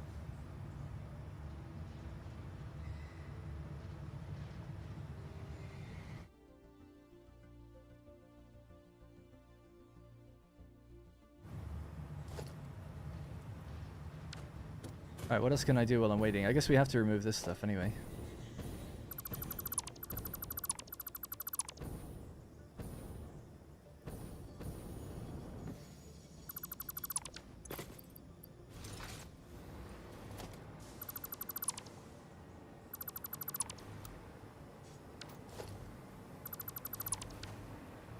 Alright, so that'll be built there, this will be built there, that'll be the last thing that needs to be done, and then we need to clock the water down. Actually, so might as well do that while we're waiting on those things to drain.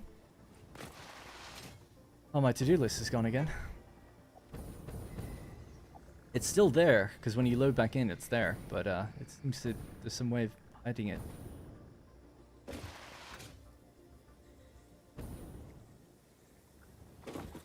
Right, so these need to run at...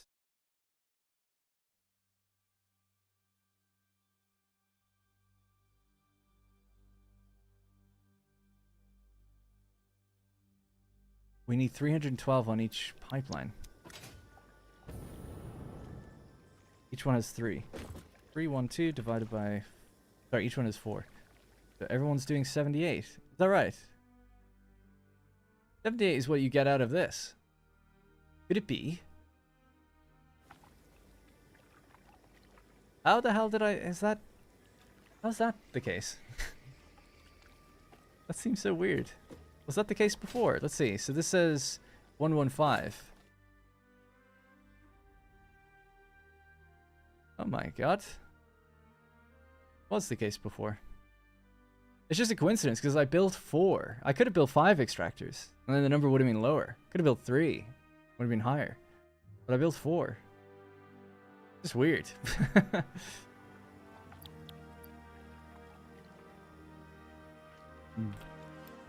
Voodoo, and it's 65% as well, which is the clock speed of all the refineries. Oh yeah, I think I did comment on that actually. I was like, oh yeah, the speed's the same. Alright, well, I guess I should hover around these.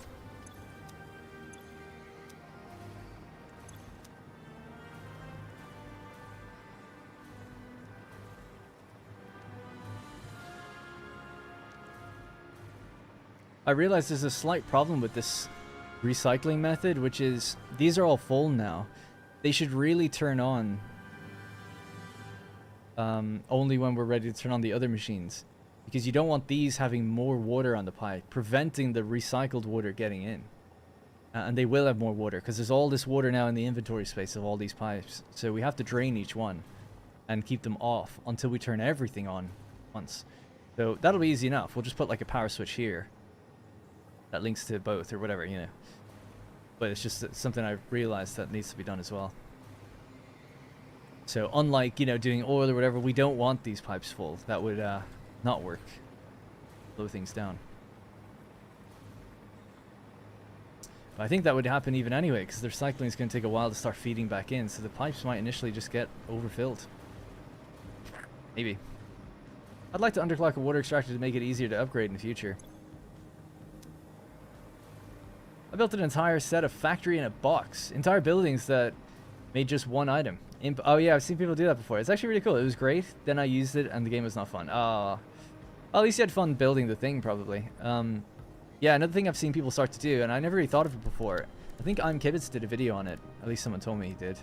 Which is let's say you want to make like reinforced iron plates. So reinforced iron plates are made in an assembler, Hard work pays off. and then you'll have like a constructor here and a constructor here, and they're clocked to whatever thing that needs to go in there.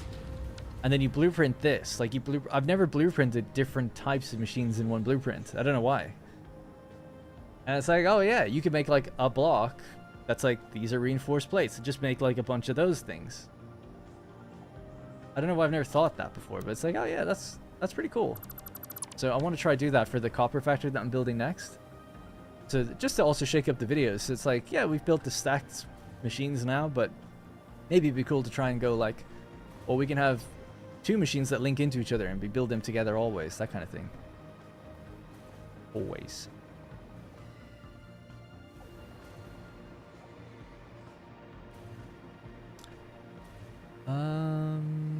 Power pole. Let's just get a power switch here then, I guess. I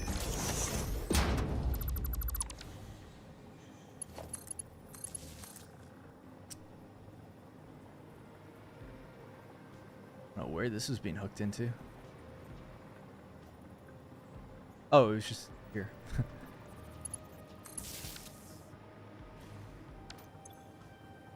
Right, so gotta reset all of these. I'll do it over here, it's a bit easier.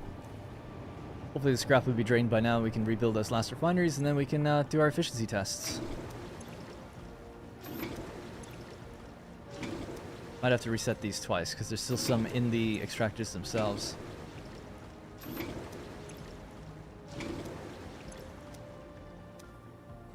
Alright, we'll give it a minute. I did motors that way using iron wire, etc. So only input is iron ingots. Yeah, that's something really nice about that idea.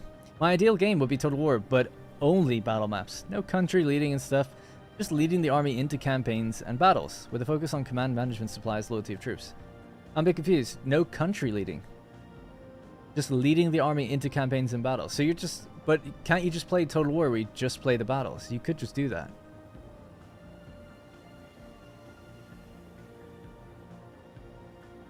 You know what I mean? Do you still want a campaign map that where you just move armies, but you don't have to worry about anything else? Is that what you want? That's a bit of a strange one, I think. Each to their own, though. Yeah.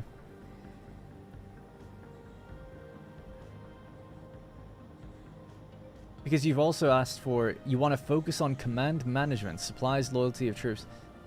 So I guess you're always in the battlefield and you're managing your supplies somehow in there. I don't know what that would entail, though. You'd have to have like a huge, almost open world or something where it's like, okay, like the scouts are going to run off like a few miles and forage or something and bring back supplies for the army, that kind of thing. There could be something there. Nilaus builds many machines into blueprints. I built his rocket fuel modules. Ridiculously easy to scale. Oh, nice. Oh yeah, I read that already. Modular model railroads. We have a set position for where the rails have to connect. Have other modules, so you'd have something like a foundry module. Right.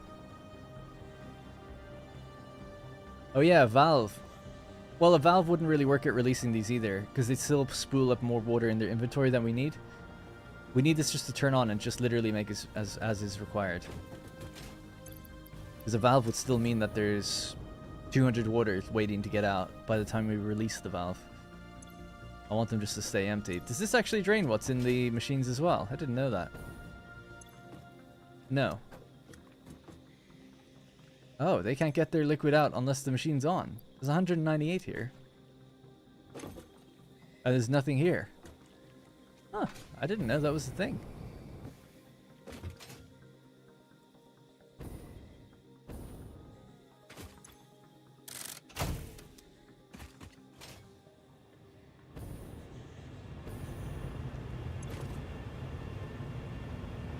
I could wait until they drain and then just shut them off and then fill the pipes again. Is there an issue? Is there an issue with fluids if you were to connect all of the pipes at one point, say at the very end, that turned everything into one pipe network? Also, do valves, tanks separate the networks? Valves and tanks do not separate the networks. I don't know about tanks, but valves don't.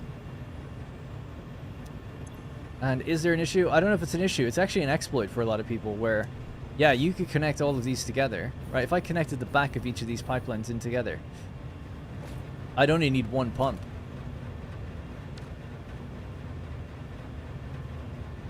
No worries, AI simulator games.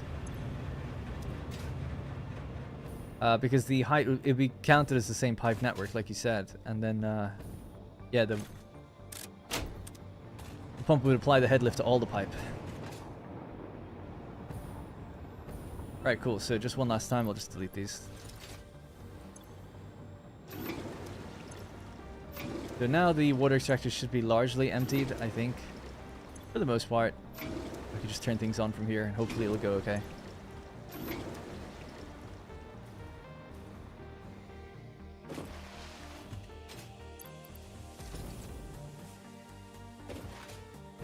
We're little Rex. Rex has been sitting in front of me the whole stream, just completely knocked out. He's like upside down. Such a good boy. My little bonding moments with him last night was so nice. Right, so these should be drained of scrap now. They will have made just a little bit more because we just fed them a bit of water and stuff, but that's alright. We can cut this now. We're done. So in order to do the proper efficiency test, we need to make all of these run. Not just one group, but everything.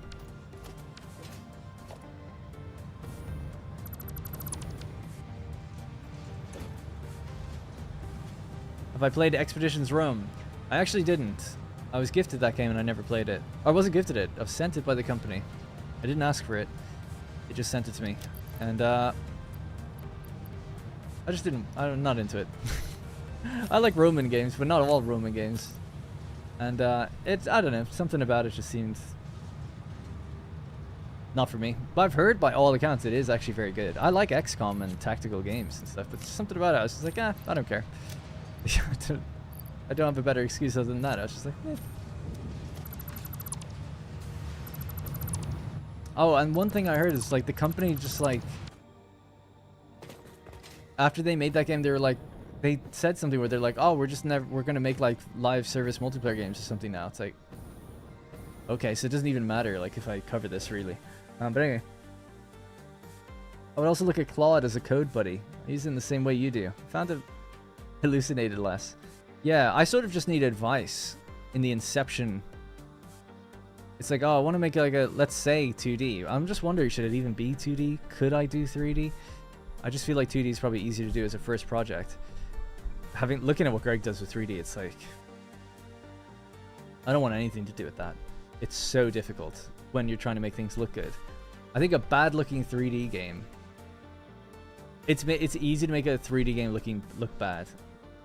And that can turn off a lot of people. Like if you look at something like Field of Glory Empires, it's actually a really good game. It's quite an interesting game. But it looks like a PS1 game. And it's like, dude, I would rather this be 2D. Because it's an eyesore. Claude, cursor. Alright, I don't actually have paper here, but I'll try to just remember that. Claude and cursor.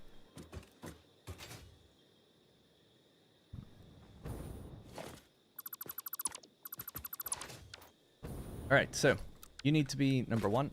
Number one. And face the other way. Do you face the other way? No.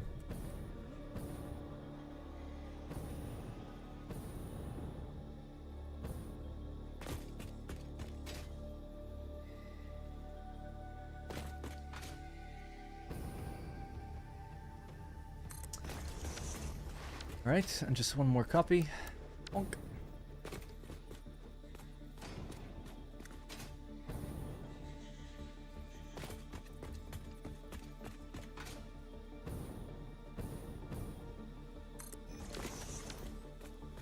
Now, these just need their rates set also, I think, to 65, and then we are out of here.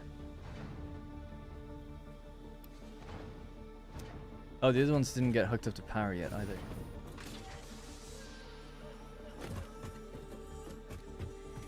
It's funny, they're actually still running because they're using their recycled water constantly, but they're getting less and less out of themselves, so... running out.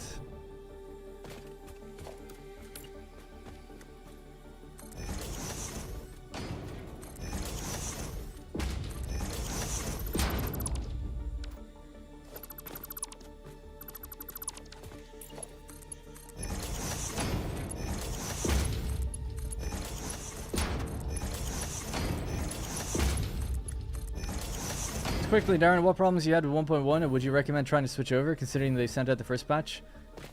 Problems I've had. It crashes now and then.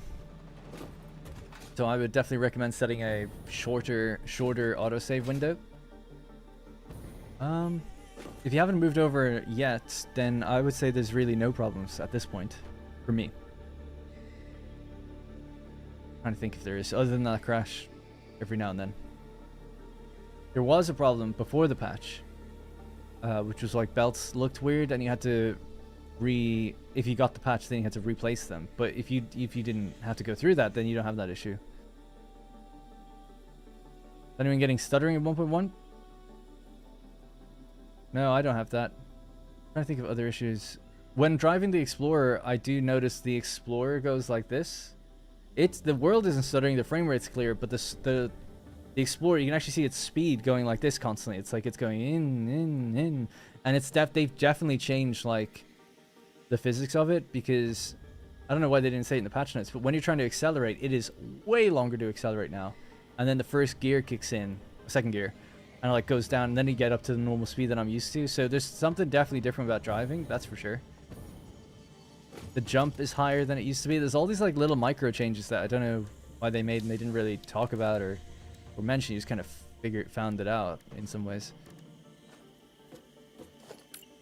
But in terms of like issues, like I don't know if I'd call that an issue, right? Or just to the other person's comments. It's more just like that's just the way it is now. Possibly intentional, possibly not. Actually, yeah, I don't want to lock these. We'll just let it all flow.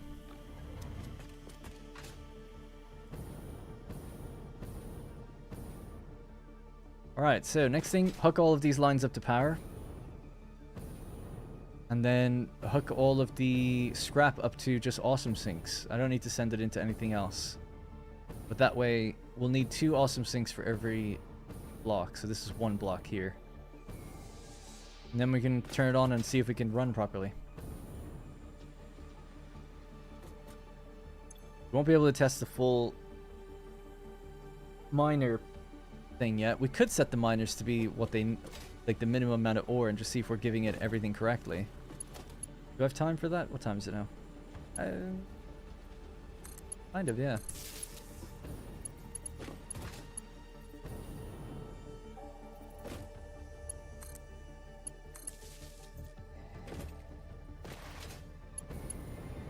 Move some of these things.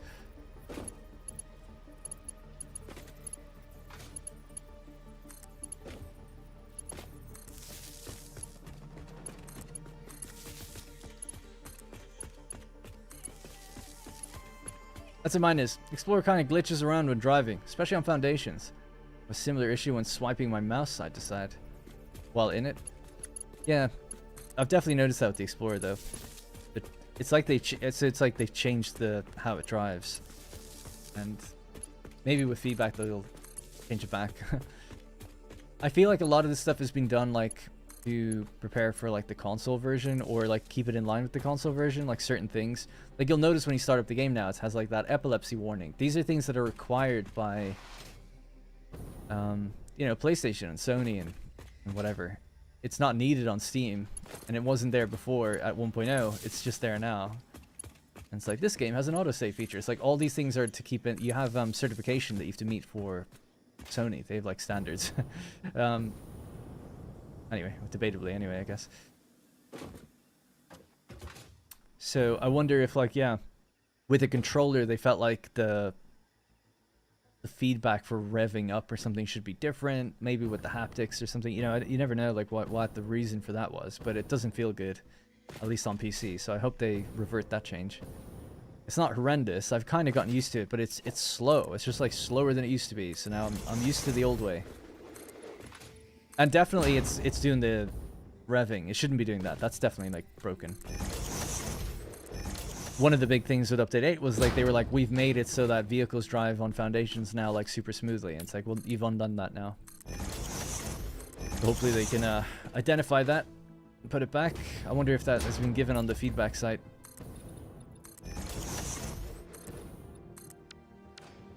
Right, these are all hooked up and ready to go. Just need to get them all awesome sinks.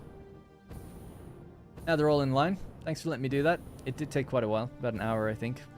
Somewhere around there. But look at this. Aligned. Love it.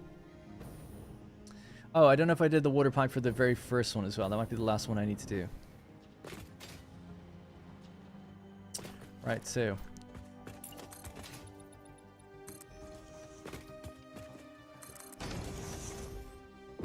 Hey, Lisa. Are the new machines connected underneath? Yeah, I think I may have forgot to do that. That'll be the last thing then for them. Alright, so we'll just do an awesome sink somewhere here. Another one to the side.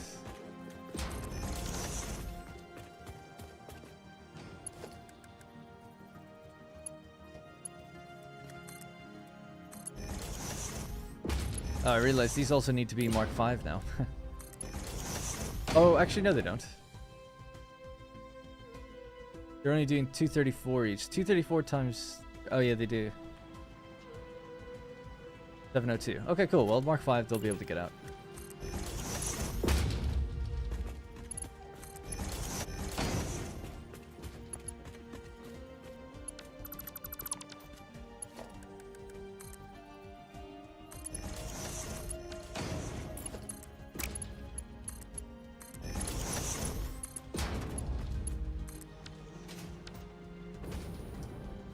Did I not do straight belts? Guess not.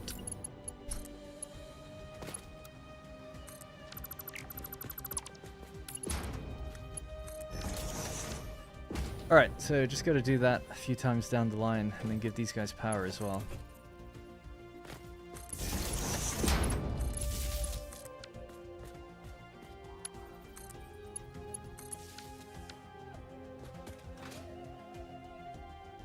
How's controller support? I've actually not tried it, so I don't know. I played with controller before, as I mentioned, and it was totally fine. Because there was Steam user controller support, so I wonder what kind of control scheme they've gone with. That'd be interesting to see, I guess.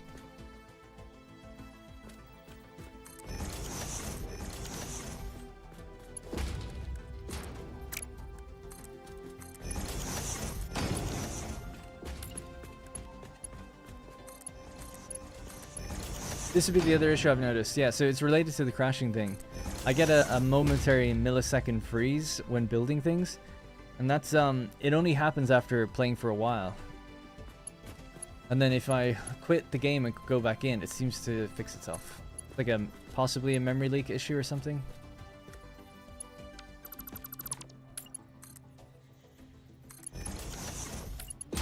That'll be the other one. It's kind of related to the first point though, I guess.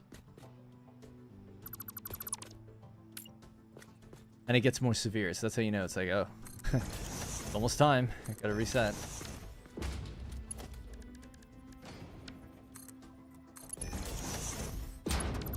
Making such silly mistakes.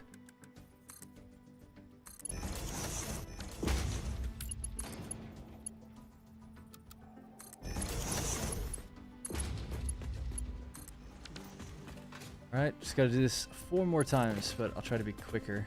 Not making such repeat mistakes.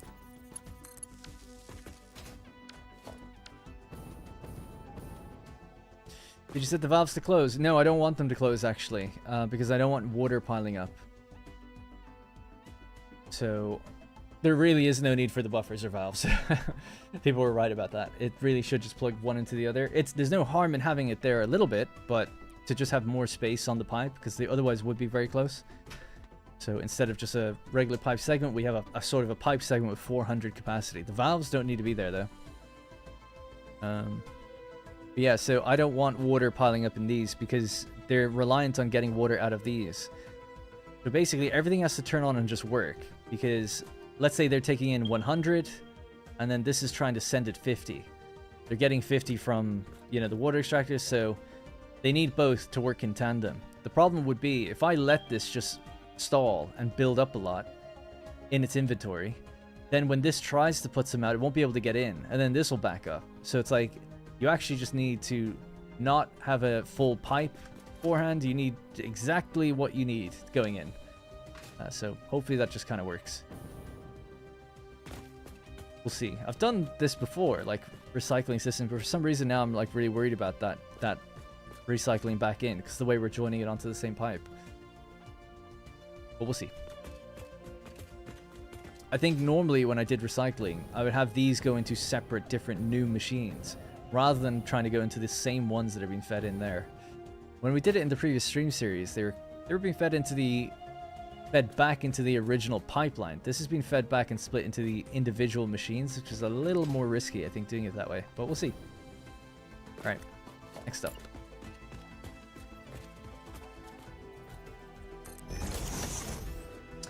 I'm sorry, Lisa, I didn't see the other one. I love how much stuff this game offers. I'm still trying to ramp up steel production.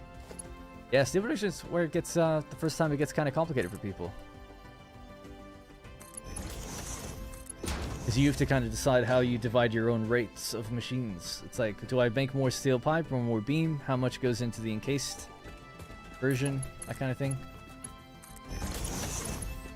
And hello, Fawaz. I'm good. I'm really good, actually. Very warm in here, but can't open the door. Otherwise, this little ramp sitting in front of me will try to escape.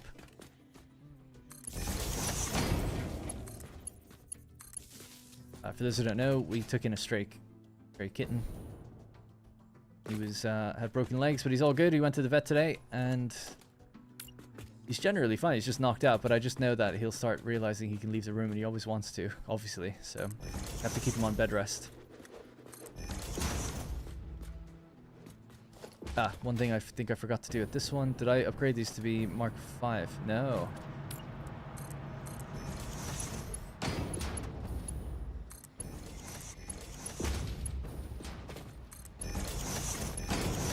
Alright, fine.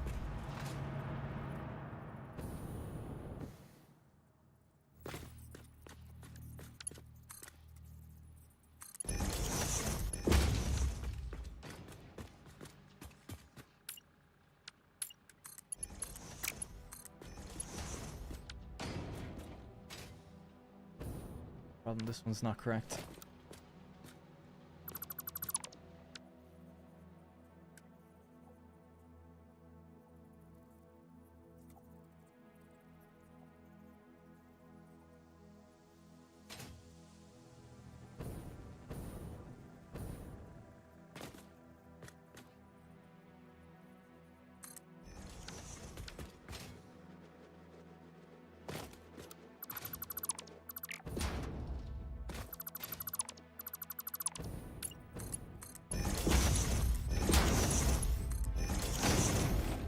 Fix that downstairs as well before I do anything, because otherwise I'll forget.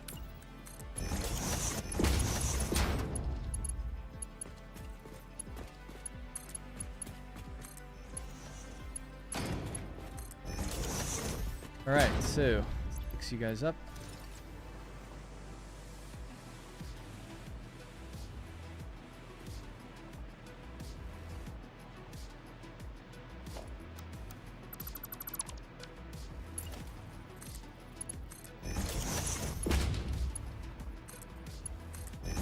I was missing a connection anyway, so that kind of worked out. Oh no, maybe it deletes it through the floor hole. I don't know.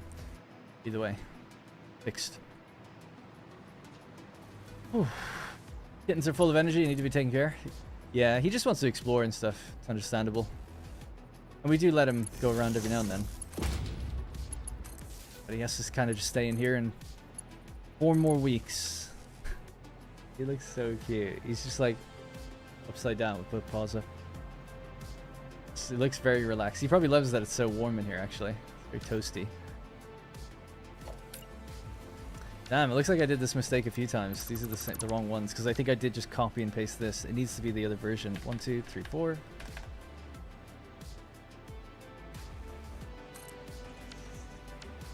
Ah, and then I forgot to hook this up to power.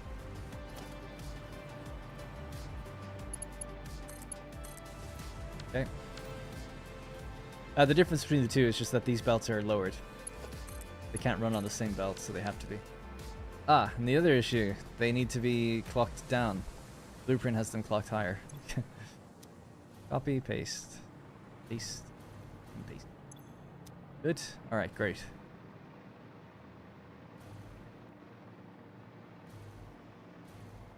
Good. Just quickly make sure those pipes are connected appropriately just here, just in case they have an issue connecting to that floor hole. Redo them. Almost.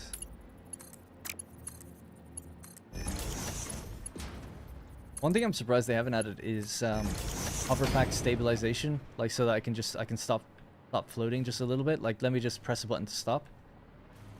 The games have that. It'd be really nice. People have asked for it, I think.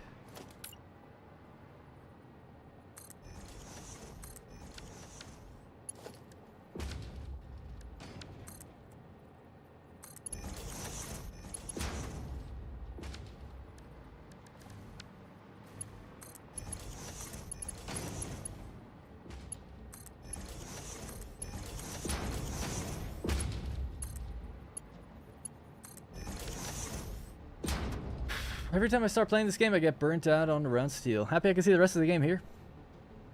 Usually the same happens to me, but 1.0 has kept me hooked in.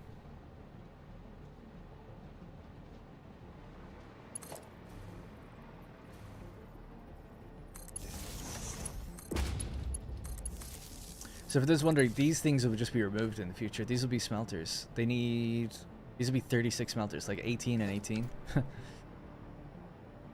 But for now, we'll just throw everything into a bin to make sure that this bit works. Let's just get rid of that tree.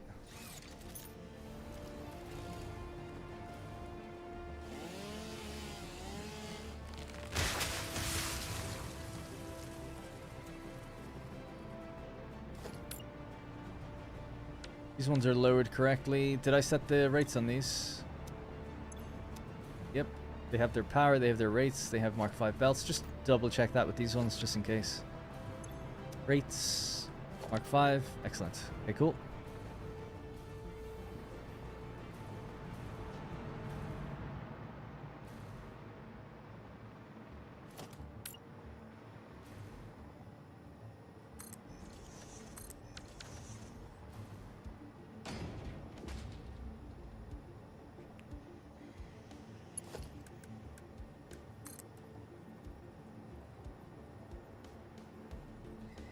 Fix the wrong pipes, you think? Okay.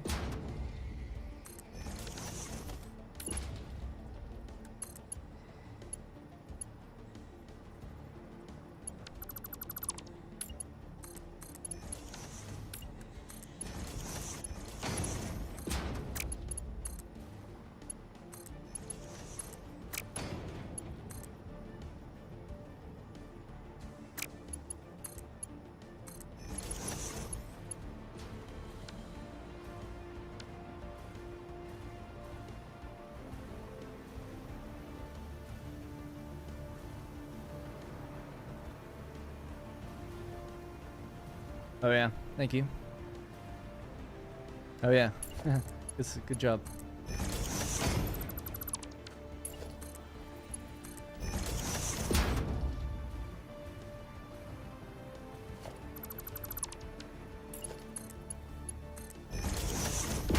They've got a floor hole there with nothing going in, so this was never hooked up, was it not? Oh, it's not. That one's the one that hasn't been moved yet. Yeah, yeah. That's interesting. There's a giant hill here, actually. Always something in the way. Have to work around it, I guess.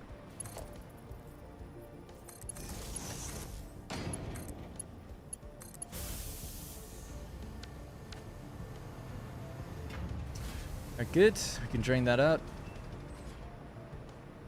Just check the rates of these. 65. Nope, this one needs 5.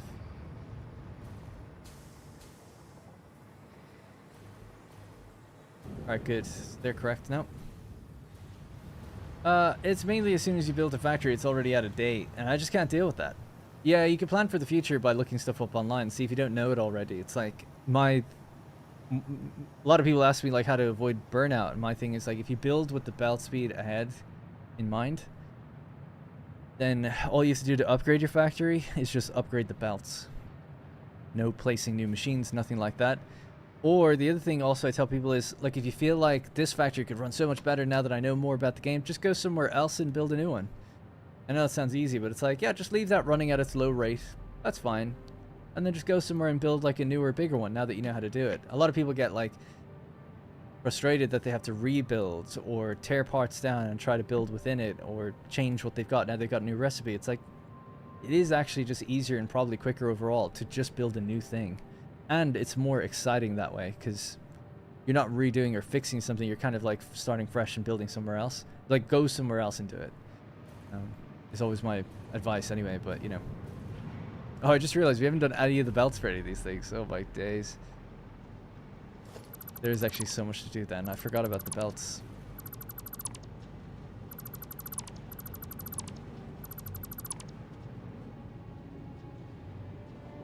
Can stay where it is. Right, we'll leave that there for now anyway. So still just have to do the last pipes. So these ones need to be moved over. Run into problems there. Pipes are raised though, so they might actually be okay. We'll raise the floor after the fact. These ones. Oh, they weren't blueprinted. These ones?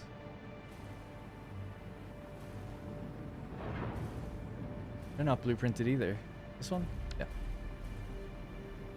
I just need to build it in line with this. It should be easy enough.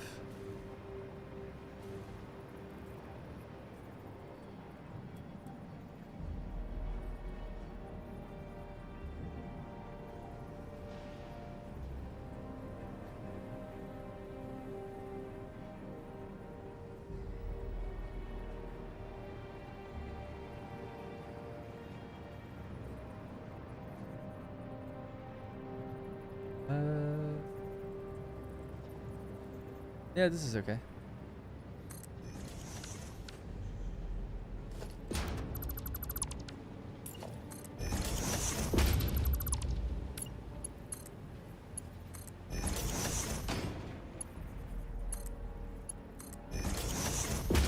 I might blueprint the layout of this then as well. Although it's actually pretty quick to build, but I do have to do it many times over. Now, this pipe needs to come along and join into this. So I'm just going to be a bit lazy just for a sec. Just bring this out here. Needs to go to that height. Ugh, yeah. Interesting that the belt is actually in the way, so maybe go down to the bottom, roll along there.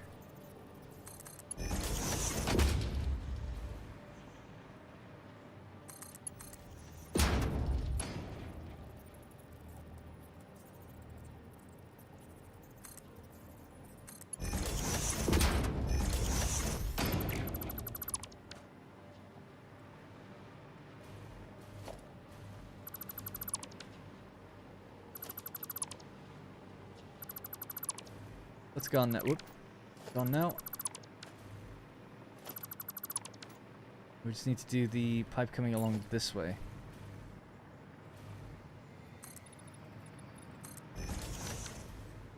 Oh god, right, it's almost done. So this is the last connection point that just goes in there. Oh, we need one more actually here.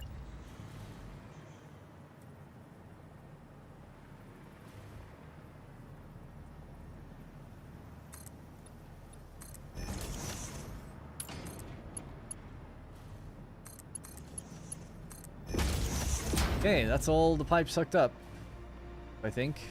No, it's not.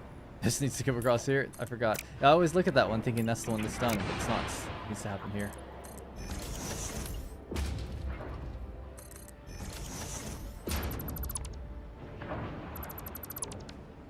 What's that noise? The refinery's still firing somehow.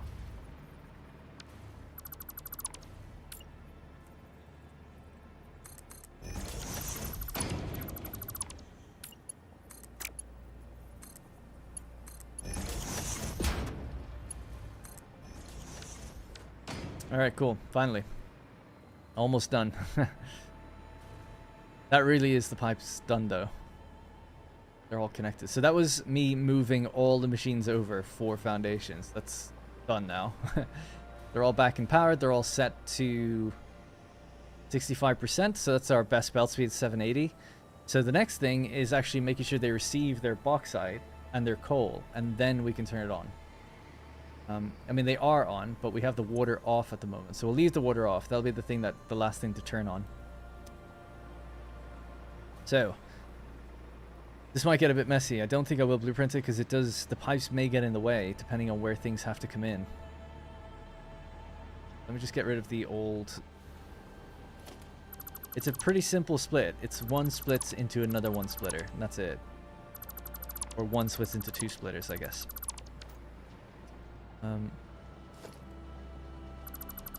Yeah, so now we're in a situation where this bauxite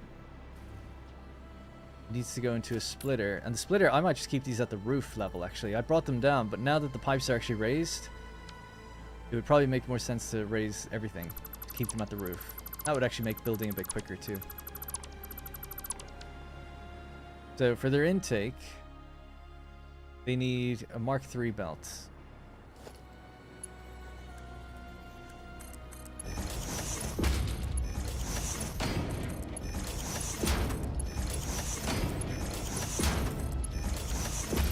Get rid of the coal for a moment. Alright, so this is our bauxite. This is the center point, this group.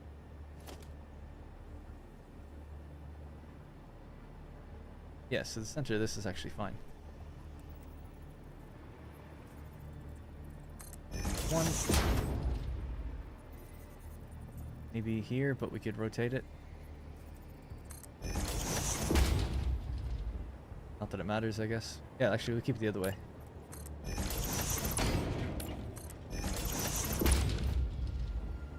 Okay, so that just goes right in front of this one.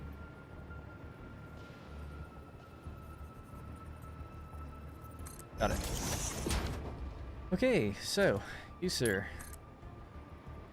Come along, go in there. Anything else that wants to get past you has to go either around you or under you. Something like that.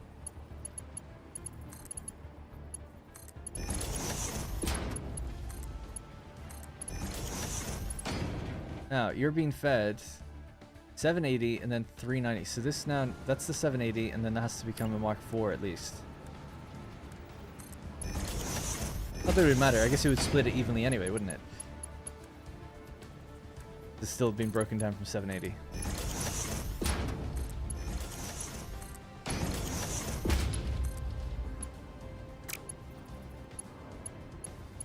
Oh, this is in the way. Oh, game crashed.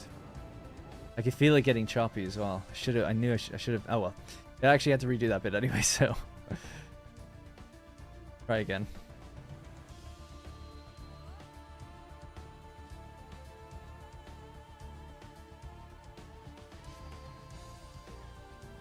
I just got home. I'm trying to find the turbo fuel packaged. The turbo fuel packaged. I'm on your save. Are you on my save for... What save are you on? For the stream world? For the desert world? For an older world? I'm missing the achievement for getting it on the golden nut statue. We were able to do it, but I decided to make it harder for myself. The stream world? You're trying to find turbo fuel packaged. I don't make any packaged turbo fuel. What we did today to get some packaged turbo fuel is I went up to the turbo fuel factory, built a packager, made 100 canisters, and then pumped turbo fuel into it. And then I used that to advance the MAM to get rocket fuel recipe. But I don't actually make packaged turbo fuel in this world to use for anything else. I haven't uploaded the stream save actually in a while for this world. Think about the next group of belts. No worries, Bill. Thanks again for the great content. See you later, Stockvis. And thanks for being here.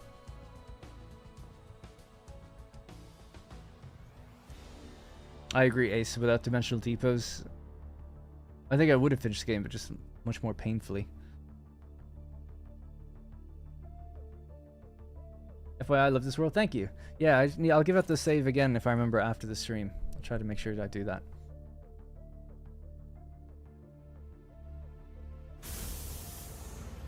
Alright. Hopefully not too much lost. Looks like the pipes are all connected and everything. Yeah, we've got a 10-minute autosave, so, you know, you can never lose more than 10 minutes. Right, so I need to do this again. But I made a mistake before anyway, so hopefully I can just get ahead of that.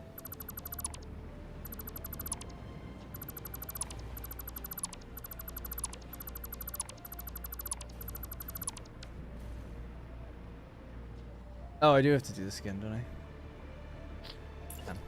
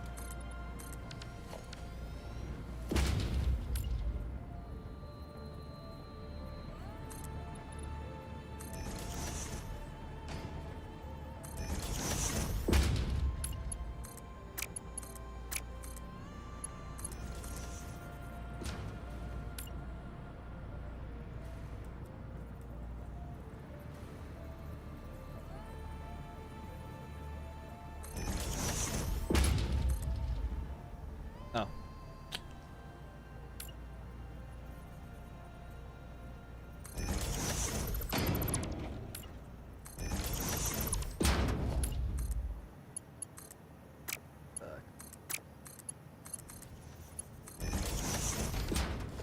Feels so much better without the lag, though. That's one good thing about this. Every time it breaks.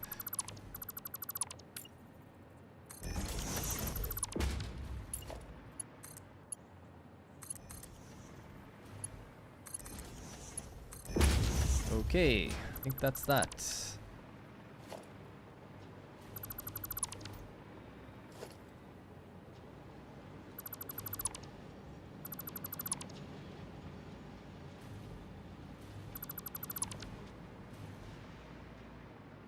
Need to connect that back over. None of this is now needed.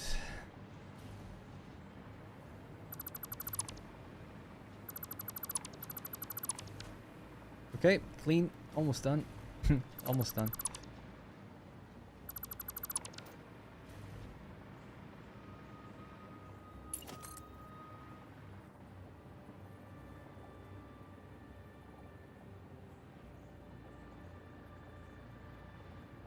There was something in the way here previously that I said... Yeah, I think it was pipes and I just got confused. Excuse me, oh my god.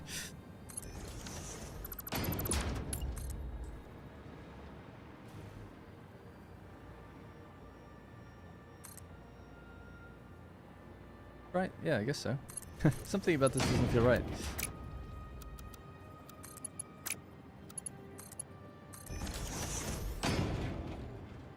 Fine.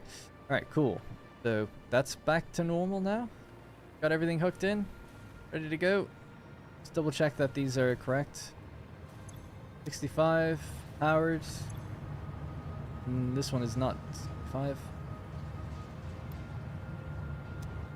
I should get them all ready again. Alright, so now we've caught up to where we lost autosave time. Ever wish dismantling would be faster? Yeah, actually I tried to get a mod that made it faster, but it didn't really work. It was like either instant, and then you could set it in the mod options, like in-game. You could set the options of how fast you wanted it to be. But then the animation would still play at the regular speed. So it's like they have a... The speed of the animation is independent of the time it takes to dismantle. They're like separate. And they've just timed them together. So it looks really weird. But I do wish it was like twice as fast. Twice as fast would be good, like done. You know? Done. Done. That would be totally good by me. Or just having an option that you could change it to whatever you want. Slower, faster, whatever. Alright, cool. So, working from here now, we have to do this again. So, bauxite receiving. Now I know to keep the distance away from the pipes. So that's Mark 3.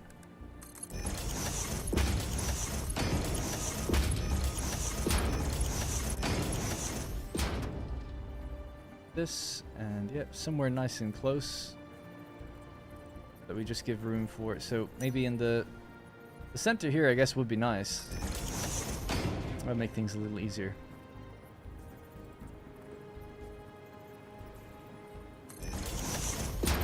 Maybe I'll place these lifts after I do that.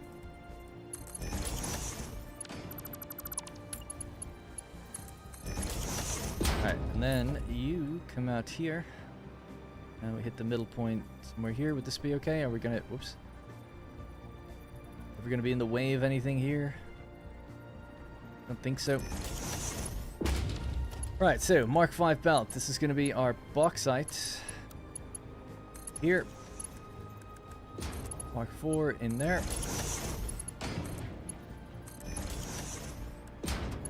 And then 3. Not like this. Okay, default mode, I guess.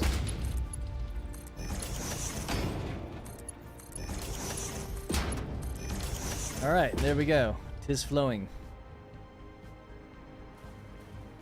Do they get full immediately?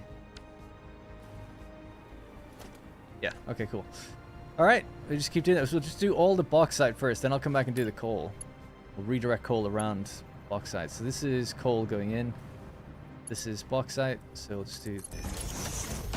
Oh, I just said that. We'll do splitter in place first.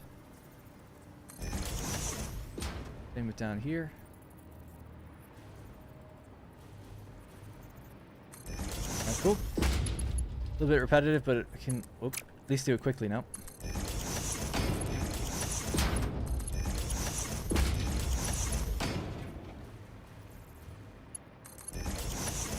These are connected, right? Yeah, I think so.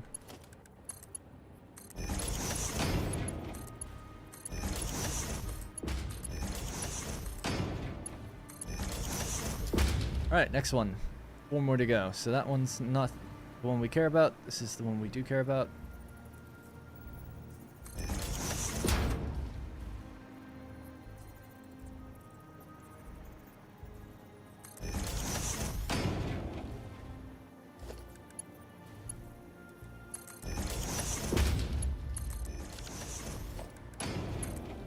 Ah, we need to put the other ones in.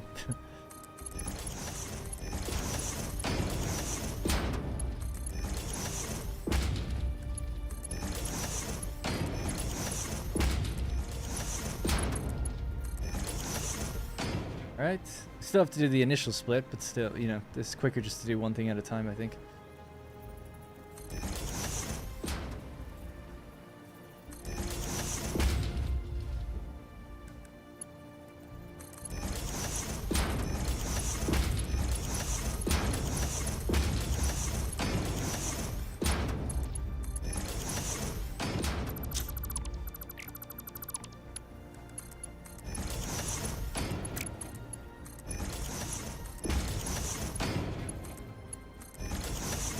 Okay, 3 more, I think. Oh, it's actually only 2 more. Good. Not that one.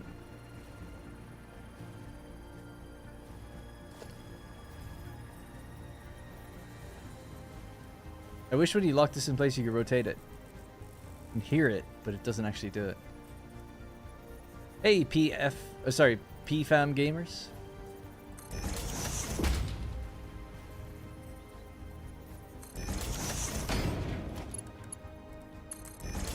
I'm new. Hello. Welcome, I guess. I'm old.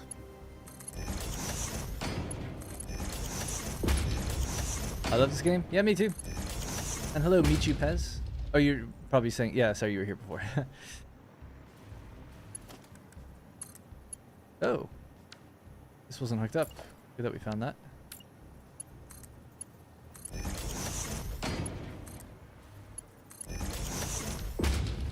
They're done on the... Yeah, the other side's done. Okay. Right. Keep going. Keep going.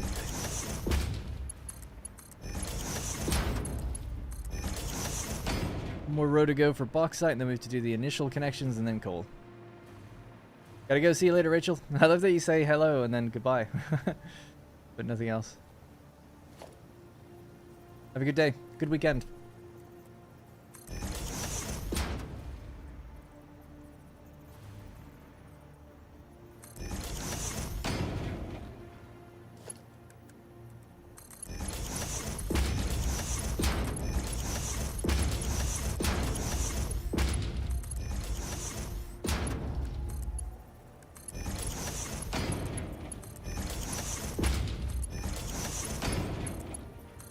Right, cool.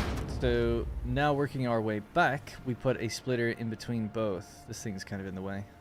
Can I disconnect this now? I'll just do it and figure out what's going to happen.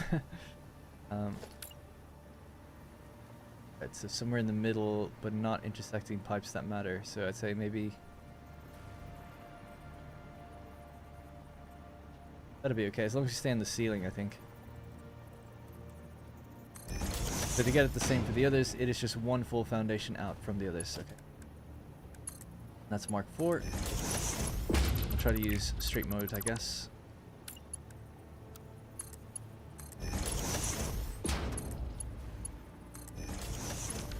They'll need to be fed, especially, but all good. Gonna be a lot of up and over with the bauxite trying to make its way all the way down here, I guess. How many bauxite nodes, or how many? 4 pure, 3 normal, 1 impure. 6,900 bauxite in total.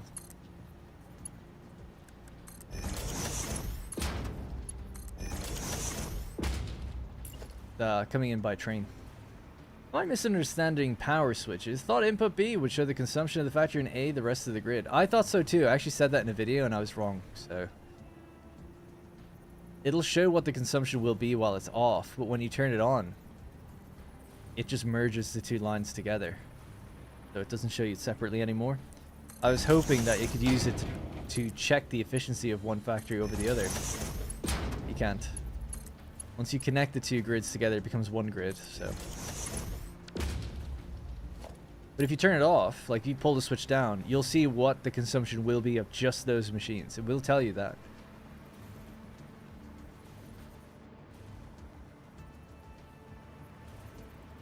I think that's how it should work too. Yeah, I get it. It makes sense. I have no clue at all what to do in this game and what all this what you do is about, but I like watching you doing it. Thank you, Chris Steps. What's my Steam name again? My Steam name is Darren McNally, which is my full name. I don't accept friend requests though. You can go into Discord and talk to me there if you want though. I just don't accept friend requests because there's too many, so. And I don't play on Steam anyway, with like other people.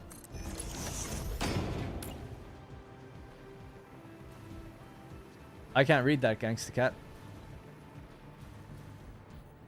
I don't speak what I assume is Russian. Is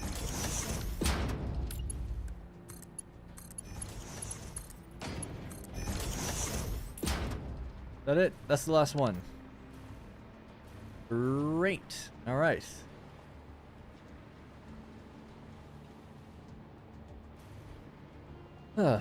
These Mark 5? Yeah. So now we need to plug Mark 5 belts into each one and get them to come from their various places. So this was one. The other one's going to come from all the way down here.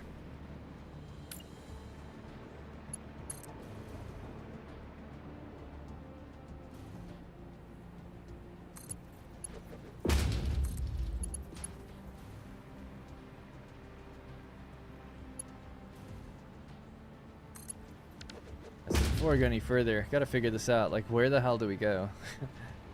So, we ultimately, they all need to be in the same place. They all need to line up in the same place, but they're coming in from different places, like different lines.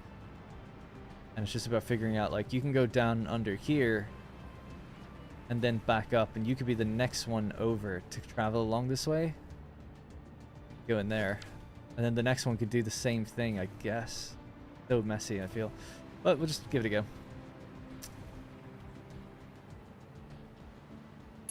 Alright, so you come all the way to, I don't know, somewhere like here. Maybe even just a little further back. Mark 5 lift, then we'll send you 1, 2.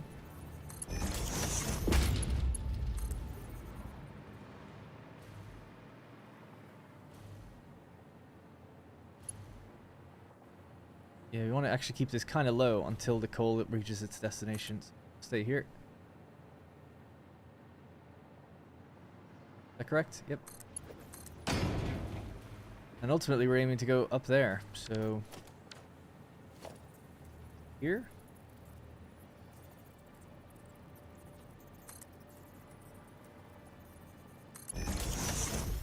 Might be a little too close to here. So this might not be able to turn in. Just a bit further back.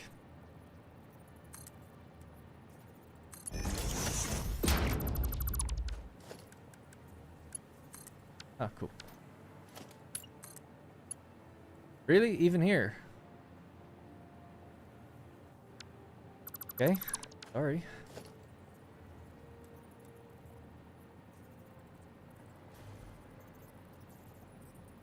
Right height though, right? Yeah.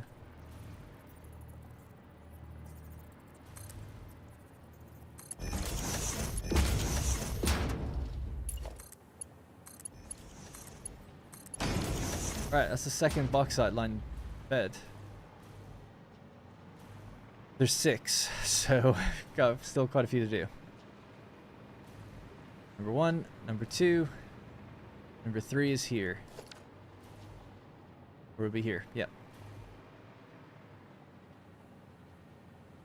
Is there a way to deal with the water as byproduct? Just loop it back in? Is the best, oh sorry, is the best way. I don't know. It depends. So this is our, I'll show you the layout of what this is because we have a few new people joining want to know. So the overall plan is this, right? 23 water extract. So ultimately it's this.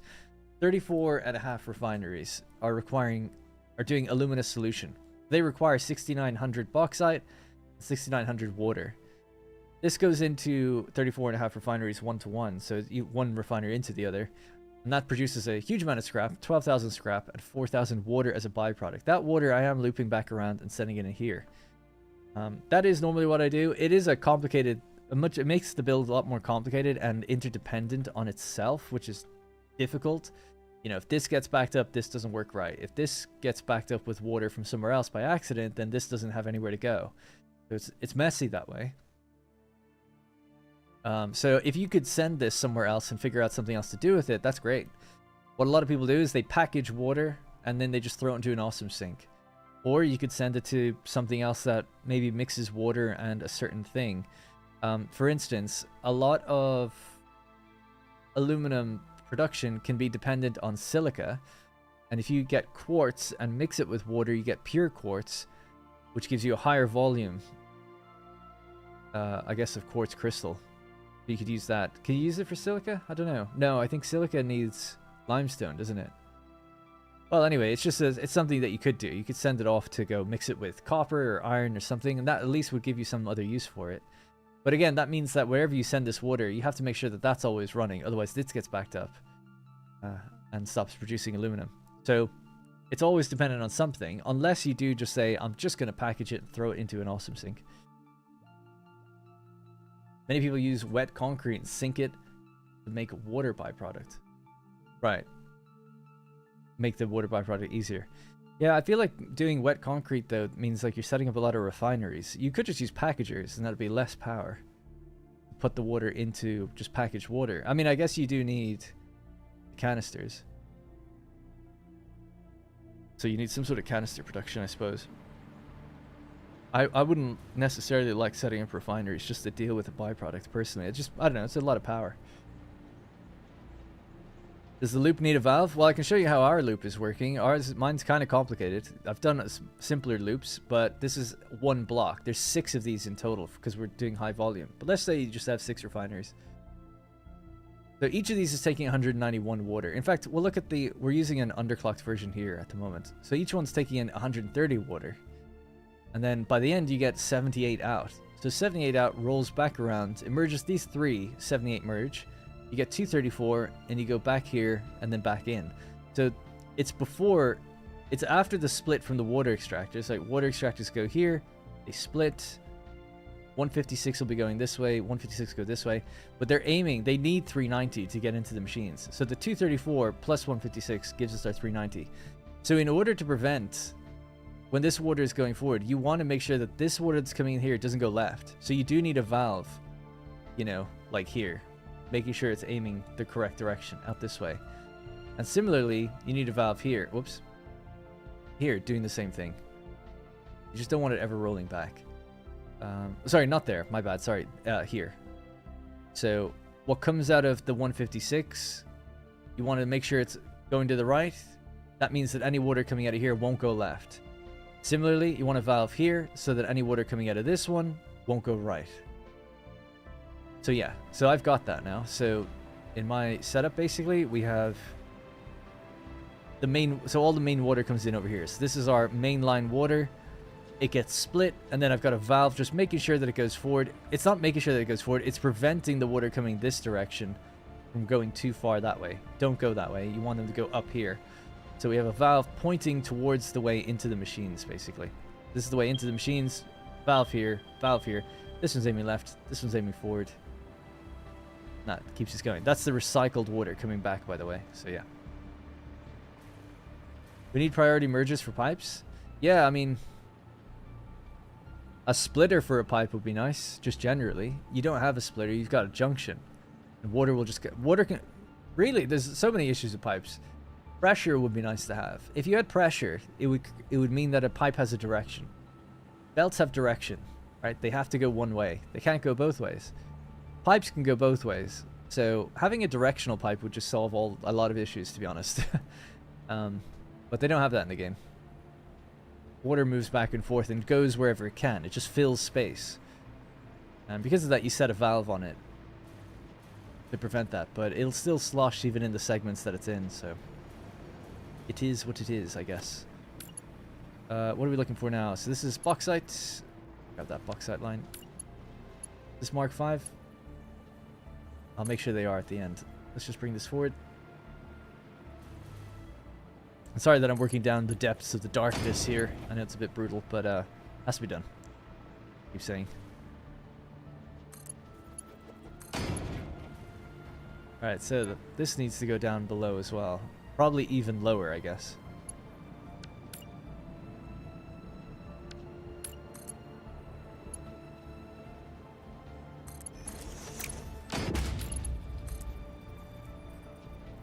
One, two, three, four.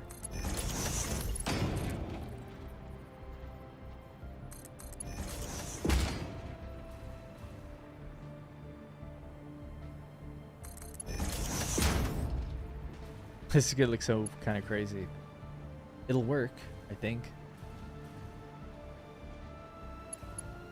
This one's almost in line with where it's actually gonna have to need to go. And I'll be building a floor and everything in here in the future. Sure.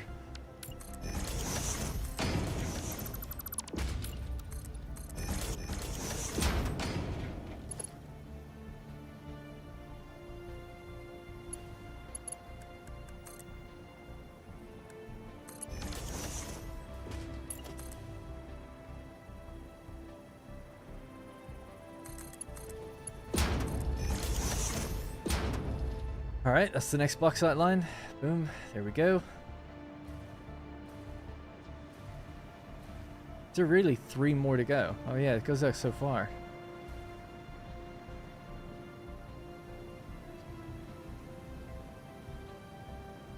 Vertical pipe junction does work as a priority junction? Oh, I guess because of gravity, right? It'll send to the bottom before it sends above. Rex is doing great. He's sitting here in front of me now. He's kind of waking up and getting a bit restless. Well, he's free to move if he wants. He has just been sitting here. And he's grooming himself now. Wait.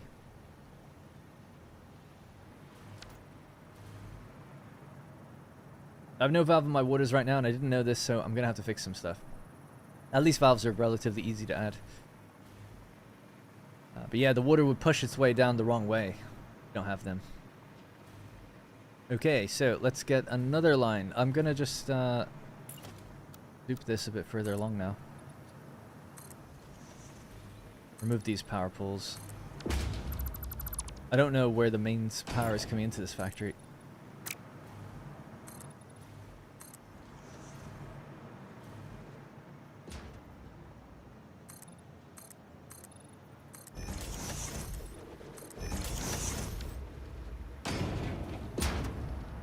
Time's it? Nearing the 5-hour mark.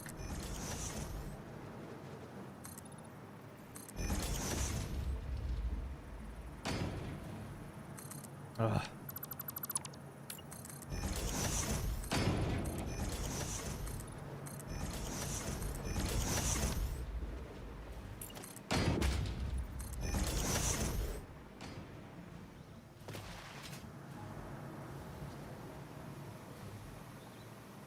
Well, they all still have power, so getting rid of those poles seems fine. The trains are running, so I assume the train stations have power as well. I just don't know if the miners do, but we'll find out. Got up with your Let's Play, my Cat's Play? That's awesome.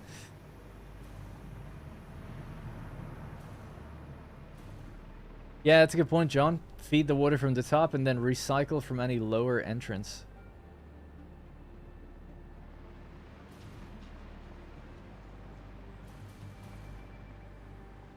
Right, so bauxite, bauxite, bauxite. So this line here.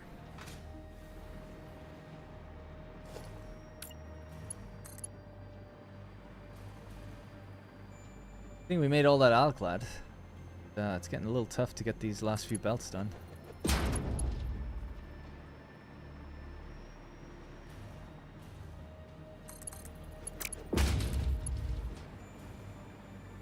Right, so need to go a little bit lower, but not too much lower. Squeeze through this gap.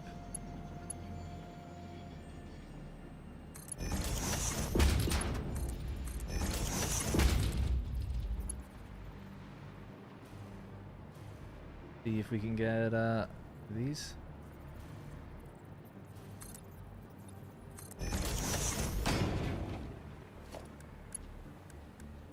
Oh dear. Right. Just a little bit out of reach.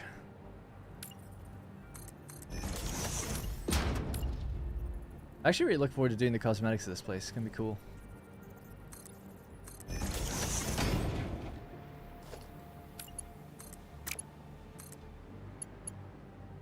The basement will be a nightmare down here, but other than that, it'll look good.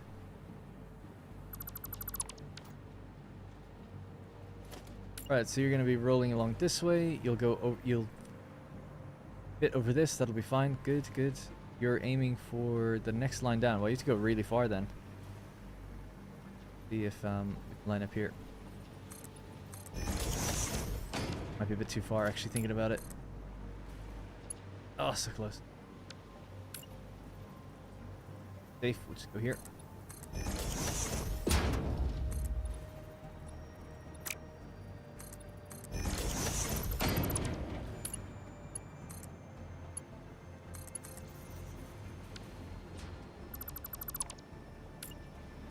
Can I see your base? Nope. I don't have a base. I don't know what that means. I don't even have a space elevator or a hub. Like the hub is just on the grass somewhere. The factory that I'm building now, you'll see it when I go upstairs again. But at the moment, I just want to get this done. I know it's a bit repetitive, but it has to be done. Got to connect all these belts together. It's a big project, so. I've got some really good-looking factories in this world, like that are complete. But yeah, I don't want to just take time. We've been there earlier in the stream, so I don't want to just like randomly stop and go there.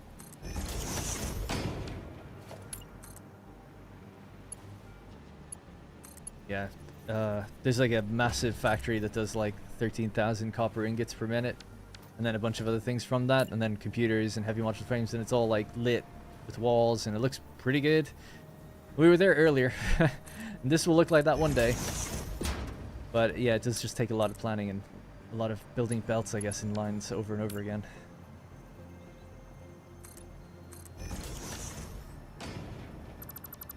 But in terms of a base, like, I never really made one.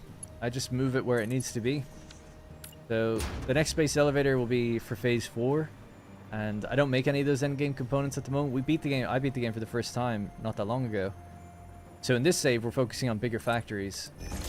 And I'm not going to need the space elevator for a while. So I do plan on actually making, once I've got a few more factories up and running. God, I really need to get the distance right. Oh, we're aiming for there. Great. Making some sort of base that actually looks good, and you can like walk around and see different things inside of it. But for now, like, I don't need that.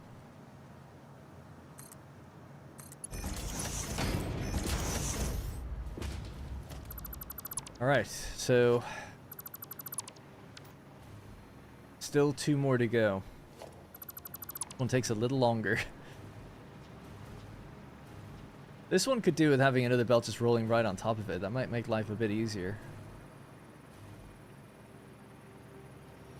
Maybe I'll do that. He does have a VOD showing him build this. Yeah, so the previous builds streams are all available to watch, but also this world and some of the bigger factors in my videos. If you want to see, well, I like to think anyway, well-edited, succinct videos that are less about doing repetitive tasks and more about doing cool things, you go check out my videos. Got a problem here. Why are we missing coal? Oh, coal's up there. That's fine. Okay, good.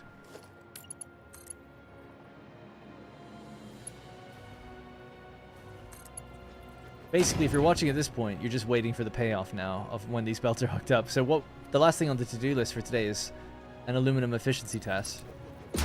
Basically means turning all of these on together. We turned on one block, and it wasn't really running right because it's built for a future belt speed. It's built for 1200 per minute, which we don't have yet. So I'm now underclocking the factory to run at the belt speed we do have. But it means that we have to test it and see, like, can that work? Yeah, so I'm just going to put this belt on that track.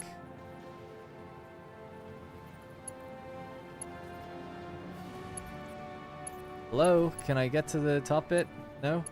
Why are you connecting to the bottom? Problem, man. Why is it doing that? We can't go to the roof, and maybe that's why then.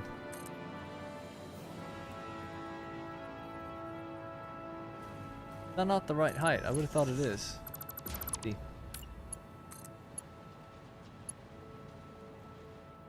No, I guess not. Alright, well we could pick it. Hello, McFly.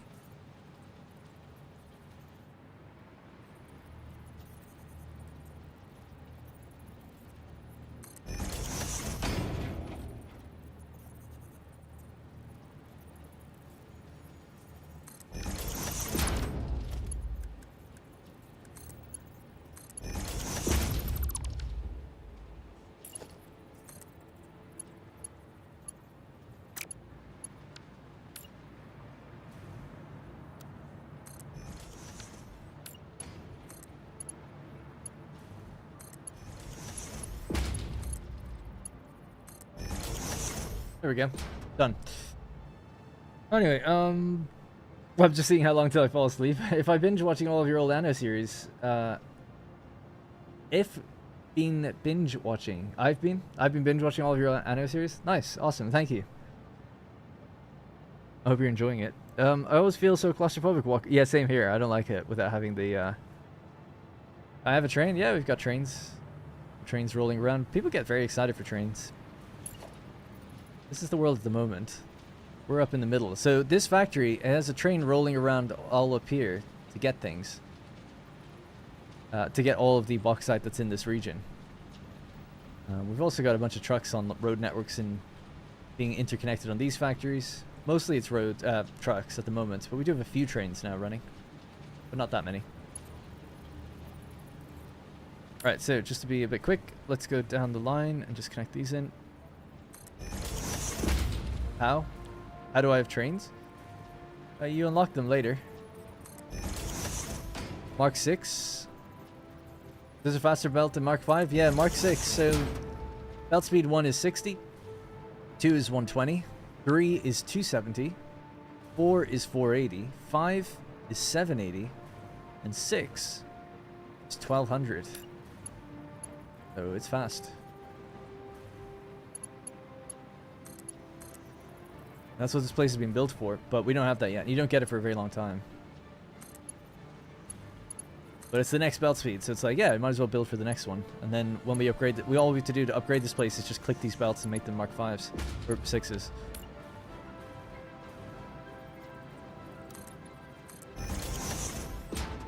Right, so we're aiming in there. Following this down the line. I guess we need to put a few closer.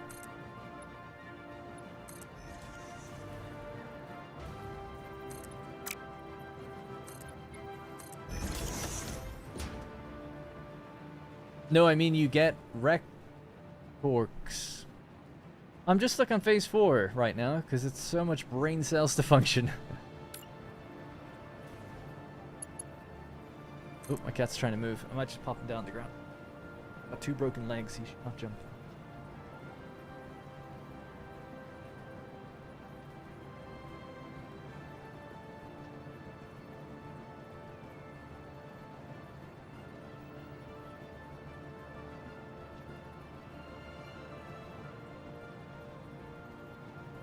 Gotta work on the farm? I got work to do here. This is real work. Through the farm. I won't be done for a little while. Another 30 minutes at least.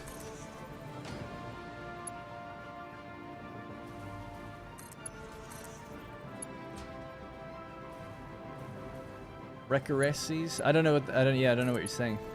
What farm? Me and Rosie are playing Stardew Valley.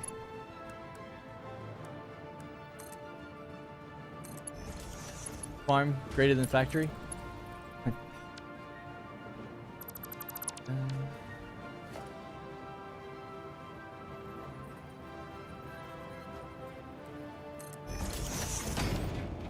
I didn't actually need to do that. Hang on. I'll go as fast as I can. which means I won't change my speed at all. Doing what I can.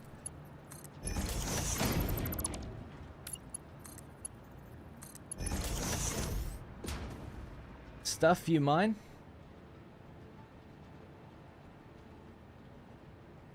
Yeah, I still don't know what you mean. The stuff you mine? So we're using bauxite. We're using Mark III miners. Resources. No, I mean you get resources. How? Yeah, so we have trains picking up from the miners at various stations. So these stations are connected to little miners. So they load the train runs along this track, it comes into the factory unloads it onto these belts, and the belts are rolling along. That's how we have resources on the belts. Because that's already been hooked up. Same with the coal. And the water's here too. All of it's ready to go. It's just a matter of hooking up these final belts, that's all. There's one more belt to go here, and then we got to do coal, and then we're done. Then we can just turn it on. I can go on the farm.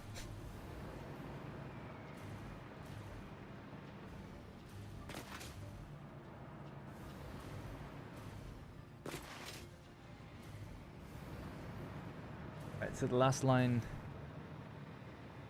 is here.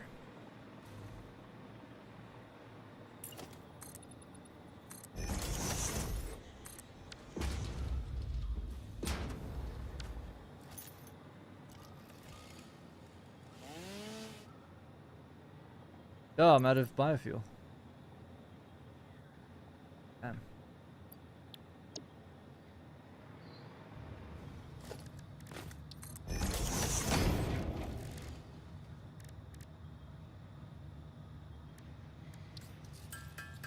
What is the sink sinking? So at the moment, just to get the place running, we're just making scrap, and then I'll just be sending it into an awesome sink. What we'll have to do next week or in the future, well, next week we're doing a big turbo or a rocket fuel plant.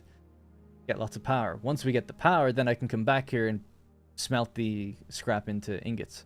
So we'll need 36 smelters. Basically 18 smelters for 3 refineries, so 36 per group. There's 6 of these, so 6 times 36 is what we need. We'll need 216 smelters. Yeah, so 5172, so 1034. So it's 1035 actually times 6. We're gonna be making 6,200 aluminum ingots here, so it's high volume stuff, or will be, once it's all up and running fully. What did I miss? Yeah, so today we done a couple of milestones to unlock rocket fuel and a few other things just so we can like look at it and stuff. We unlocked advanced aluminum production, blenders, all these new kind of things that we'll use in the future. We also tested a little bit of the aluminum so far, and then I realigned all the machines so now they're nice and synced and lined up with each other. Now we're just running the first test of all the machines running, which I don't know if we've really even got the power to do, but we'll try. And basically to do that, I just have to hook up one last bauxite line and then 6 coal lines, and then we can turn it on.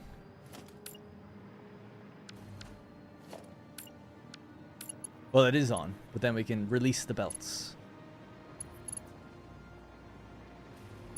So this belt needs to go all the way down to the very end, pretty much, in a straight line.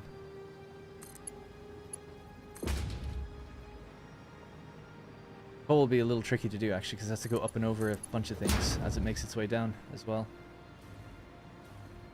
That'd be one thing I'd say that I could have done better. If it's good that I separated them and made sure they were staggered and everything, but really putting them on a floor below, just on stacked belts running in a parallel line, probably would have made life a little easier.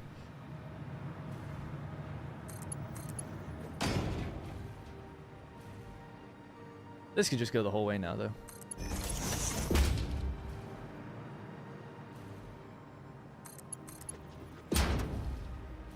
Got here just in time then. Yeah, just for a little bit of repetitive coal belting, but then actually testing and seeing if this thing will turn on and run properly. I think it will.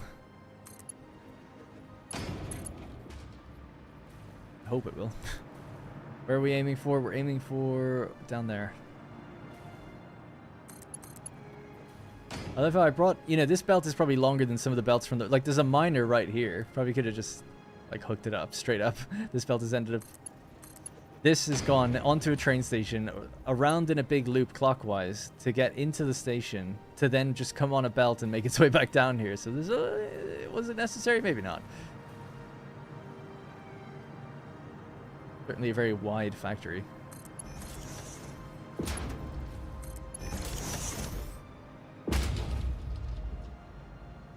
Alright, there we go. So that is splitting nicely. Good. Alright, so it's just coal left now.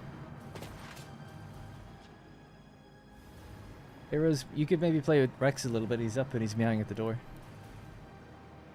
And maybe open the door and let some air in. 'Cause I'm dying. If you're listening. If you're still out there, Rosie.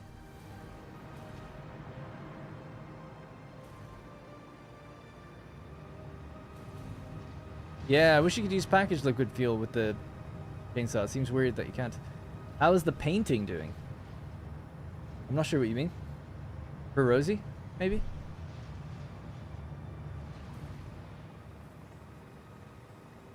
Alright, coal. So, coal is basically coming in here, 468 and then 78 each into each refinery. So it gets manifolded down between each one. It doesn't have to be evenly distributed or split. Be nice if we did, I guess, but maybe to make things easier, we'll just manifold it. I'll have a look, see if we can do it. It certainly would be good to make sure none of these get full of water first, so just to make sure they all run together. Does seem like... And what does it need? It will need, in the future, a Mark II belt. Okay, cool, so Mark II is all it needs. Great.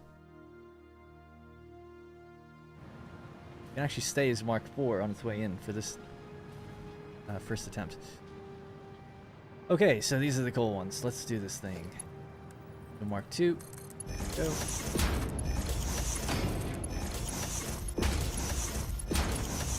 Yeah, I'll do it the same as we did before. I'll manifold it. It's the right thing to do.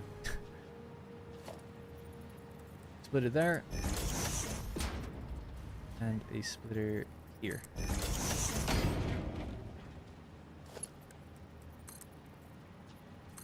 Okay, so based on where those things are being placed, they'll just have to be fed in manually anyway, so that's fine then. Not manually, but built separately.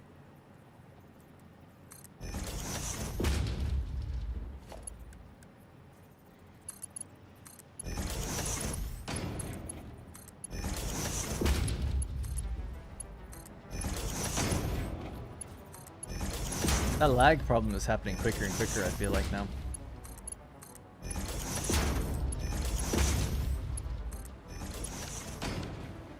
Alright, well that's kind of one done. We'll do each of these and then find where the belts can come from. I'll do that last. 1, 5 to go. Starting here. There. Fuck, I knew it! Against my better judgment, man. When I feel the lag, I really need to just save it and quit. There's some sort of memory leak going on. I do think it's actually based on the amount of stuff you put down. Because if we don't put down anything for a while, everything's fine. We ran around the early game and there's no problem. But once you start building stuff, I noticed that it gets laggier and laggier, and then eventually it crashes. So, time to restart, please.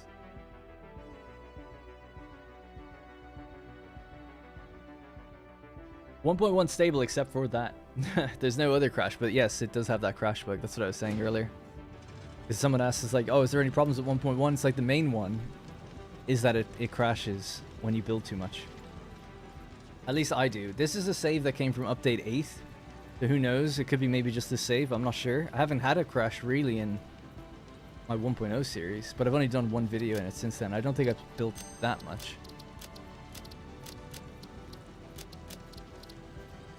I can just 1 sec. See if Rosie can come in here and take care of the little pupper.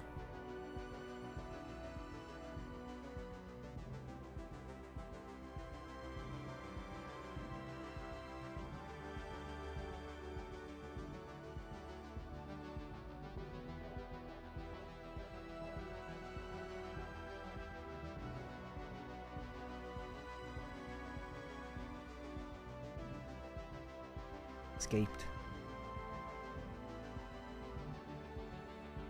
My game has that lag when I spam blueprints. What is spam blueprints? Yeah, it just seems like object creation, like there's something in there for that. For Rosie, you'd have to ask her about her painting. She hasn't been doing as much painting lately. Doing some drawing though. Someone was asking about how your art's coming along. She just says good. No new pieces, I guess, to show right now.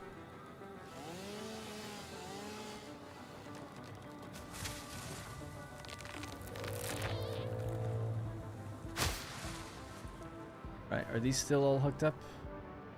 I'll have to do another one of these, got that.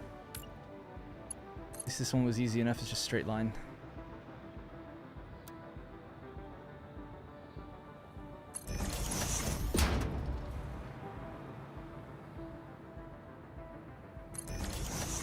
Make sure I'm not making a mistake. Is this coal? Oh yeah, wrong one. Okay. Close.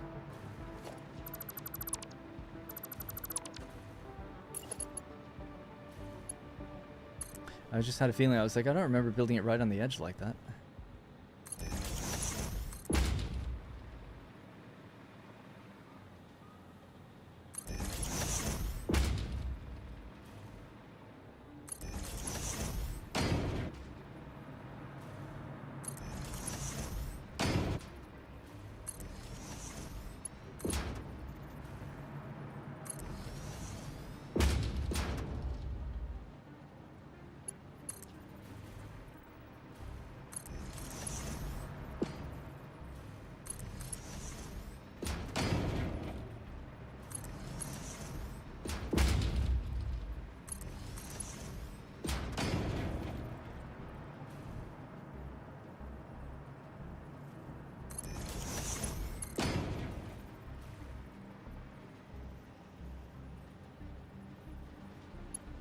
Oh.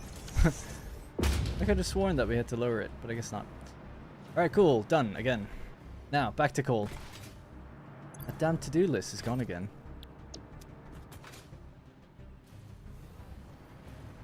I've debated moving to 1.1, but I think I'll wait until the official release. Yeah, I mean, other than the crashes, I know crashes might sound like a bad thing, but other than that, everything else seems to work. Like, be fine. So, if you want the blueprint auto-connect, like vertical nudging, copying paint, like when you just copy the thing you look at, it does a lot of quality of life. Like, I'll take a little bit of crashing, honestly, for how fat, like, I haven't lost as much time as I've saved, let's put it that way. But, you know, each to their own. I'm not here to sell anyone on it. You're always better off waiting anyway, just in case. Right, cool. Let's do this again. Arc 2. 1, 2.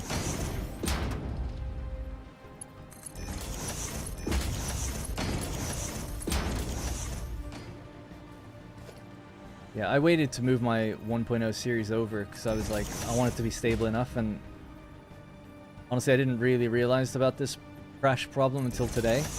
I haven't noticed it in my other save, so I don't know. Is it to do with this old save? Is it to do with it's a world with a lot of stuff in it? Is it because I haven't been building that much in the other world yet? I don't know. But I felt it was stable enough to move save because people follow along with me in that world, so I wanted to make sure I wasn't messing anything up for anybody. Now I fear I may have a little bit, but I'll just tell people set your autosave to be like 10 minutes. At least saves are super fast now, so. Too much was that.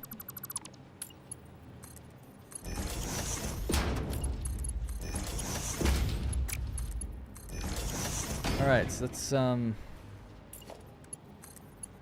one coal section at least sorted. This again on the next one down, so 5 more times over. We're now back at where we lost the autosave.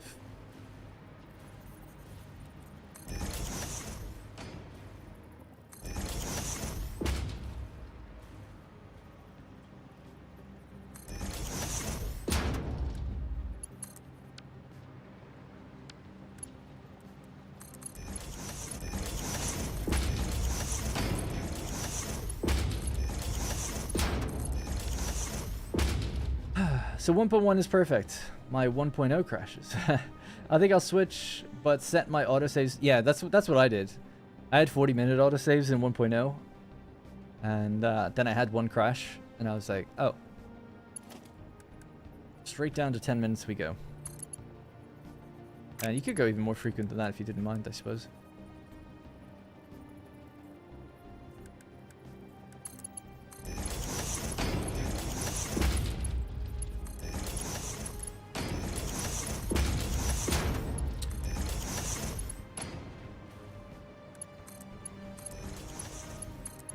Alright, 2 down. 4 to go.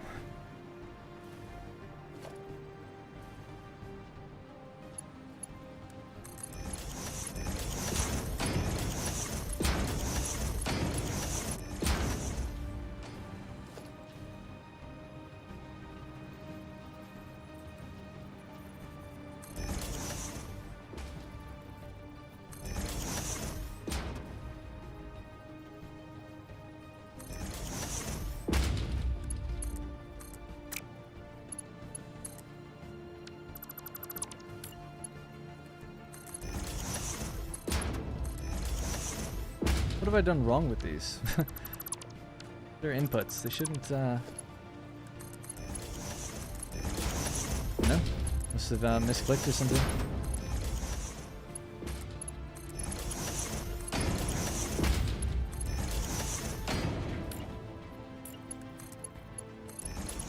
Keeps happening. I did what you did with the trains. Oh, wow. Alright, next rope. 3 down, 3 to go.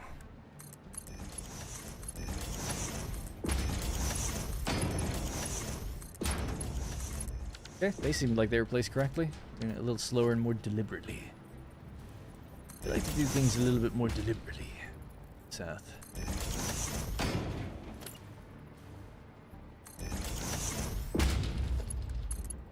Gotta get ready for the biggest payoff of your life. Hey, this still didn't work. Yeah, it does keep happening.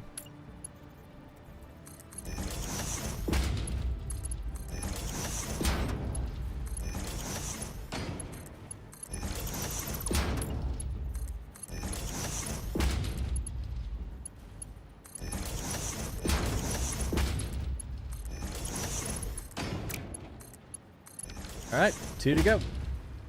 Can you show us how you did the notes app just very fast? How I did it? There's a whole video where I planned this on stream, so I don't know, was it in the last one? I think it was 2 streams ago. So it's in there somewhere, but these are just like little pieces of card, effectively, with images on them. So I can't really show you other than you can move and scale things and put images on things. So I've saved the images from the wiki, and then I colored arrows, and then I would copy like a block and be like, there's another one, that kind of thing. And then the planning just came over time by looking through the in-game encyclopedia and the wiki online. If you want to see an in-depth look at like literally how I did it, it was done on stream. Yeah, no worries. Where are we at? So here. More to go, right?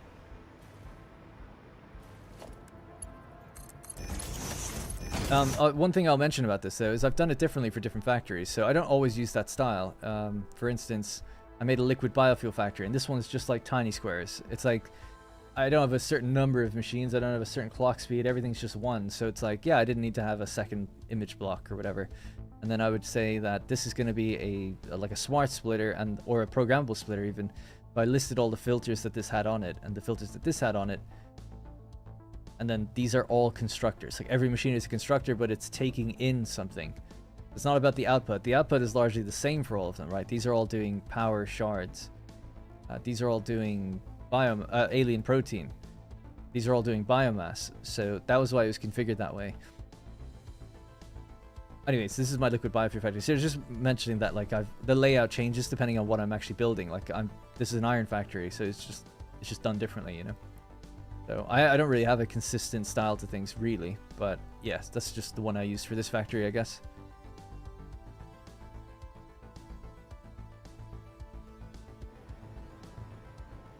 You don't want to blueprint the coal lines and bauxite lines underneath with the machines already. Well, the only difference if I blueprinted it from the beginning would be that these three outputs would be here. Maybe I could have put the splitter in. But, you know, I didn't have the whole plan completely gamed out until I started building it. I didn't know how I was going to feed them. So, if I was to do it again, you could maybe look at one block and go like, okay, now how could I build all that into like one blueprint? So this would have a splitter between these three, and then all I would have had to do is build one splitter and connect them in. So yeah, I do that in the video series, but on the streams, you know, flying by the seat of my pants, not planning everything to the nth degree, kind of trying to play and plan as best as I can, and then build. So it's the same with the pipe junctions. It's like, oh, once we built one of these, I did end up blueprinting it. So I was like, okay, yeah, we're going to need 6 more of them or 5 more of them.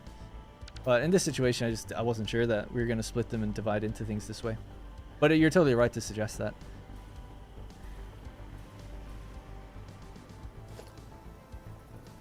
You're basically saying, like, how come you didn't forward plan better? I mean, thought I did as good as I could.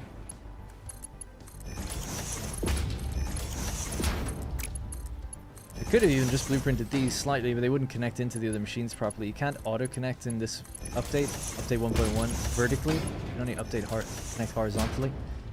So that's why I was thinking, like, oh, we could do what we did here, create like one of these, but I don't think it would actually save much time.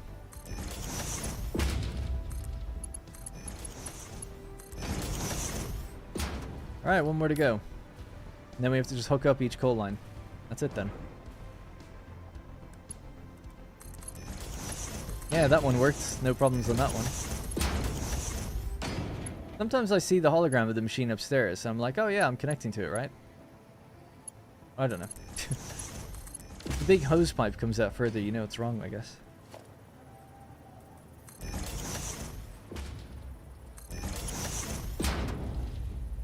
Oh, there we go. I feel like that one didn't appear for a minute.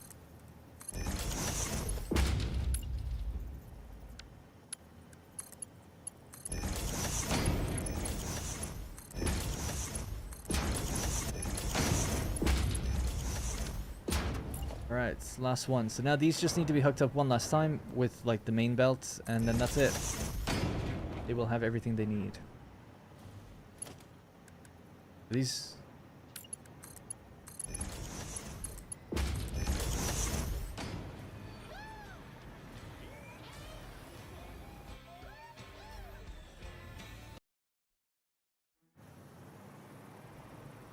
Oh dear. Alright. Good.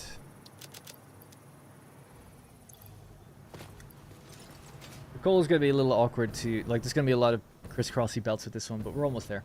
I have an issue where the outlines of machines bleed through floors and such. Is that not normal? I think when you're below, you're supposed to see the outlines of machines. So, I think it is normal. Like this. So, I think that's the point. That was added with 1.0. Because you don't see these outlines upstairs. I think it's specifically for when things are obfuscated. I guess it does have the outline. But yeah, now you do see it beneath things. I think it's good. I like seeing that. You're not supposed to necessarily... Yeah, no. This was an option, wasn't it? They took the lines away, and then people were like, oh, now I can't see the bounding boxes of certain things. So they added them back. I think that's an option, though. I think you can actually disable that one. I could be wrong. Alright, so line number 1 here needs to go... there. Alright.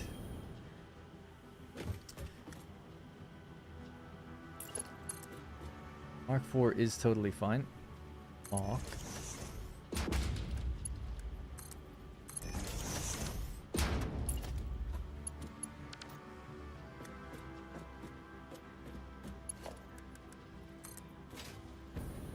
Let me get the hover pack, actually.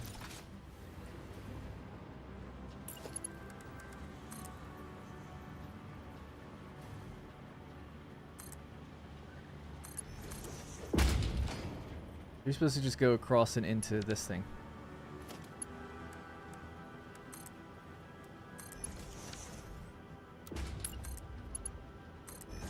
Alright, number 1. Nice and easy. No problems there. Number 2. This line. Like we're going down the very bottom. Delroy, thank you so much for becoming a channel member. Thanks for all the support today. It was actually quite lots, so I really do appreciate it. You sacrifice floor space. Sorry, I didn't read this, Jordan, earlier. Is there why is there a lizard doggo as input? That's the, well, bioorganic material. Do you sacrifice floor space for placements of splitters, belts, and piping to end up in the middle of the foundation, so it's easier to place stuff later on? Yes. Definitely. I didn't always do that, but that has made building and lining things up so much easier.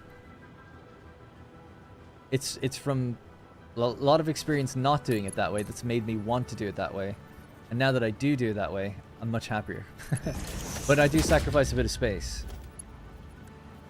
But it's so much easier. When you start doing blueprints and... hang on. That is correct, right? Is it? So hard to see. That's too low. Yeah. When you start doing blueprints, one of the reasons I started lining things up at the center was I built blueprints of like constructors. Very simple, right? Constructor goes in the middle, and then you have your splitter and your merger. Right? It's easy across 3. An assembler is different. Assembler is like an uneven amount of space. But I found that actually what I end up doing, if I just have a constructor, an assembler go splitter, assembler, assembler, merger, you know, I let it take up 2 full foundations, even though it only comes to about here. So the longer the belt, like you could shrink that down to about 3.5 foundations, but letting it take the full 4 allows you to use that center point to line up with other things more evenly.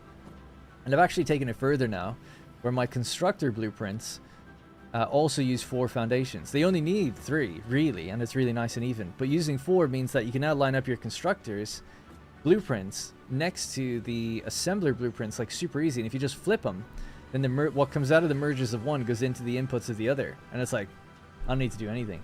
And now, in 1.1, belts will auto-connect between them. So now I don't even need to build the belts between them. I just have to connect the power. So it's chef's kiss. It's just like, yeah, I'll sacrifice the little bit of floor space any day to get that ease. Especially when you're starting to build big. It's like, look at the amount of repetition you might end up having to do. If you can cut down on that in any way, it's worth it for the little bit of extra space. And I've got a lot of space in this factory, to be fair. But worth it, in my opinion, anyway. No worries, Jordan. Sorry it took a while to get to it.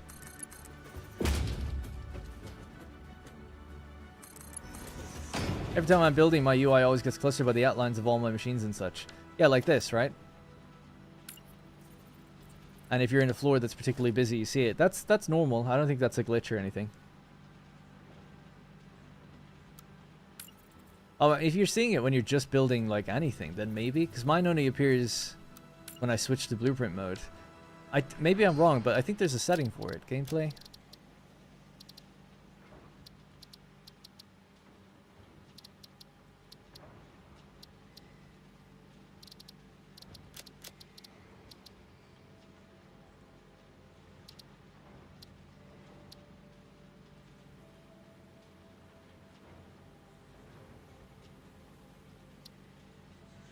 don't even know what that means. I've never looked at that stuff. Shows small costs, showing missing costs. Turn off creature alert. Small equipment, big foot. I'm so sure they said it was a thing. I guess not. I can't. I don't know. Maybe accessibility? I don't know then. I don't know.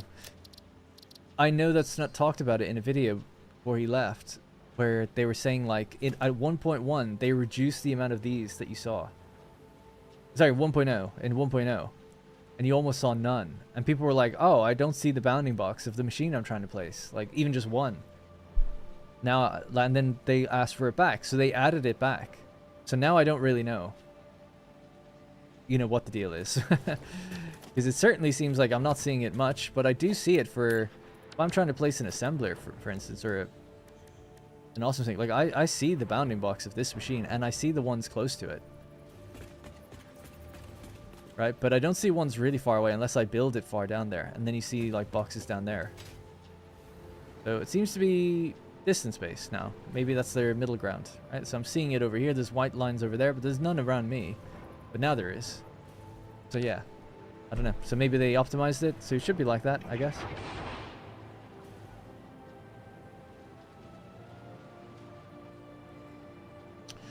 Anyway, sorry for the distraction.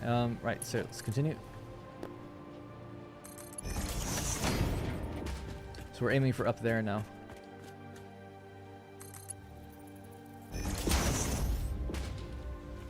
Auto-saved. Alright, so far this hasn't been too bad. Coal is making its way in. I mean, it's obviously like looks like a nightmare if you just look at it, but it's actually pretty well organized. But good. Alright. Next coal line. Line number 3. That's going to be here. So this one. You have to go under this belt at least. But there's a lot of room then after that, so okay.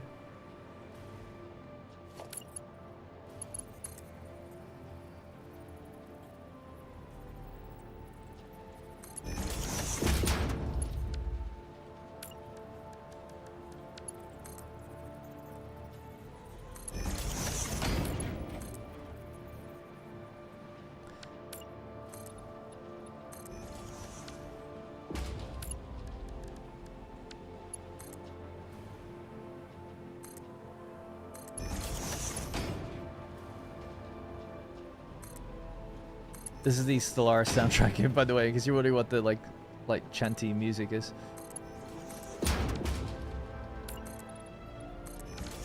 I'm in game right now, about to send SS. About to send an SS of the issue in Satisfactory. I don't know what that means. In Satisfactory chat.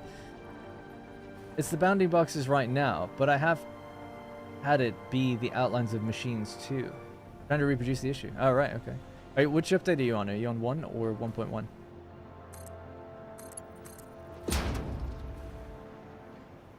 Have I gone past? No, I haven't. Great. Very good. 1.0? Oh, a screenshot. I've never heard anyone say SS for screenshot before.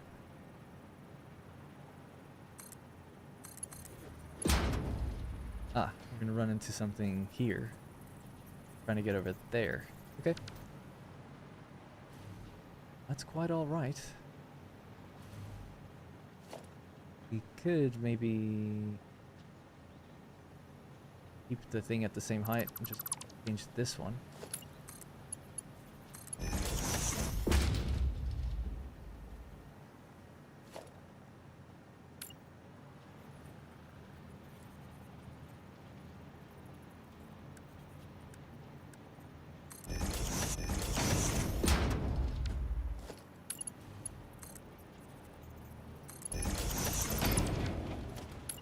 These work.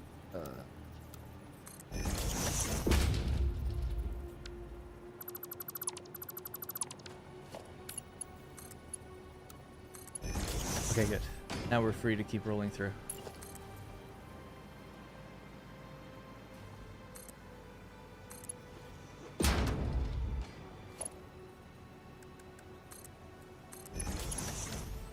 Alright, line number 3. So 3 down, 3 to go. That's it then. Before it all breaks and none of it works.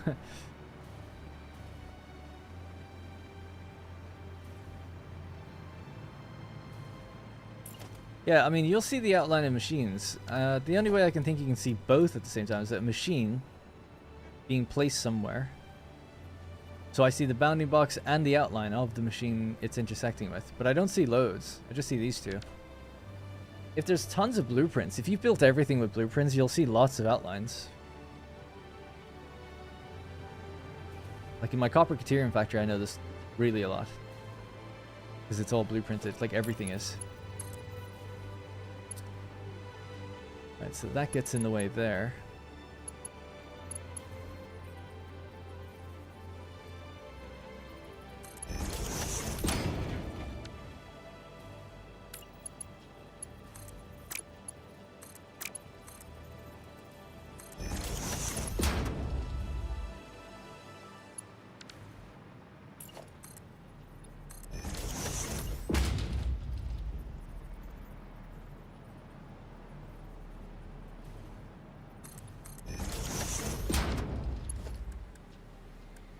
Starting to get a bit of lag. I'll just connect this and then just reload. So I don't lose any progress, just in case. What day is today? Yeah, this is... How many coal am I using for this? I'll show you just in 1 sec. Let the game reboot. The plan is to use 4,140 coal per minute. Current clock speed that I will be using, it'll be 468 times 6, but we'll be increasing that later. This is what we expect to see, 2808. But what it can, when I get the Mark 6 belt, we can go up to that. And we have all the mines tapped already, like all the infrastructure's there. Whoa. Showed y'all my email.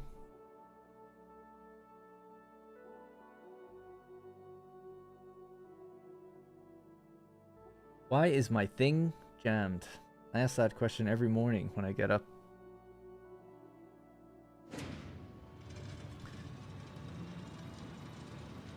We'd need more info, obviously. Are you sure you haven't gone past the coal splitters you needed? I may be wrong, but I think you went one too far. I'll have a look, yeah. I'll check, Clive. Are they ever catch you live due to Oz time zone? Just saying hi. Thank you, Akua. Going back to the start. Well, if you did get to this point, thank you from 6 hours ago. Because I expect you to watch it all without any break. Thanks, Akua. I want to see a urologist if that thing is jammed in the morning. Oh, it's jammed alright. Different reason. My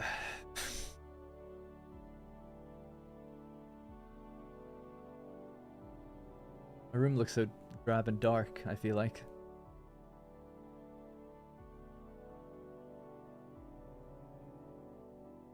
Let me check these coal nodes, see if I missed one.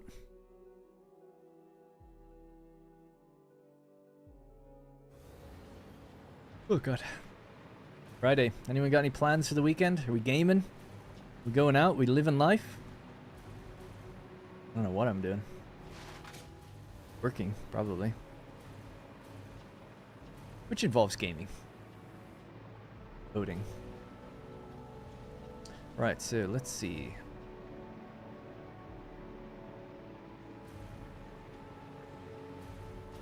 So the first line is here, bauxite, and then we have coal, so that coal's being fed. Bauxite, and then we have coal, that coal's being fed. Next one, bauxite, and then coal, that coal is not being fed. You are correct, sir. We went too far. For that, at least we can just connect this in the same way. Shout out to Clive. Got it right. Clive? I was thinking of Clive in the South Park. 8-mile hike around Germany for me. Oh, nice. Oh, that's kind of sounds good. Gaming most of the day tomorrow on this game. Nice. What's in the menu when finished? I cooked a Thai yellow curry. few days ago. 2 days ago. So there's 3 portions. I'll be having that. So I'll cook some fresh rice and then yeah, have the rest of it. Have them in like little glass containers that I'll have.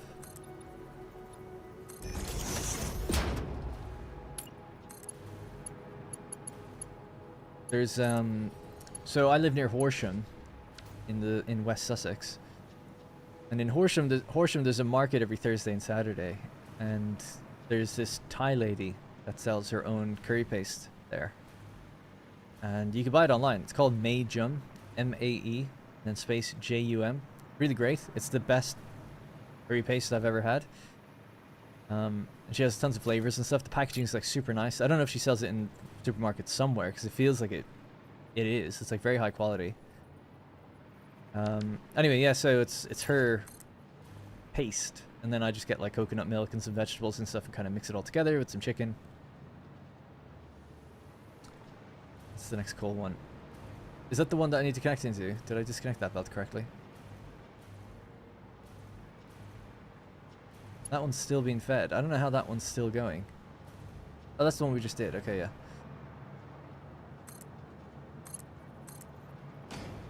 Anyway, so yeah, that's what I've had. I miss curry. Oh man, I would be very upset if I couldn't eat curry anymore. It's like my favorite food. Especially Indian curry. Like, I would just eat that forever. If I could have my way. You know, we talked about money earlier and what would you do with loads of money. It's like, honestly, like I said, there's nothing I really want other than I want to make a games company. I put all the money into that. I'd get a house. I don't have one. House. I like my car. I wouldn't change that. And then all the other money could just go into like a games company, basically. But one thing I would love to do, and Rosie knows this, is just have an Indian takeaway every night, forever. Personal Indian chef. If I had like loads of money. That's the dream. Alright, 2 more to go. My doctor said low salt. It has so much. Does it really?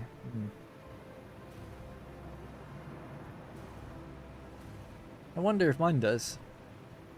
Because it's, I'd have to check the packet and see if it says there's much. Like, it's curry paste. I wonder if there's much in the paste. And then, like, it's coconut milk. Not really sure where the salt will come from unless there's a lot of salt in the paste. But the paste isn't, like, very... quite thin, actually, so I don't know where they're hiding it, if you know what I mean. It's that does suck.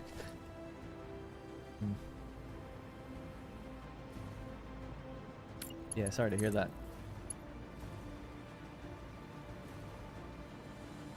This one able to just, these two now can just keep rolling forward for a long time, so that's great. This will be much quicker now. So actually we're getting pretty close to the end.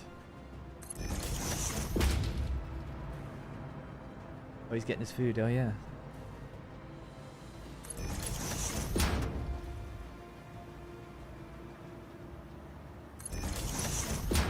That's why he woke up. He was hungry.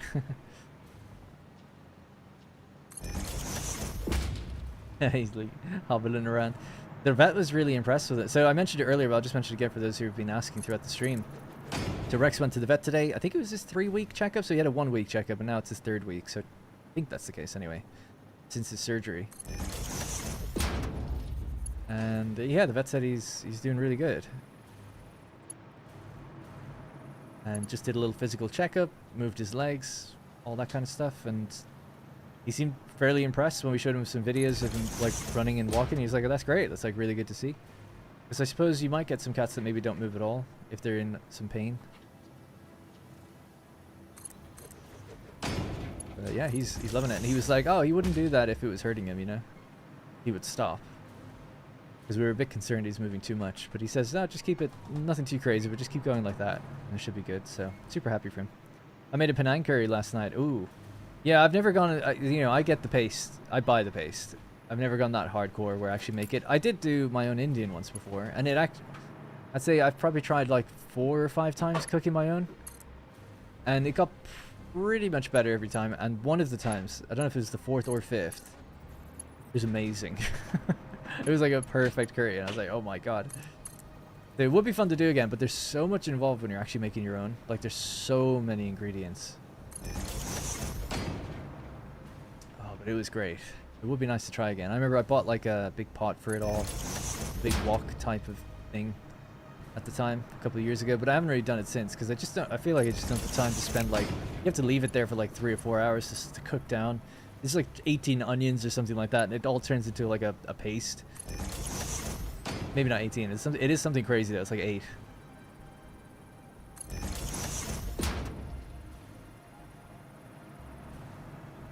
But it feels good when you make it on your own and it actually turns out like really nice. It's like,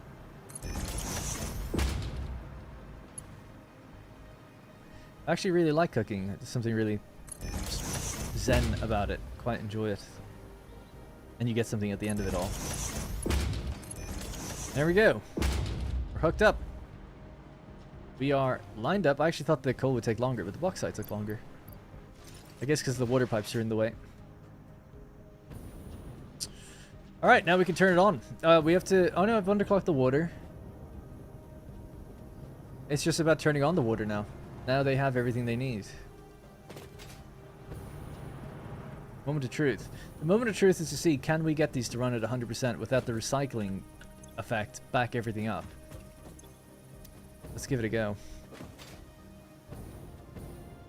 I'll put on the Shape Z soundtrack now that we're doing factories.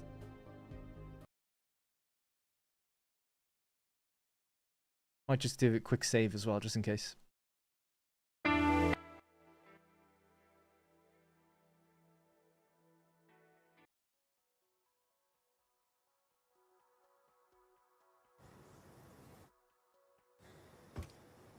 Oh my god, alright.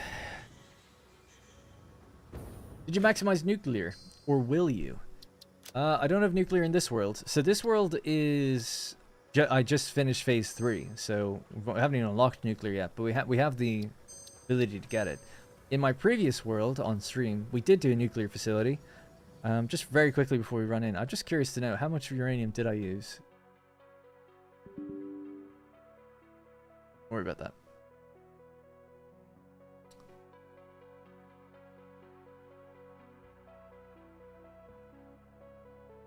This is the nuclear power plant. So I used 400 uranium. So not like all of the uranium at all. But yeah, we made 50,000. And then I built... Yeah, we got it to...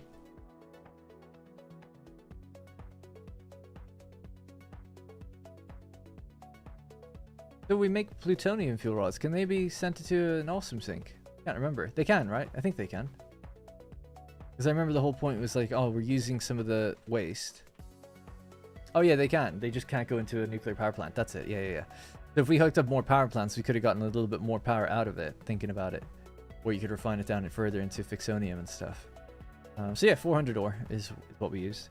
I was really happy with that build. That was a really fun... That's one of my favorite builds I've done on stream. And it was actually quite neat looking, generally speaking. I do have the boombox, yeah.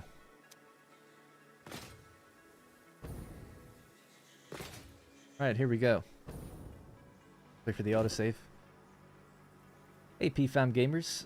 I love that planning tool you have. It'd be really handy for my day job. Yeah, so one of the reasons I actually got the tool in the first place was for working on Manor Lords.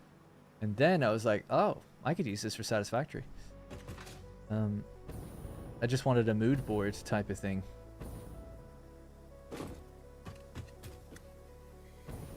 Where is the... There it is. Alright, here we go. With that, the water extractors should start firing. Once the water extractors start going, then they'll be feeding into the refineries over here. It'll take a little while for the water to come this far. We've tested it before. They... Oh, yeah, they all have their pumps, actually, so they should be fine. We should see these light up. Once these feed into here, they'll be running at 40% initially. Then they should refine it here. The water will cycle back around. Hopefully it all works correctly and it just keeps rolling. The goal at the moment is just making the scrap and sending it into awesome sinks. We did make some ingots earlier and made just a little bit to allow us to actually make the Mark V belts and everything. That's basically it. Now, if we wanted to make this even more efficient, you'd underclock the miners to make sure that we have the correct amount of ore going in. Currently, we have more ore than we need. Or just about, actually, because I guess we actually have 480 per minute coming from every pure node. When really they could do... They could now do 780. Well, they could only do 600, because a Mark II miner can only go up to 600. But once you get a Mark III miner, then you can go further. Alright, let's check downstairs.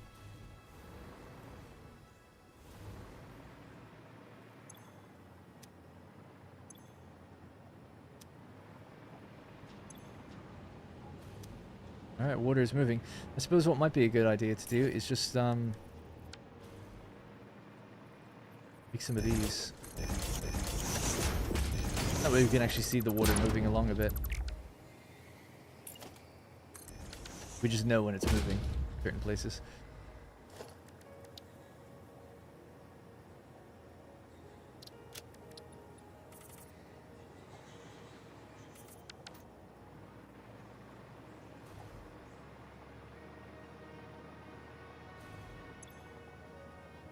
Here we go. Getting it.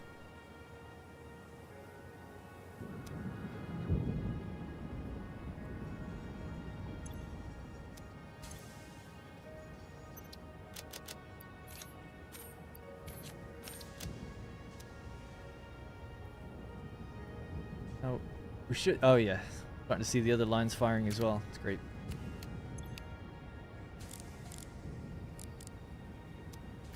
Thank you. It'll take longer and longer for the water to roll down that far.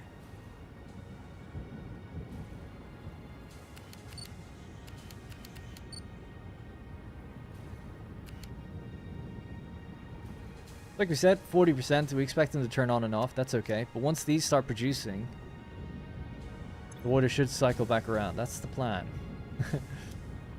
They can't get up to 100% until there's a couple of cycles.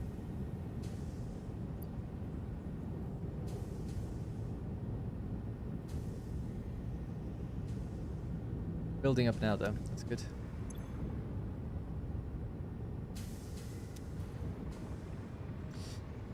I'm sorry, Lisa. What is that app? It's called Milanote. It is paid. That's the reason. One of the reasons I don't recommend it is A, it doesn't do any calculation, and B, you have to pay for it. You don't. There is a free version where you can use a little bit, but if you want to start building loads of boards out the way I've done, you'll have to pay for it. Subscription based as well. So it's often why I don't really mention it or recommend it, but I get asked so often, so I really should do something about that. Like some sort of automated response. There we go. We could put a belt counter on these actually and see if we're getting the amount we think we are. I mean, the belt counters are a little buggy, or not buggy, but like not working correctly. So I guess buggy, but not like as in they break the game or something. It's just like they don't seem to count totally accurately. So what we expect to actually see on this line, if I go back out to my board,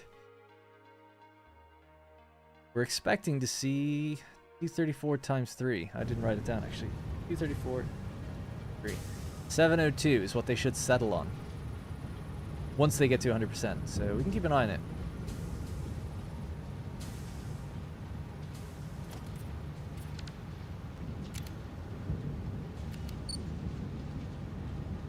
Wish he put his hands down when I'm in photo mode here. I guess I could do this. We can see ourselves.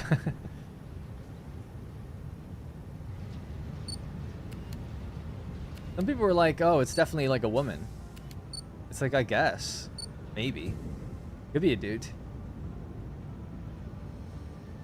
I think they made it kind of ambiguous on purpose. So I don't know if they've come out and said it's definitely a woman. I wouldn't care either way, but...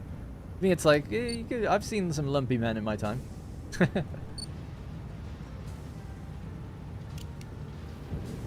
It doesn't matter, but I said like, oh, you can see him, you know, you can see him. I said that in the video, and they were like, it's not a him, it's just clearly a woman. And I was like, okay. I don't know, and I don't care. It's a him to me. But if someone called it a she, I'd be like, that's fine too. Be an alien. Maybe it doesn't have a gender. Oh, they do talk about humans in the game, I guess. 47%. Are we up to nearly 100 on these? Please don't be getting backed up. Okay, we're building. 57. Obviously, the ore is totally fine. The trains have been told to leave when all the ore runs out, actually. Kind of which is something we decided that we're not going to do. But they do have that setting at the moment. The bauxite trains, anyway. There's buffers anyway, so it's only when the stations run out. So that should be fine. How are we doing down the line?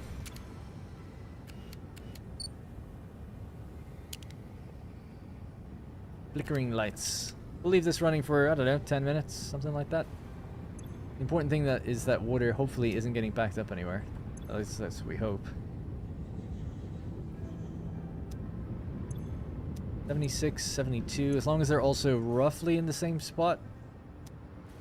Means things are good. A little worried that they're slightly less. Because the water's supposed to be getting split evenly.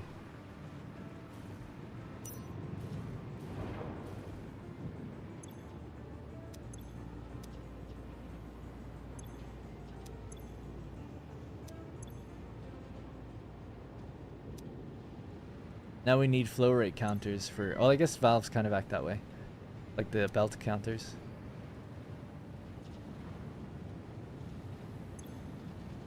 Wow, this is sending nearly 300 back.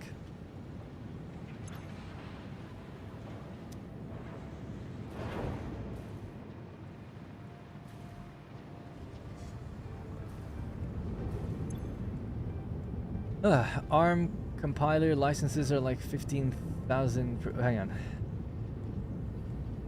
on. If you see what some of the software licenses cost in my work, this would be mere pocket change. Well, yeah. I used to work for Creative Assembly. I knew some of the licenses for like the audio and stuff would be like, yeah, I don't know, like 50 grand basically. So very expensive.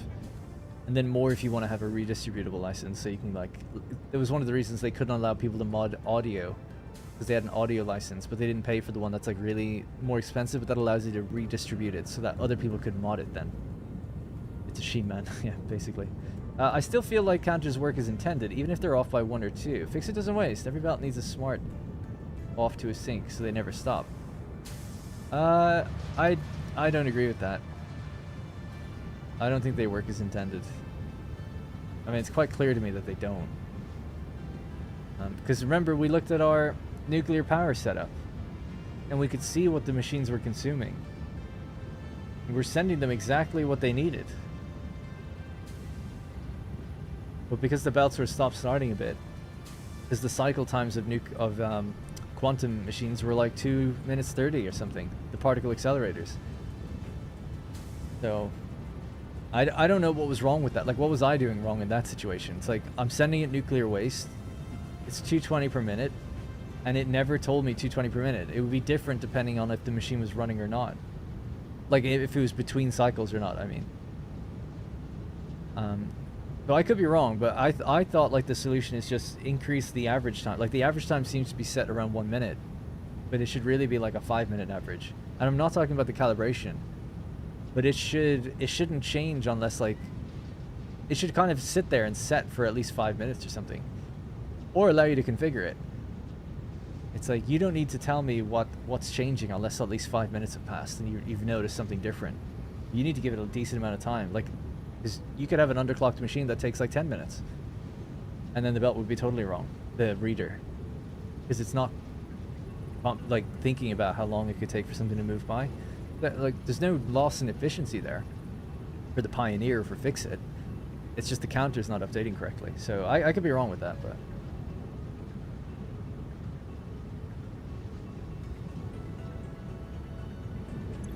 How we doing? We're up to 72%. Come on, keep going.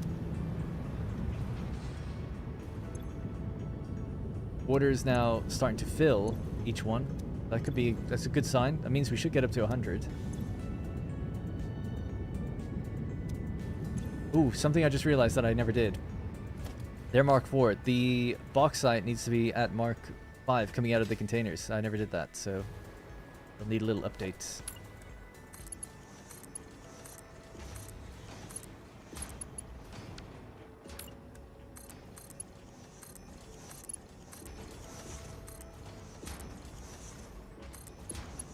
This should help.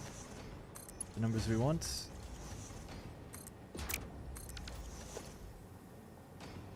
That's gonna be a problem. I tell this train to run now. We can. How do I tell it to just go? Cancel the docking. There we go. Yeah, we want each train to do that because I had pulled some out of the initial things and they're not going to leave until all of them are empty. This will cause a problem, a big problem actually. So cancel your docking. Get going. Everyone keep rolling out. Go fetch a fresh batch and then you'll be fine from then.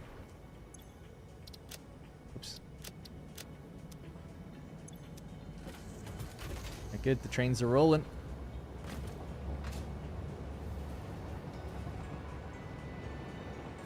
Top up that top container.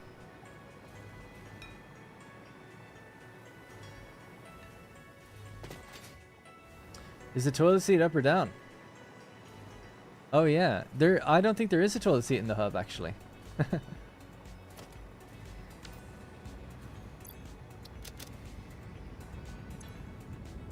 Oh damn, this is gonna be such a problem. Yeah, it's because I ran out of bauxite. I forgot that we drained those ones already, so this one has to be reset. And it's gonna keep having to be reset until we get the bauxite delivered again.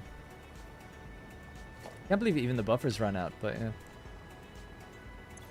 Should have anticipated it, because we'd run this block so many times, like obviously, and we'd only run it from the first line, so all the first lines of each station is off. Until they pull back around.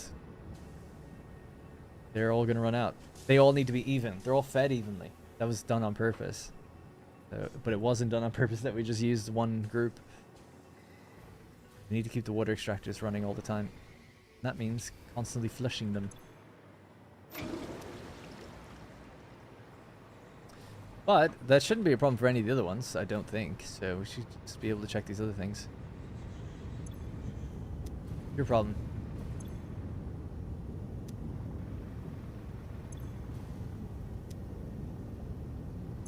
Oh, are your valves locked? Oh my god, some of them were, yeah. Oh no.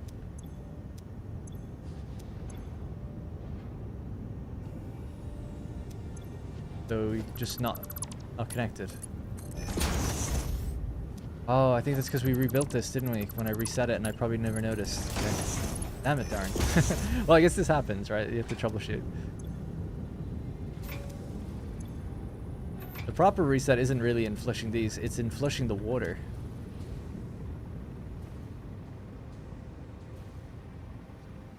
Got another problem down here. We'll just sort out all these problems down the line.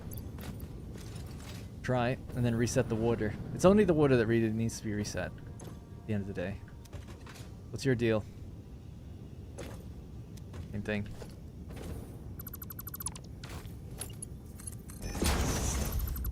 Oh no, you're locked. These are locked.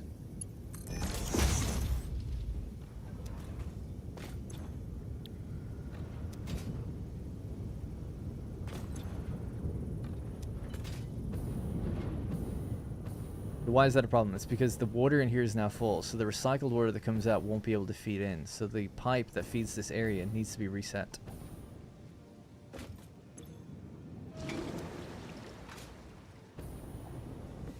That's the same for all of these. These are all locked. Forgot about that. Dazzler. Hey, Gazalanch, the Gazler. And the hub seat is down, lid is up. Well, I would hope the lid is up. Seat is down. Well, it must be a woman then.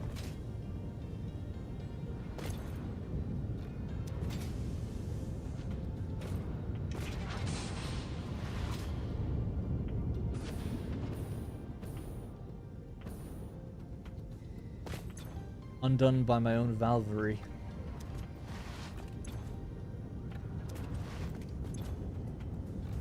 Reset the water on both of these and hopefully that'll just work itself out then. Don't be touching my feet. Hang on. Oh my god, you're after climbing. Boy. People want to see you. Hello? You okay? Good boy. Go on. Onto your little mat. You can sit here if you want.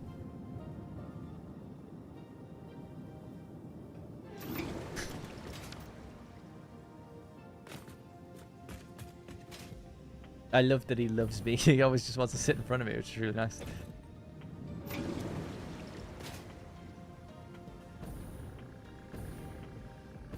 Well, he loves everybody. He's just like so affectionate. Reset that one more time. Okay, so that's the water reset. We get a little sputtering, but that should hopefully reset the board generally. That it'll be okay now to feed in. Has our trains come back around yet?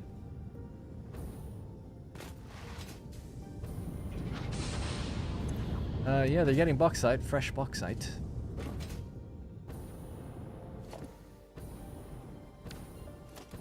There's bauxite there now. There's bauxite. Just that train is just pulling into this one. And this one's still to receive. Next train's coming in now as well. Nice. They're just one right after the other. It's great.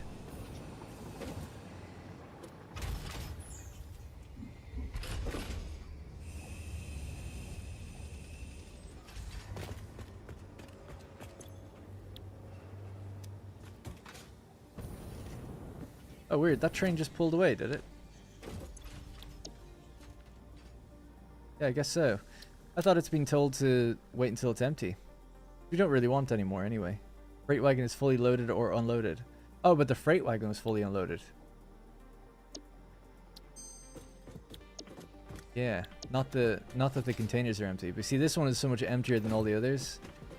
This is all messed up. I'd have to empty them manually, and I don't really want to do that. Plus, we don't need to do this anyway. We said we were not going to use this. Edit the timetable. Bauxite import. So just once the unload has been completed,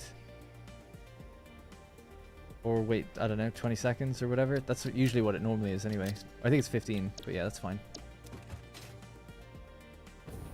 Just set that on each one. Should be fine. I guess I don't even need to move. We'll just go click the trains from here. Edit the timetable. Bauxite import. Save. Cool. Apparently they introduced a lot of bugs early December. Many games recommend now rolling back NVIDIA drivers. I read that backwards. Yeah, I've heard that. Rolling back drivers. Yeah, I hadn't had it. I didn't get an NVIDIA update in such a long time. I was like, oh cool, I'll get this one. Should have just left it.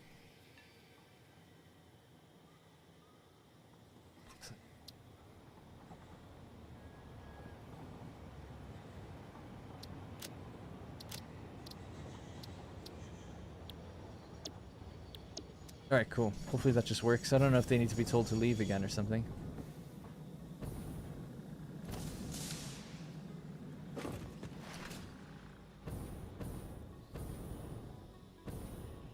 Right, so because that's staggered things a little bit, I hate to reset it, but I have to. I'm just going to reset it once, every pipe flush, and then we'll go again. But that should be all the little kinks worked out of the system now. It could be running totally fine, but I just want to play it safe. Emptying the water is the most important thing I can do there. And to be honest, even emptying it out of the machines if I see it.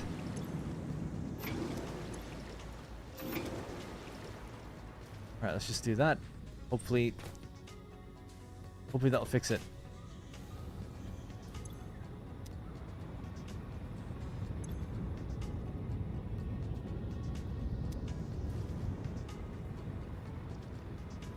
Alright, now we just wait again a little while, see if it gets working.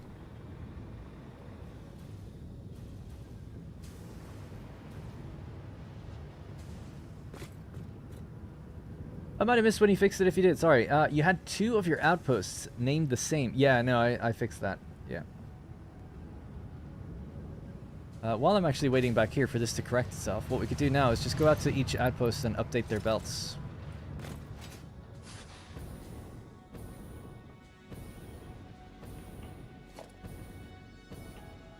And I wasn't done updating the belts of the other things either yet, was I? No. Yeah, so they all need to go to Mark 5. So these ones are done. It's the next one's over. I think I stopped at.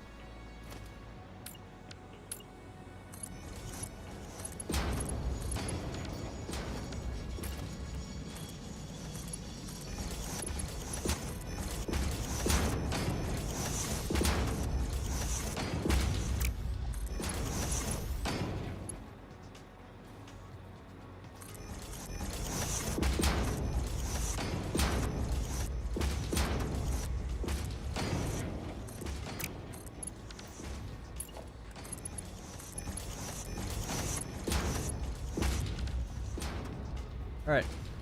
Go. We're empty again. Some still in there, so the train will roll back around. Oh, we have to... So I've turned off that thing, but I think I have to tell it to cancel docking.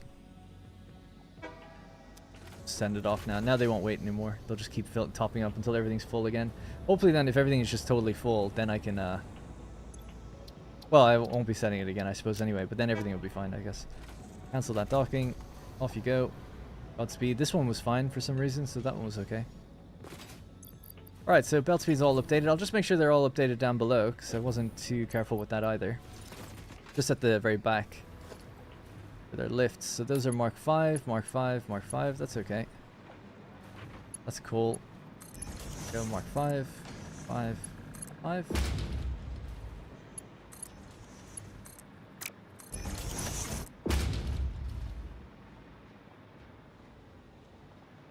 Oh, these are all bauxite, yeah. I thought I was running into the coal ones, but they're not till further up. Ugh, so annoying that the way I've done that, so every second one needs to be done. Okay.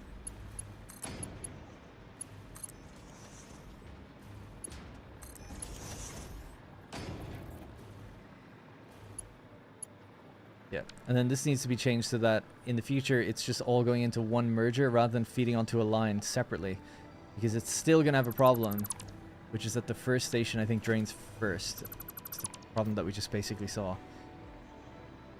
But we know how to fix that, which is to just make them all merge onto one. I guess I could even do that now. I don't know, should I?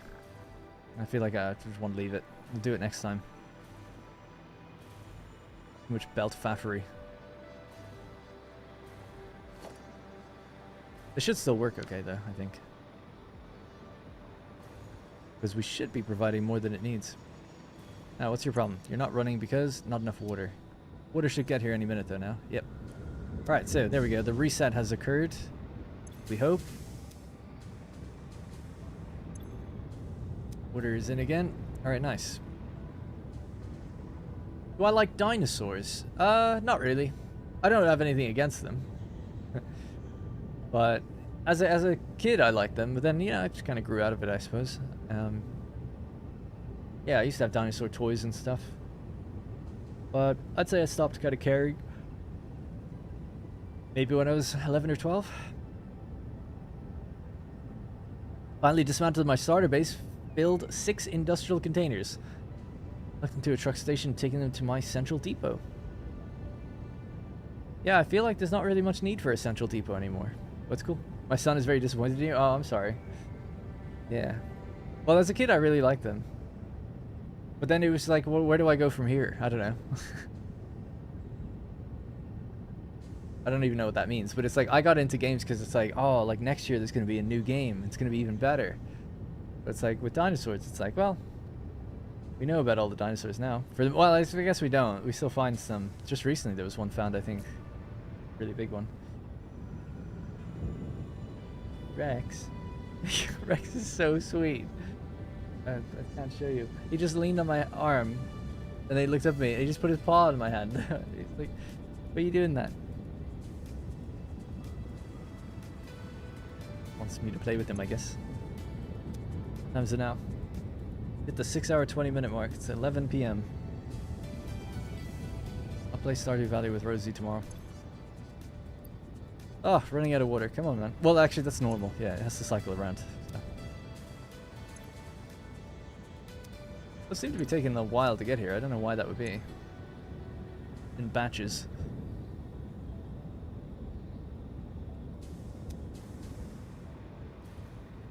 Okay, so let's just run out to each outpost and I can upgrade the miner and their belts as well. Won't take too long. Although actually thinking about it, there's a lot of miners attached to every single place, but we can use these, we can run along these fancy schmancy belt runners to find each one. So we're at, I didn't actually check power thinking about it, all these refineries are probably sucking up quite a lot.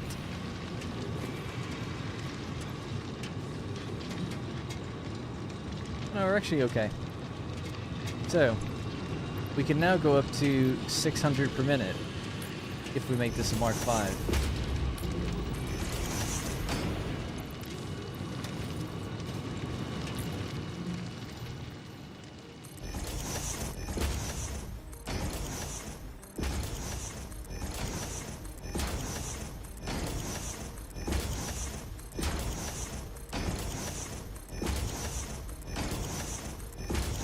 This is one of the particularly long belts as well. They're not all this long. Some are though. A few of them are quite long.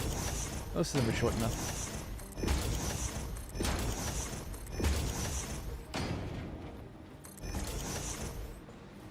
That's better. Okay, good.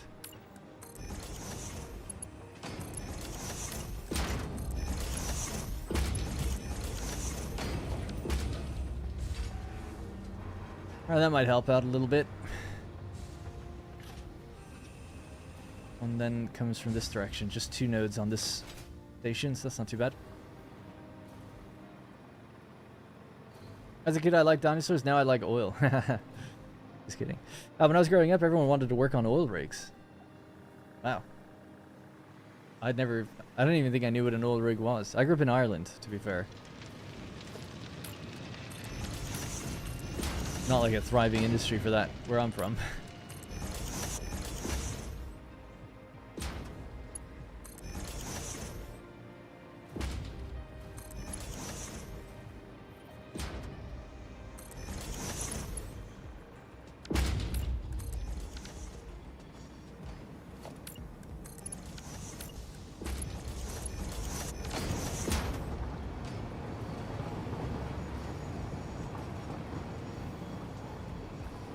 I grew up in oil country.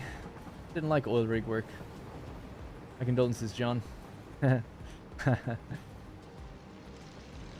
will say, sorry, I read that late again. It'll take about 6 hours to complete, but at least I could do other things while that's happening. Indeed, that's the proper way to play.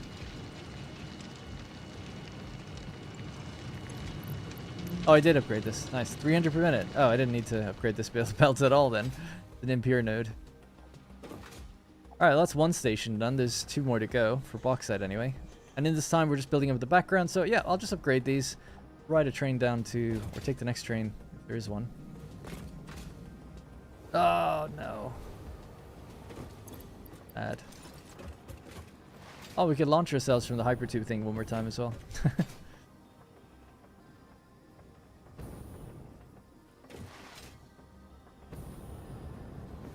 This station has its things still raised. So there's a 1.1 graphical glitch. I don't know if that's in 1.0. The train left without getting its containers.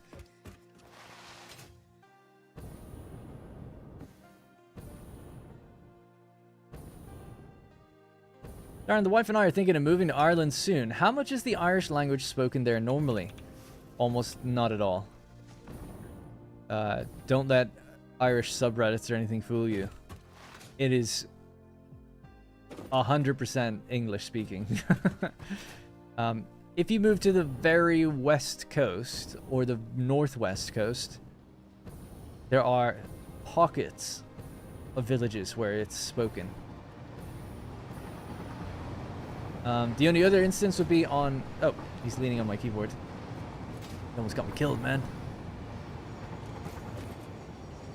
Now, it is on every sign. So you'll have the English as the first thing on the sign, and then below is like the Irish. Like on road signs and stuff like that. And then you go to a train station, it'll be like Dunleary, Dunleary. Like the second one being the Irish version. It might be the other way around, actually. But yeah, either way, it's like, it's English. You know, the English is there. You will not be at a loss for anything. And then when it comes to being inside of stores or shops or things, everything's in English. There's no, like, Irish signs in there. It's just government buildings that would have, like, you know, government instituted things, like road signs or whatever. You know, I live near Balbriggan, and it'll be, like, Balbriggan underneath. Valia Brigin. You just see, like, the Irish writing underneath it. But, yeah, most people, like, don't know how to speak it at all. Like, I don't know how to speak it at all. And, almost everyone I went to school with hated it, didn't want to learn it. And I don't know if things have just changed in the last 10 years or something, but when I read online about Ireland and like the Irish subreddit and stuff, it's like people are all like, oh yeah, the Irish language is so good, like we need to bring it back and all this stuff. It's like, I never knew anyone that thought that. Everyone hated it. It was like, how can I get out of this? Because it's like dead language, I don't want to learn it. Nobody wanted to do it. There's an interesting thing in Irish culture, though, which is called the Gaeltacht, which is a school that you can go to that they only speak Irish there, and you go during the summer. And it's kind of a way for teenagers just like hang out on a sort of summer vacation and do like canoeing and water sports or other things like that. But also they have to speak Irish and they do Irish traditional dancing and stuff. It's like an Irish culture thing, I suppose.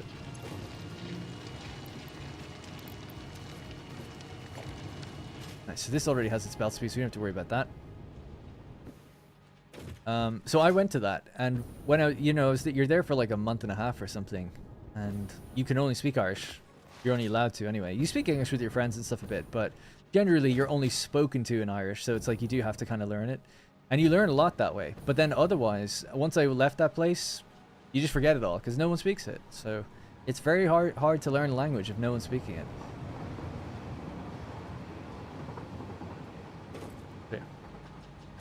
I love the raised belt going in reverse into a merger. Oh, you saw one? Yeah, I don't know where that was, but there is that was a graphical bug with 1.1 when it first came out, but that's been patched now. But you do have to rebuild the belt if you want to fix the graphical, the visual, I suppose. So this one's coming from all the way over here. What belt do we have for that? Mark IV. This will probably need to be upgraded. Ooh, this might be a tough one to upgrade given the thing that's on it. Can I get the belt from below? No, I'll have to delete little segments to upgrade it, actually.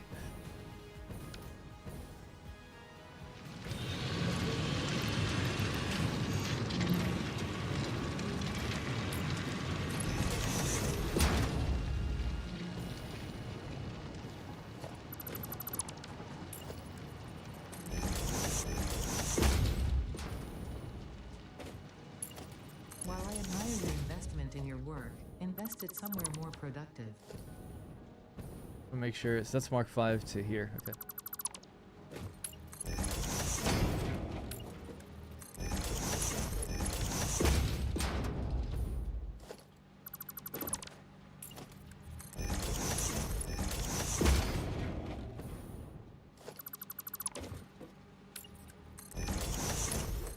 I suppose we'll see a little glitch in it if we the speed lowered somewhere.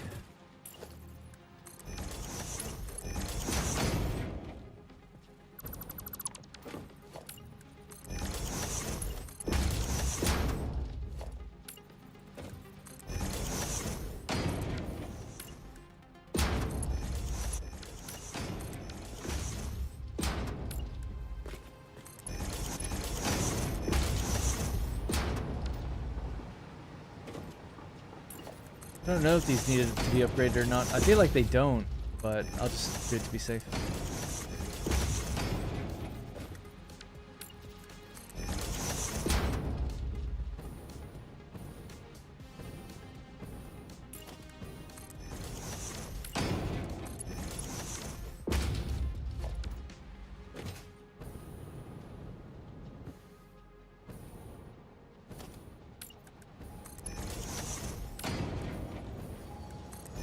Yeah, I don't really remember. There might have been a reason I set these the way they were. But anyway, like I needed 120 to come off or something. I think so. I mean, if I just use Mark V everywhere, I guess it's split probably pretty evenly. Oh no. Fuck. Oh, maybe it is a bit unstable. I wasn't even feeling any lag there. Yeah, restart one more time. We'll just check the machines and I might have to call it there then.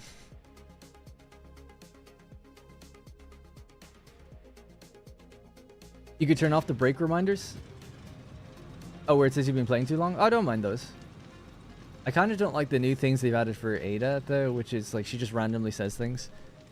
I don't know. They don't feel as... Do I have a nickname in Irish? No. There's no Irish version of my name. There's an Irish version of my last name, but not my first name.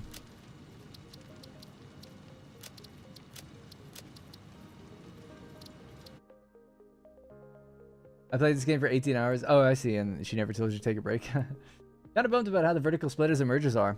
They shift lifts over by a ½ meter if you have to rebuild. And you can't reconnect between them if you delete the midsection. Yeah, I feel like it should just be an object that you can place like a normal splitter, but just call it vertical splitter. That's the way I would do it. Having it be this dynamic thing, it's like you select a splitter, and then it becomes vertical when you put it onto a lift. I don't like that, because then, yeah, you have to have the lift in the right place to get it where you want it. It's, yeah, I agree.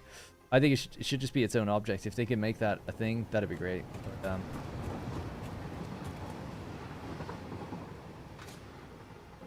okay, so that one's done. We have to do this one again. I mean, we don't have to bother. We'll just leave it. I'll do it later. Let's go back and check where we're at now anyway. I like the break reminders. Yeah, I think they're cute and funny. I guess I was distracted and talking about the Ada. Like, she has new lines in 1.1 where she just says random things. You're building. She's like, that doesn't look good. But it's, I know it's like an AI voice or whatever, but it doesn't sound as good as like the other voice lines in the game for some reason. It's like even more text to speech. And I just feel like, I don't know if this is adding anything really. Maybe I would have thought different if I never knew the difference. It was always there from the beginning. Maybe.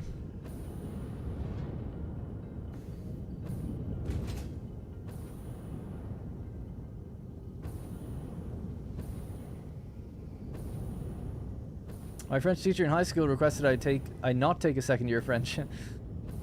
Yeah, so in Ireland, Irish is mandatory up until you're 18. You have to take it. And I really didn't like this. Now, I've been indoctrinated by my dad. He hated the language, and he always said, just don't do it. Don't worry about it. Now, it does count. So in Ireland, the way school system works is, let's say high school, right? We call it secondary school, and there's 6 years. You can skip the 4th year if you want. That's called a transition year. And that year you can kind of, you do other subjects, like art and other things. Unconventional subjects, I guess, to see if you want to pursue them or something in future. But you don't have to do it. You can skip it altogether. So I went to school a year early. So indulge me if you will, because I am waiting on these machines to wind up a bit more, so I'm just going to give you a little story. But yeah, so I went to school a year early, so I would have been like, I'm born in September. September 16th is my birthday, and schools start in September. So I think I went to high school when I was 11. But 2 weeks in, I turned 12. But most people were either 12 already or they were already 13. At least that's the way it is. So most people would be graduating roughly when they're 18, or they might be turning 18 that year. That's like their 6th year in the school. So they started when they were 12, 6 years went by, they were 18. Great. Some people who started a little early or a little later, they would skip the 4th year and they'd leave by the time they were 18. Some people would leave by the time they were 17 because they just skipped that year. They maybe joined when they were 12. They skipped the 4th year, so they did 5 years in school, and they'd be leaving when they were 17. My friend did that, actually. Anyway, I was like pretty much a year younger than everybody, it seemed. Like I was. And I was tempted not to do that 4th year, but I would have been going to college at 16 then, and turning 17. Everyone else would have been out partying and stuff, and I wouldn't have been able to get in anywhere. That was already the case when I was like 17 in high school. People were starting to go out, and I could never get in. The amount of times I went out to like a club and just got denied at the door, like tried little fake IDs, tried it all. Occasionally it would work. Most of the time it didn't, and it would suck. I'd be the one stuck outside and just go home by myself. Man, it fucking sucked. Anyways. Yeah, so Irish is mandatory, and my dad didn't really like it, and like I said, nobody else I knew liked it either, and loads of parents like didn't want people doing it. It was like I remember there's a big petition like to have it be removed from the curriculum. Anyways, in secondary school, you have at the end of it something called a leaving certificate, and that's your like exam results that you use to try to get into college or university or whatever. We call it college, but university. And you're graded from a 0 to a 600 point scale. So you take 8 subjects, right? So your math, English, geography, history, science, whatever, biology, whatever it might be. And there's 8 of them, and the best 6 are taken, and then it's graded on a 600 points, right? So if you got 100% in a test, you get 100 points. To complicate it just a little further, you could take the higher version or the lower version, or they call it ordinary level or higher level. So if you do ordinary level math, even if you get 100% in an ordinary level test, you get 60 points. If you get 100% the test at a higher level, you get 100 points. But you can only get 100 points if you did the higher level of the subject. You can choose to do it if you want, but teachers would advise you on what to do based on how you were performing, I suppose. So typically what you do is you try to take a couple higher level ones. Most of your subjects you try to do higher level, and then the ones that maybe you weren't so good at, you do ordinary level. And maybe they'd be the ones that didn't end up counting towards things anyway. It didn't really matter. Anyways, I wanted to go to school for game development, and I already had my university picked out. You're actually supposed to pick 12, and I had just picked 1.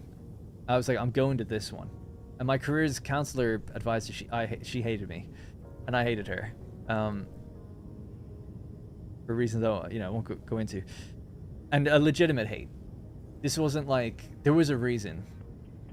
And it was just this whole thing. Anyways, so she was just like, do what you want then, your funeral, I suppose. So I was like, yeah, I'm just going to put down one thing. And I just did. Now, towards the end, she was like, you really should put down a second subject or a second college. Because if you don't get the first one, even if you get the points and everything, you might not get in. It might be full. Like, you need a second backup. Really, you should have a list of 12 if you're planning on going to university. So I was like, okay, I put a second one down.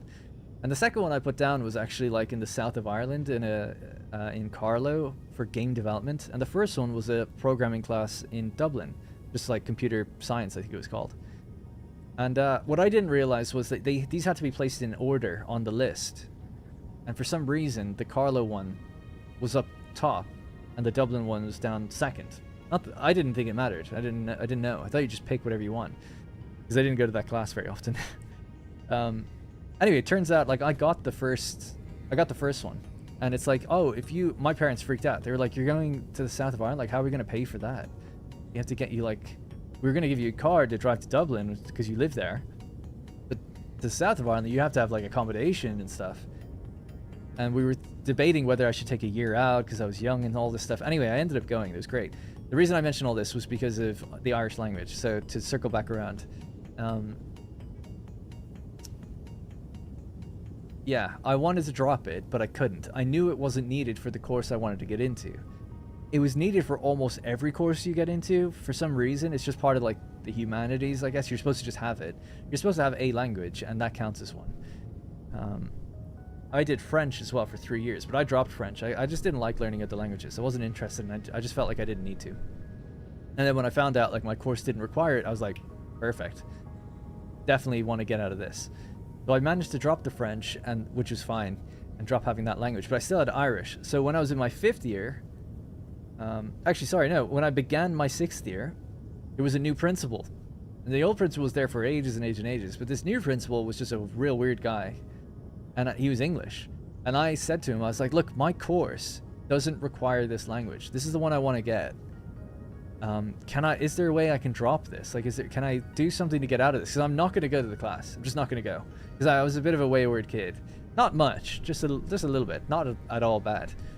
But I was definitely like independent, where I'm like, I'm not doing it because I don't need to. So I'm just not going to do it. So he was like, okay, so I don't know how he did this, because you're not supposed to just be able to drop something that's like state mandatory, I guess, unless you have like dyslexia. Some people got out of it with like dyslexia or other like maybe disabilities, but generally you have to do it. But he said you can drop it if you take an extra math class, and we'll set up a classroom next to my office, and every time you've got Irish, I want to see you in there. If you're ever not there, you're going back to it. And I was like, okay, that's fine by me. Great. So I took an extra math class, and it really helped me like improve and get better at math to get into programming, because the requirements for the course was like a certain amount of points, but also you need like a minimum of this in math, and I'm not good at math. And I had a tutor and everything to try and help me at the time, because I suck at math. I was trying to like brute force it to learn to get better so I could get into the course I wanted. Anyway, so long story short, I managed to drop the language completely. My friends were so jealous as well. They're like, I can't believe you got out of it. Like, how did you get out of it? Like, and I honestly, looking back on it, I'm like, I don't know why the principal like cut me a deal. I don't know why. The other principal definitely wouldn't have done that. His name was like all in Irish and stuff. He was like totally big culture head type guy. This new principal, he was like English, and I think he just didn't care. So it worked out great. Anyway, so thanks to me dropping Irish, I like to think I was able to I just got the grade I needed in math to get the course I wanted to do. And that then led me to creative assembly, that led me to coming to England, that led me to doing this full-time. What did you end up doing tertiary study-wise? So in Ireland, you don't have secondary subjects when you go to university. You just do the thing you're there for. I think in America, you have like supplemental subjects and stuff. You take this with this. It's like history with philosophy major or something, right? It's like, no, in Ireland, you just take... I just did game development for 4 years. So it was basically just programming over and over again. If I knew people who were doing history, they just did history. There was no extra subject. So. And then when it came to the 8 subjects that you're supposed to do in secondary school, I dropped 2 of them and I got it down to just doing 6. So I was basically like trying to outsmart the system and be like, I don't need Irish, so I'm just going to dump that. I don't need French, I don't need the language, so I'm just going to dump that. I'll focus on 6 subjects. That gives me, you know, I know what I want to do, so I'm just going to focus on 6 and then go. And try to get as many points as I need to get into the course that I need. And hit my minimum math requirement, and that was it. So. You can do that, not required. Oh, right. I did comp sci. Here in New Zealand, you only tend to do a second subject for the first year. I did organic chem, which I really enjoyed. Yeah, I actually really like the idea of doing like supplemental things like that, or tertiary subjects. Thank you, Southern Marine, by the way. Sorry, I was going off on a bit of a tangent. French genuinely sucks. Yeah, I don't have a problem with learning a language. It's just that the way it's taught in schools and the fact that you don't have an application for it in everyday life made me just go like, I don't want to learn it. Like, I don't know anyone French. I'm not going to France. I don't want to learn French. I know it could expand your vocabulary and maybe in different ways. Obviously, as a teenager, you're not really thinking about that. But it's like, I would have liked to learn Spanish. My parents had an apartment in Spain at the time. Or, no, sorry, my parents just went to Spain all the time, and then they bought a place when I was a teenager. So it's like, Spanish would have been perfect. They have a holiday home in Spain. It would help me, like, that could have helped me. But it could only do French, German, or Irish. So I was like, I don't want to do any of these.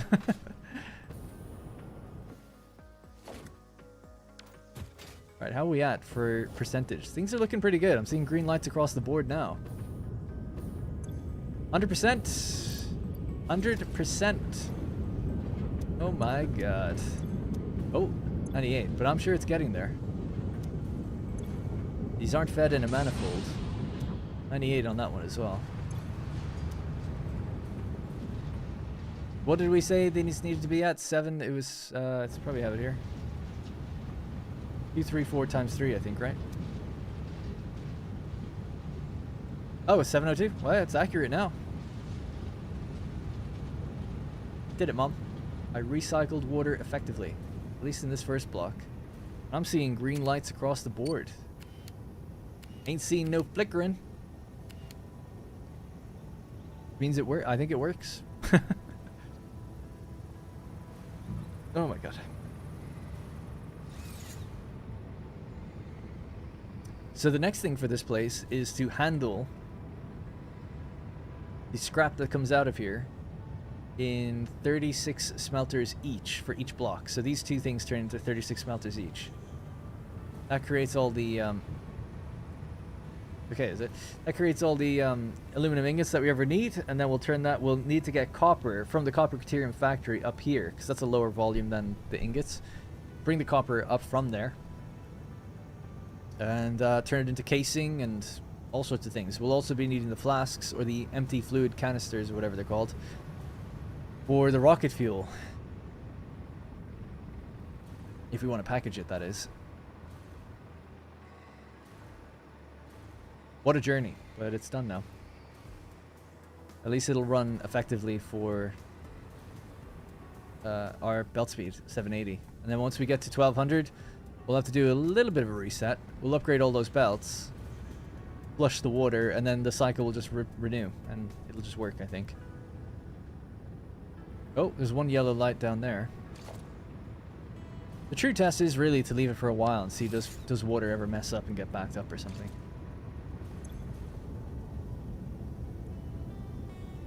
Oh yeah, like water is actually struggling to get out of this one. Let me just empty that one for a sec to help you along. This is not full in any of those other ones, so why would that have happened? Let's check this. You're okay, you're okay. These are all fine. I'm gonna go downstairs and double check on that one.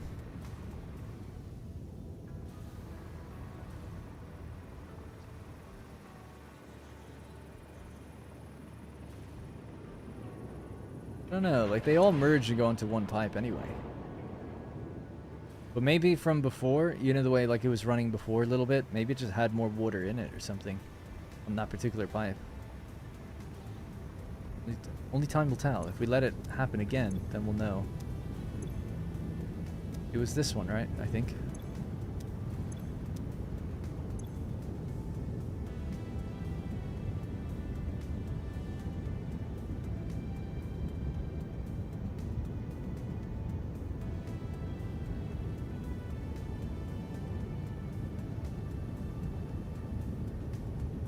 Waiting to see if it just does a big drain at some point.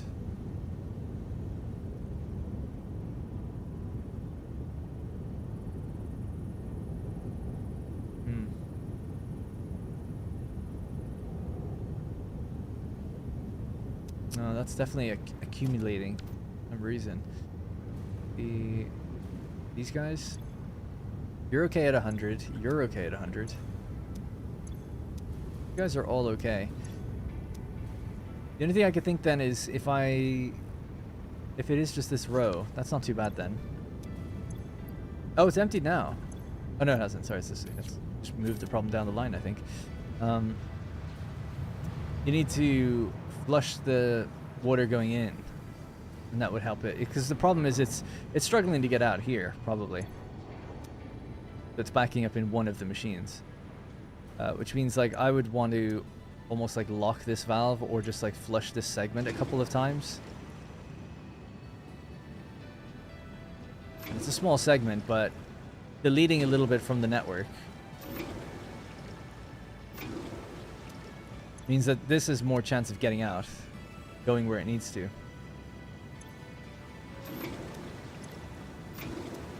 We'll see if that helps a little bit, maybe. Oh, it was on the other side as well, wasn't it? So I should do it on both sides, really.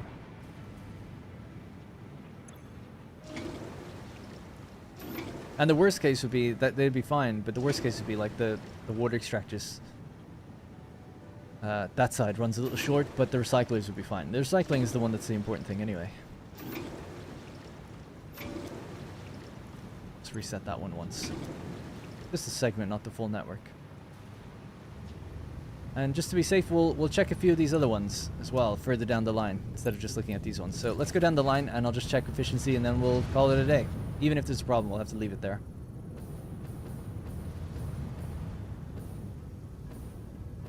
Punch cards using was Fortran. Math at school got complicated for me when they started adding letters instead of numbers. That's what people often say. I think what would have helped a little bit is if they explained that math is logic. I never really thought of it that way. You often think of it as like, well, how can I use this practically? And you're putting in X's and symbols and all this stuff, and it's like, well, these are just symbols to let you know something is unknown. I just never thought of that until I was doing physics in college. It's like, no, this is just an unknown variable, and equations work based on logic. So it's like, yeah, this is just a formula. So you need to use words, I guess, that young teens can understand. Like, I wouldn't have even known, like, what do you mean by formula? Like, what does this mean? Speak English. But it's like a simple little thing. It's like, look, if you don't know what's over here, but you do know these two values, you can work out what that number is. It's like, oh, right, okay, and that is a formula. Got it. Right, now we're going to make the formula, like, slightly more complicated. Now we don't know two things. Okay, cool. Now we're going to try and, like, work on... I think the thing that really got me, tripped me up with math specifically was when it became, like, factoring and then doing these... I can't even remember what they're called, but, like, these weird division tables. Not even tables, like, I just don't remember what they're called. You'd have like two numbers over two numbers, and then they're like going into each other or something in a certain way. And I was like, you're really losing me here. And then you start obfuscating some of those numbers. It's like, now I really don't know what's going on, because I can't even begin to think of like how you'd work that out. Not fractions. Matrices are something we learned in physics. Matrices are okay. I understood those. It's not fraction. I mean, I'm thinking of a literal fraction, but there's a name for like the overall, not like calculus or something, but there's a name for the type of thing that you do with it or something. I feel like it begins with D, but I can't remember the name. 98%. Almost there.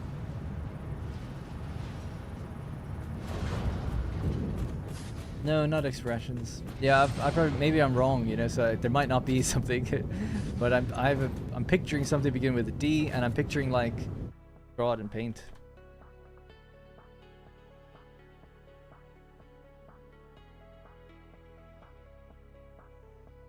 Like this thing, and then there's like something here and something here, and then this thing, and the way the teacher would be like, yeah, this goes into that and that cancels that out, like those two are canceled out, and then you come down like another layer and you do this again, and then it's like, now this one's to the power of 2, we've got like fucking Y and X here, but because these two are canceled out, that obviously means that that goes there. It's like, what is this?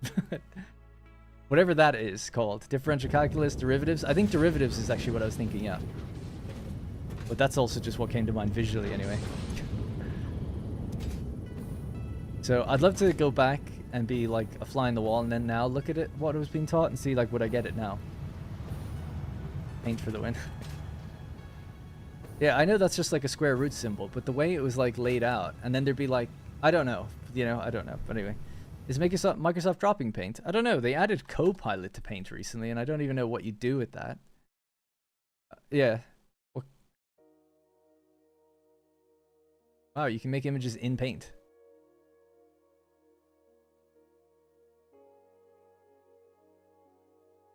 Oh, you need credits.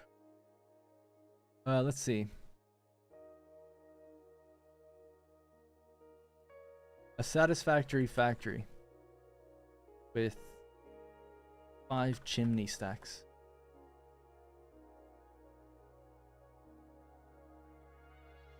Oil based. I don't know. No, that might confuse it for the style. That a satisfactory oil factory with 5 chimney stacks. And oil spilling out into the ocean. They keep reinstalling Copilot. I like Copilot, I must say. Why did I spell ocean like option without a P? I don't know. Photorealistic. Go. Do I have a credit? I don't know where my credits are. Hopefully I've got one.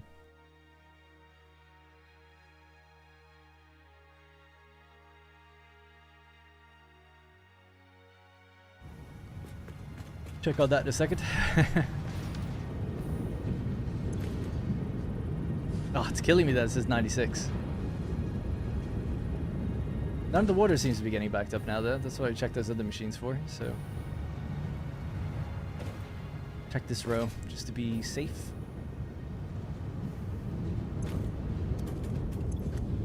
Yeah, these ones are okay. Thanks here. Almost just about done as well. Oh, there we go. We got our... There we go. Our satisfactory AI generated an image. It got the count of chimney stacks, right? Oh, gee.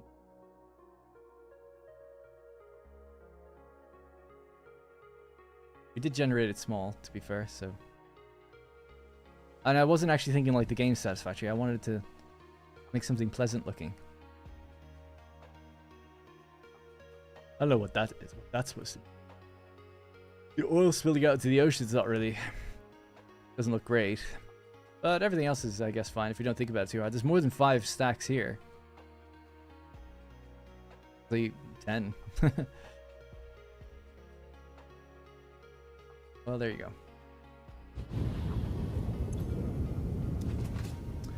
Alright, just check this last 2. Is this the last row? Yes. This is the one that was getting backed up. Oh, still getting backed up. They're all built the same. How could this be? How could it be?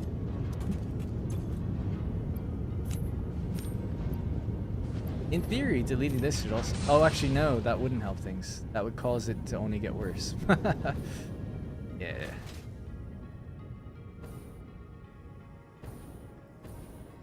Only way to solve it for reals. Kill the whole thing. At least it's just that row. All the other ones seem fine, which means the logic is okay. There might just be some... Which one got the water first is the problem, I suppose. These are at 100 as well. So we got one funny group. Other than that, though, 5 out of 6 ain't bad for 100%. Now it's broken again. But it was 702 per minute, so we did see that. So that's good. Scrapped out of our minds. pipe joint trick really works. One where it's feeding down from below. Whoop. Here, I'll pop you down. Careful.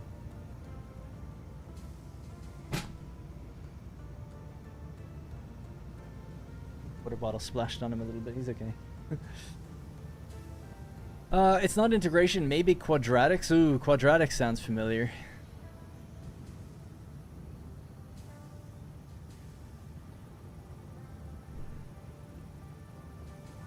What are you dumping our byproduct water into? I'm recycling it. It's going from the water that comes out of here, goes back around into here. It's not dumping anywhere. Oh, you mean when I'm pulling the lever? Ah, I'm just feeding the trees. Back into the earth. Why not? To the soil. It's just water. It's not a big deal. Alright. We're going to have to call it there. So I'll be back on Wednesday and Thursday next week. And we're going to be doing... What the hell's wrong with these? Oh, yeah. I just disconnected those, of course. We're going to be start working out the first rocket fuel factory for me. I've never done that before. I also want to upgrade the belt speeds of all these belts going in. I'll see if I can do that myself, so you don't have to put you through that. Yeah, so what's probably happened in a few of these that they've gotten. The one that I had to reset was probably like backed up, but now they shouldn't be backed up anymore. There we go. We also need to do the cosmetics of this factory at some point, put walls on it. It's just a super long across factory, but now we could send these ingots up and then over here to be made into something else. We do need a new train station to bring in the copper. So that'll have to be figured out where that's going to go. But I'd like to not just keep sprawling out in a super long line. The smelters can all go to the left, so they'll be in a long line as well. But then we could go up a layer for all the constructors or whatever else we end up doing with it. So we just reset this block here, but the other blocks look like they're all good. I see green lights everywhere.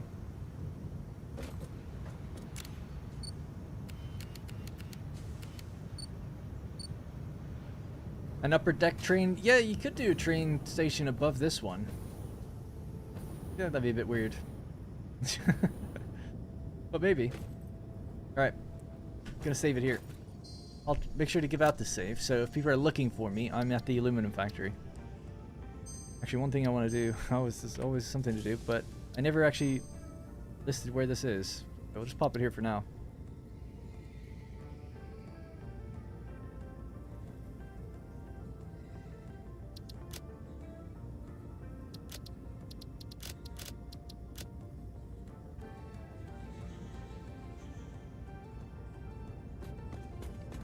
He's bugged as well.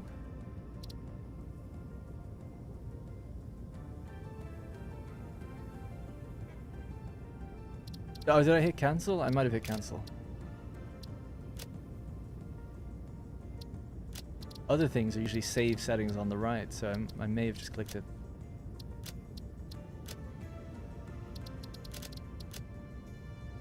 Yeah, I hit cancel. That's okay.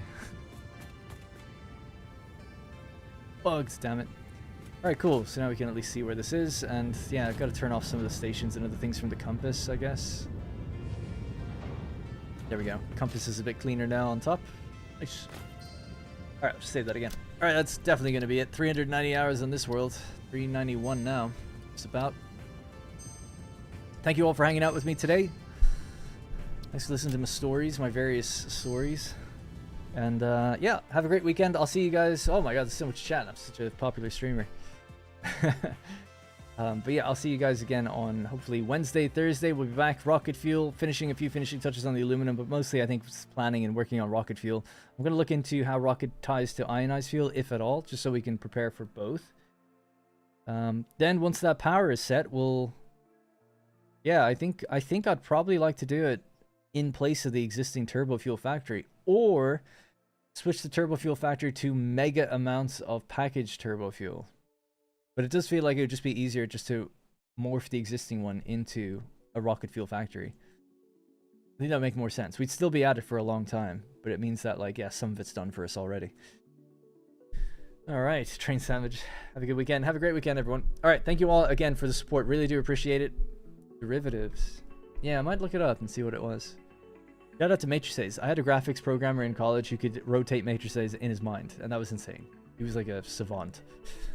Ken Power was his name. Shout out to Ken if you're watching. All right, that's going to be it for me. Thank you very much. The credits are out of date, by the way, so I'm going to have to redo this after the stream. So we'll leave the credits out for today. Bye-bye.